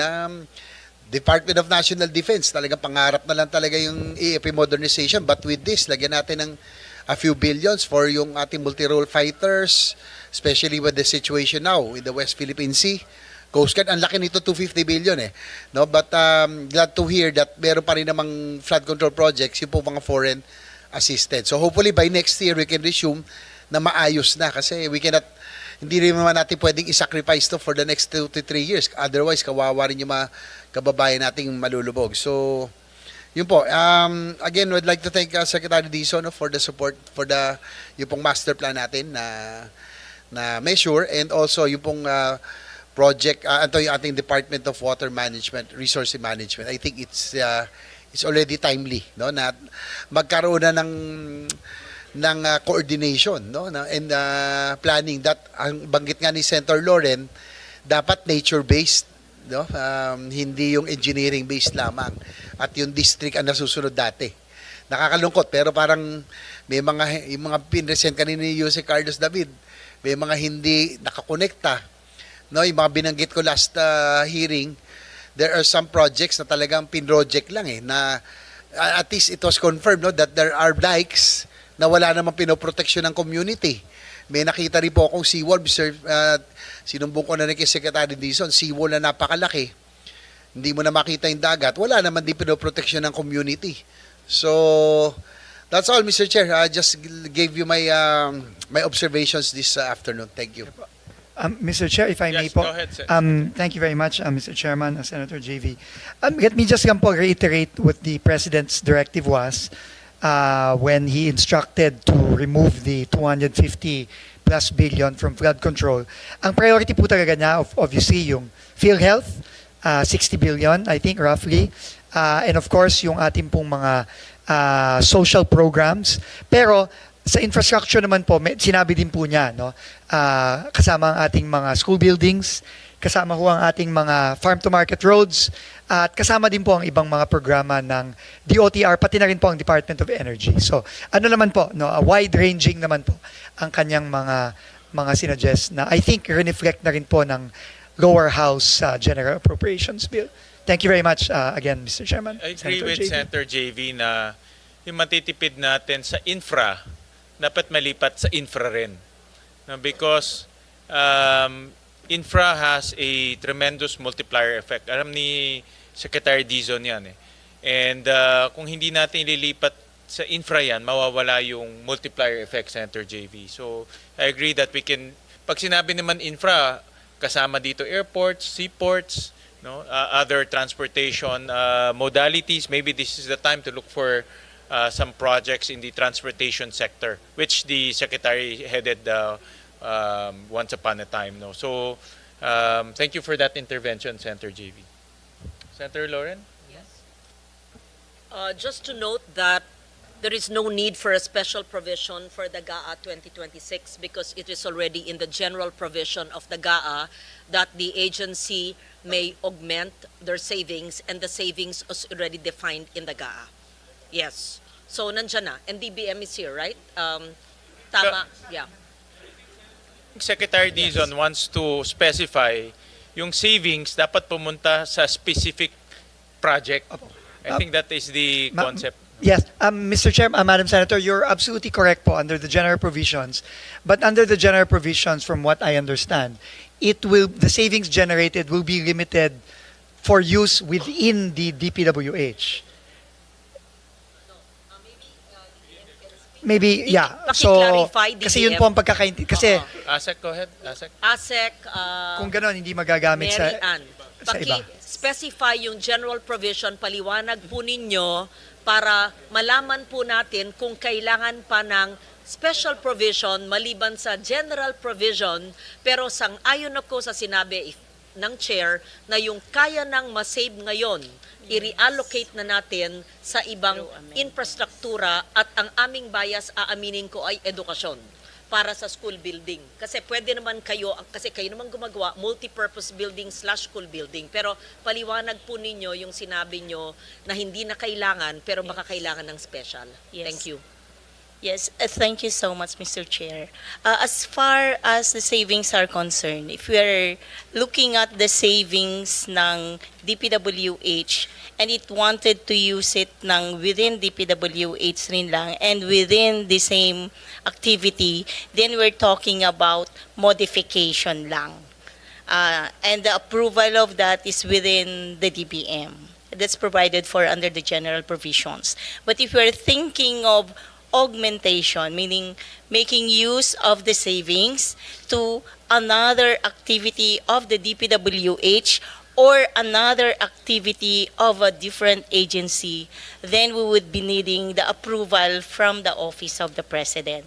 So we term that as augmentation. That's why we say that the special provision will no longer be required for as long as the definition of savings are within what is provided for also under the general provisions, Mr. Chair.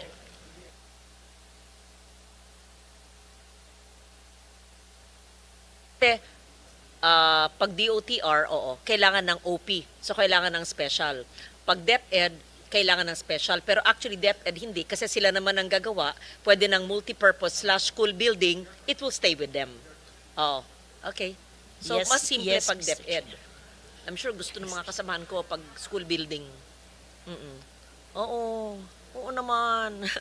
Sige. Kung mga bata, siksikan sa mga classroom. Sige. Okay, thank you.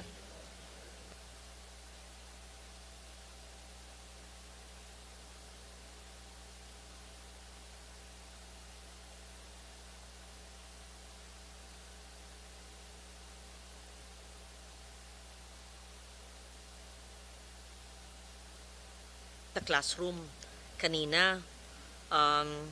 Yung single facility na classroom. Magkano ba talaga? Kasi pinag-usapan natin yung health center, pinag-usapan natin yung FMR. It was observed that classrooms built as a single facility, let's say one classroom building, magkano ba talaga pag DPWH? And how do you measure it per square meter, given the same kind of materials? Yeah. Mr. Chair, Madam Senator, I'll ask OIC Undersecretary Lara to respond. But again, let me just place a caveat that the numbers she will tell you are still the old numbers. These will decrease drastically within the next week or so because of our adjustments in the cost of materials. Undersecretary, please. Thank you, sir. Good afternoon po again. For the estimate, we use po cost per square meter. So I'll give a range from different regions. It's ranging from 24,000 to 33,700 per square meter for the previous CMPD. Know very well that from the private sector, yung Chinese chamber nga 8,000, pero baka naman iba yung materials doon. Walang tax on profit. Sabi mo na mga lahati. Ewan ko, hindi ako engineer, pero sigurado ako mas mababa dyan. So, kung yung DepEd School Building Program ay 28.056 billion, so sa estimate ng DPWH ay this will cover 12,000 classrooms. Kung ikakalahati mo yan, you will have 10,627 more classrooms, but this would be depending if we use a lower unit cost to 1.2 million. That perhaps, Mr. Chair, can be discussed in a technical working group because we're talking about costs. These are just estimates. So, ibig sabihin, yung sinabi po ni OIC Yusek Lara ay sabihin mo ng mga lahati, sabihin mo na conservative 40%, so i-compute po ninyo yung square meters ng classroom, lalaki ang numero ng classroom. Tama ba ho? Oo. Pangalawa po, yung savings na sinabi po ni Chair kanina na gusto niya ngayon na i-allocate, wag na ipa-savings, wag na pag-antayin ng mga tao, yung sa kay Presidente pa lang ay 50B na yon, assuming lang sa classrooms para hindi na umalis sa DPWH, hindi na OP approval, it will be multipurpose/school buildings, i-increase si number of classrooms maliban sa pag-slash ng 40% ng cost. So, more than the 10,627 more classrooms, si 50 billion pa, assuming hindi mapunta nga sa AIX at sa iba-iba, na mahaba pa ang proseso, mag-OP approval pa if it stays with them. So that's just my sincere and honest and well-meaning recommendation, and I would assume pag classroom, hindi naman siguro mandadaya, hindi naman siguro mag-ghost, hindi naman sigurong subject to anomalya o corruption, at magiginhawahan ang ating sektor na basic education. Yun po ang aking katanungan. Yeah. Okay, Mr. Chair. Lumabas lang po si Secretary, but before he left, he's aligned with your observation, Senator Lauren, when it comes to the possible use, which is to utilize that for the classroom, Mr. Chair.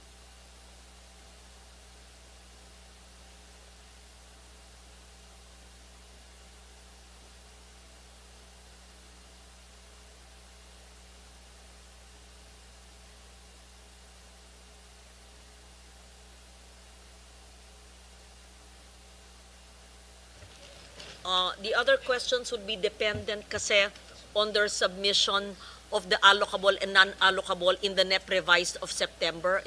And it would be dependent also on the savings that you can already compute. So, I leave it to the chair what to do. Kasi we cannot work on assumptions. Gusto natin ay fact-based. At yung pangatlo, talaga yung i-mainstream natin ang water studies at nature-based solutions para may pagbabago. So, hindi lang po yung pagbaba ng dupa at pababa ng cost, at saka yung mungkahi ko po, na hindi lang yung cost of materials, kundi yung iba pang cost, maski na alam natin, hindi naman dinadaya yan, silipin na rin natin, wala naman masamang sumilip sa lahat, di ba po? Yeah. Mr. Chair, Madam Senator, you have our commitment to do that as well.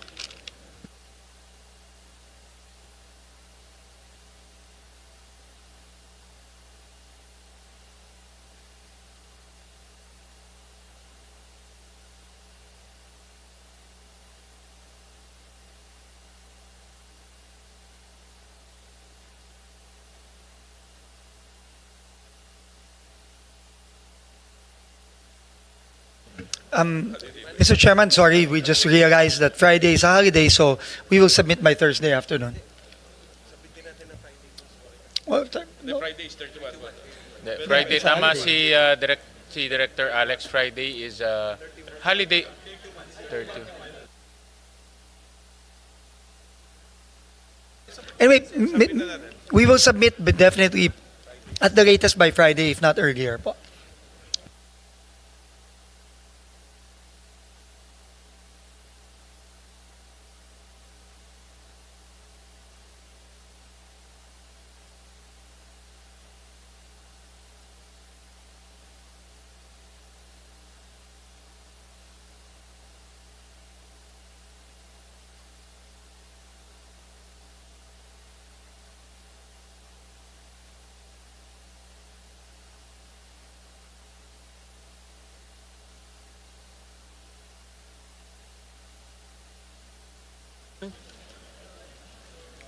The foreign assisted projects are seemingly successful.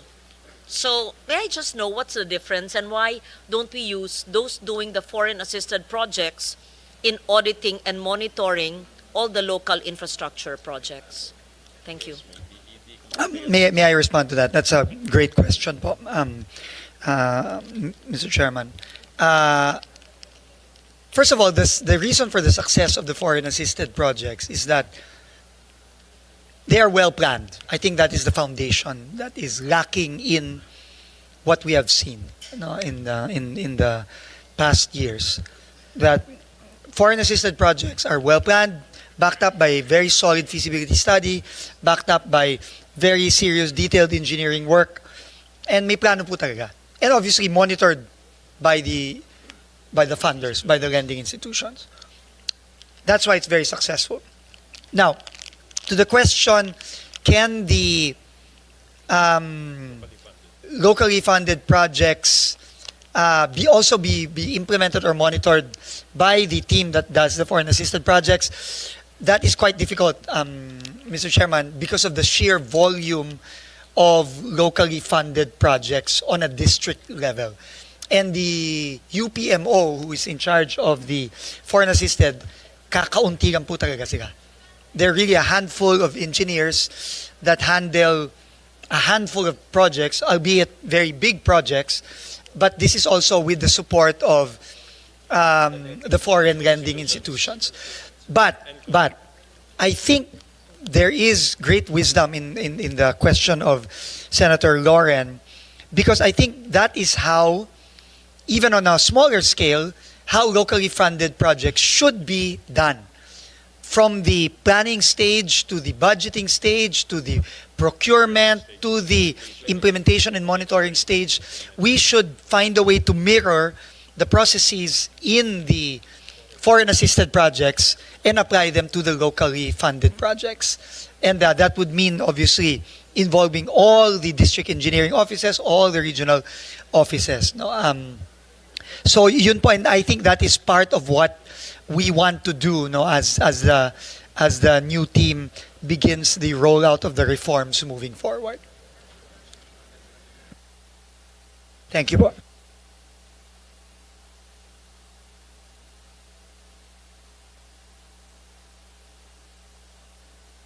Galing.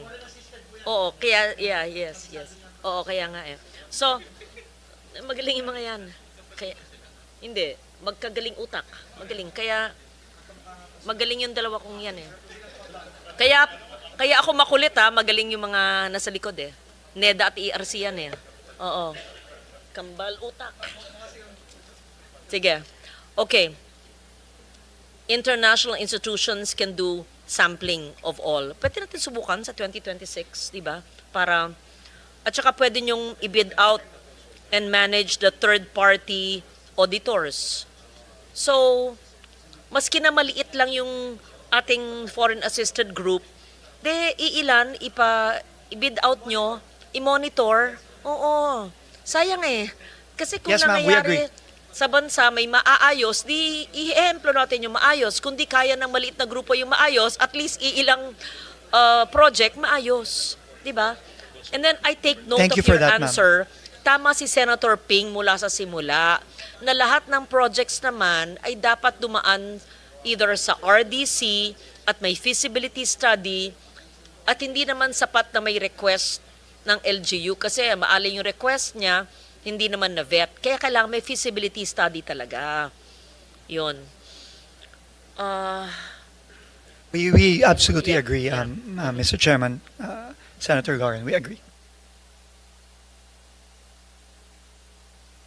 Isa pang napansin ko, multi-year projects.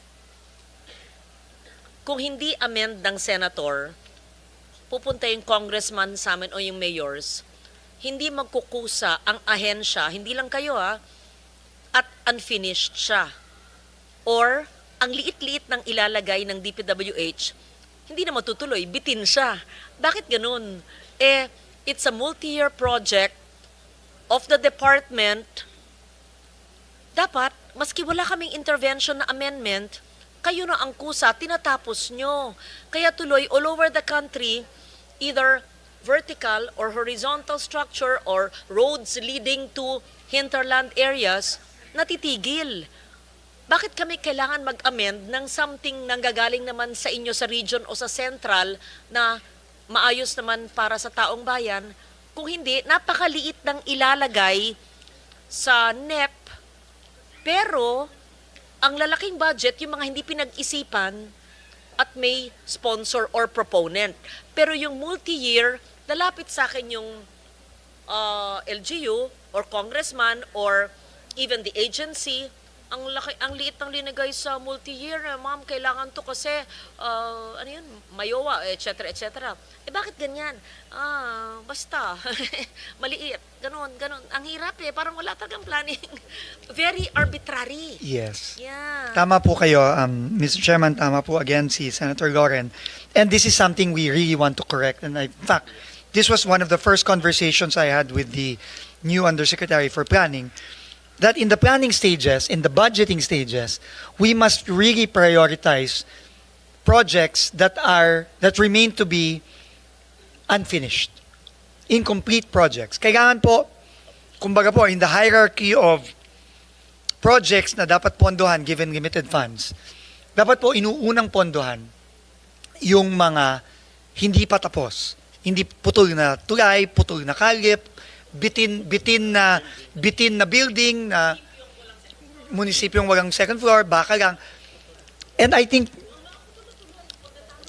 marami pong putol na tulay. In fact, I saw several already in my less than 2 months in DPWH.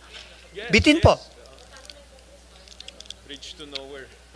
Hindi nga, Mr. Chairman, hindi nga po bridge to nowhere. Bridge to somewhere, pero for example po, meron po kaming pinuntahan sa Arayat. May inimbestigahan kaming flood control doon, no? Tapos, dinaga kami nung isang mayor sa isang bridge. Putol po yung bridge, kalahati.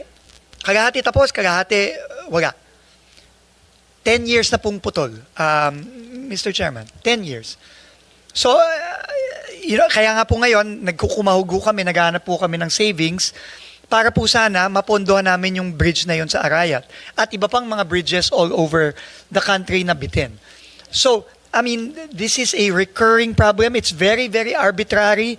There's no rhyme or reason why this project gets this much, this project gets a small amount, and that needs to change. There is rhyme and reason. Kung sinong malapit sa kusina, Halloween na sila. Kung sino malapit sa kusina, kung sino hindi humihingi or humihinging hindi nabibigyan, ayun. Nabibitin. Kaya hindi pwede. Di ba- Arbitrary eh. It cannot be Dapat arbitrary may po. siyensya. And it needs to be, needs-based po talaga. And I think the primary need, sabi nga po ng Pangulo sa akin, let's use all the money we have remaining to just finish unfinished projects. To complete unfinished projects. Yun po ang pinaka-importante. Thank you po. Sen. Lauren, that's also the advice that we gave DOH doon sa HFEP Center JV kasi ang daming unfinished health centers, rural health centers, even hospital, sayang. Nakabitin na for many years. Sayang.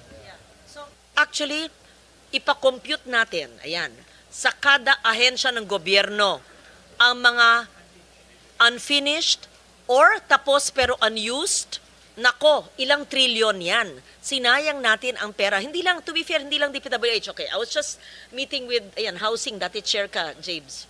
Si Sec Aliling, bago siya. Sinabi niya, sabi ko, bigyan mo nga akong listahan ng NHA projects. NHA, natapos yung mga bahay, yung intended beneficiaries, ayaw tumira sa bahay dahil malayo, bakit pinagawan? Pero pinasukan na ng informal settlers na hindi naman otorisadong tumira doon. So hindi naman nila mabigay sa informal settlers na tumitira sa bahay sa intended, makukuha naman sila. So we have a squatter problem in NHA and the intended beneficiaries are still squatters or informal settlers. So if I may, there's really so much wastage systems loss, substandard, unutilized, underutilized by running by the trillions of pesos, Mr. Chair. So I agree with you, whether it's DPWH or DOH, which you build, or DepEd classrooms, tapusin natin or bridges to somewhere, but maybe the proponent already is not in office, right? Ganon eh. So that's my, I won't say yun lang, that's what I noticed. I have to amend the multi-year. Trabaho yan ng ahensya. Lalapit sa amin, hindi po na pondo, nasabihin ng district engineer at sa region, hindi po kami narinig sa central, kayo na lang po pag-asa namin para umabot yung kalsada doon. Alam yata ni Alpruto ang ibig ko sabihin. O ganon. Tapos, lalagyan ng token. Ang liit-liit amount, 10 million, 20 million para matapos. Sabi ko, siguro maski 100 years akong senator, hindi matatapos. Kasi hindi ako mihingi eh. Sabi ko, kami nga ngayon, kung hindi na kami allowed mag-amend, kundi institutional, wala na. So, yung kalsada, hindi matatapos, kundi kami allowed mag-amend. Yeah. So, it's incumbent upon the agency, not just DPWH, to finish what they started, whether the proponent is an incumbent or not.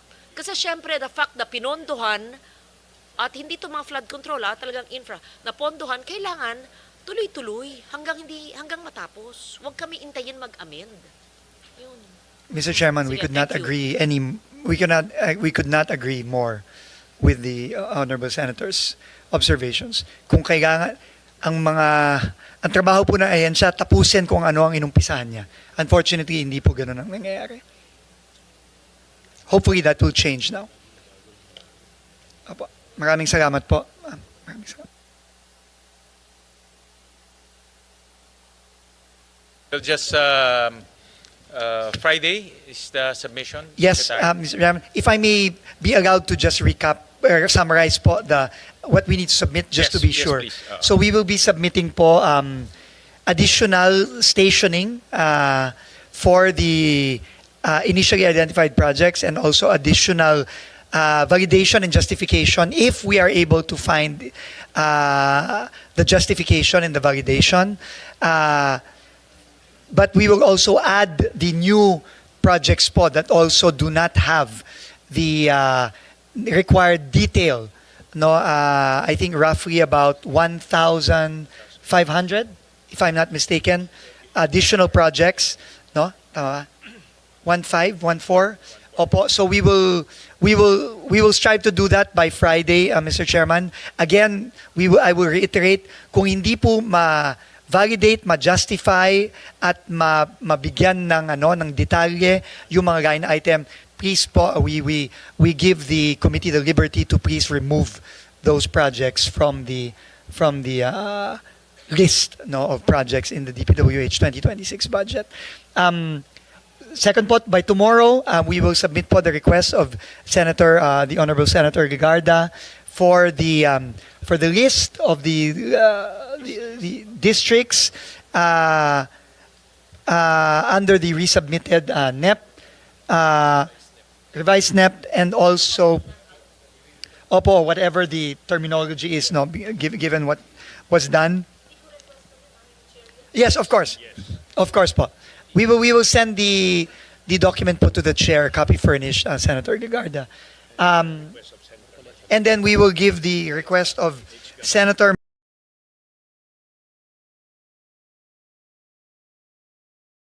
Marcoleta for the apples-to-apples comparison of the HGABs 23, 24, 25 to compare with the already submitted 26. Remember, we talked about the 2025 possible savings. You were supposed to submit per district the projects where there are issues, and the issues that have issues with the implementation sa contractors that you may have the power to terminate. So we talked about 2025 projects funded. Either you renegotiate or you have the power to terminate if they are flood control projects or asphalting or whatever projects na questionable sa implementation ng mga contractor. And are you suggesting to terminate? Will you terminate? And if you will not terminate, what is the remedial measure you will do why you will not terminate? In short, we're putting everyone on stricto tayo ngayon, hindi pa 2026. But wala pa kayo ng 2020 pag ginawa yung GAA 2025, pero pinapanood nyo sila ngayon at husayon yan. To terminate natin, hindi natin terminate, pero repeat job ito, or sige, terminate, may savings tayo. So I leave it to your better judgment, but maybe a list of that so we can also study for possible savings. Mr. Chairman, Senator, what we can submit by Friday, I think, is the list of those that are either unimplementable already or that have been terminated already.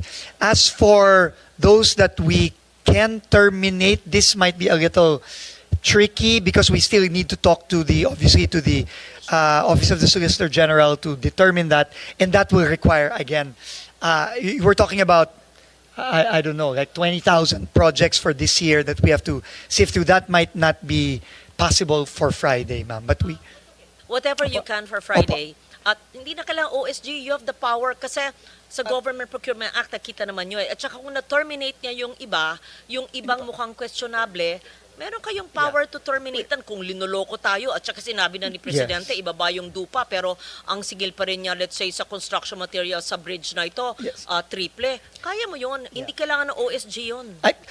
Ma'am, kasi obviously for those that are already contracted, that was already the basis of the budget, and the contract price was already established under the old or the existing cost of materials. So there are clearly legal issues there, so we will need to talk to the OSG about that.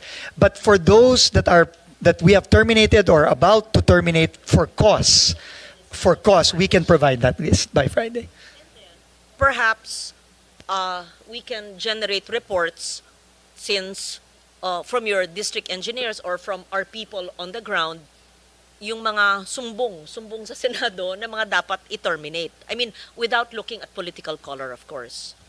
Yes, we can. Marami pong sumbong. Kung sumbong lang pong pag-uusapan. No, sa sumbong sa Pangulo po, I think 20,000 na yung nagsumbong doon.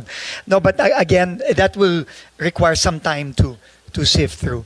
But finally, Mr. Chairman, ma'am, the last thing we will submit, which is very important, is the revised CMPD, the revised cost of materials, and then the estimated potential savings for 2026. So we will submit all of those by Friday, Mr. Chairman, Senator.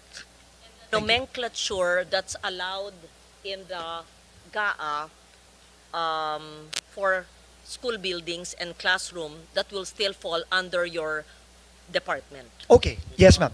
So Yes. which is multipurpose buildings slash school building. Yes. Oo, We will kung provide ano yung that as well. gamit, kasi hindi bawal yun. Opo. Para wag nang ililipat, tapos babalik. Tama po. Yeah, mas efficient. Tama po. Yeah.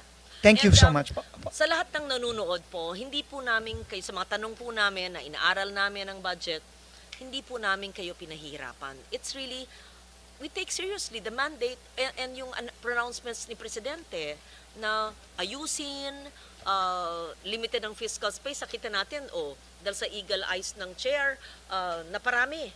Diba? Naparami ang classroom, naparami ang kilometro ng FMR, naparami sa pagtutulungan ng lahat. So, we're here to help. Yeah. Okay. Thank you. Thank you for the patience of Sec Dizon and the whole team. Mr. Chair, salamat. Thank you.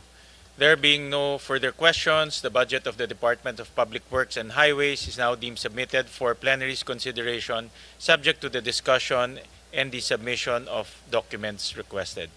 So maraming salamat, Secretary. Thank you very much. Maraming salamat po. Thank you so much. The hearing is suspended. Thank you, sir. Thank you po.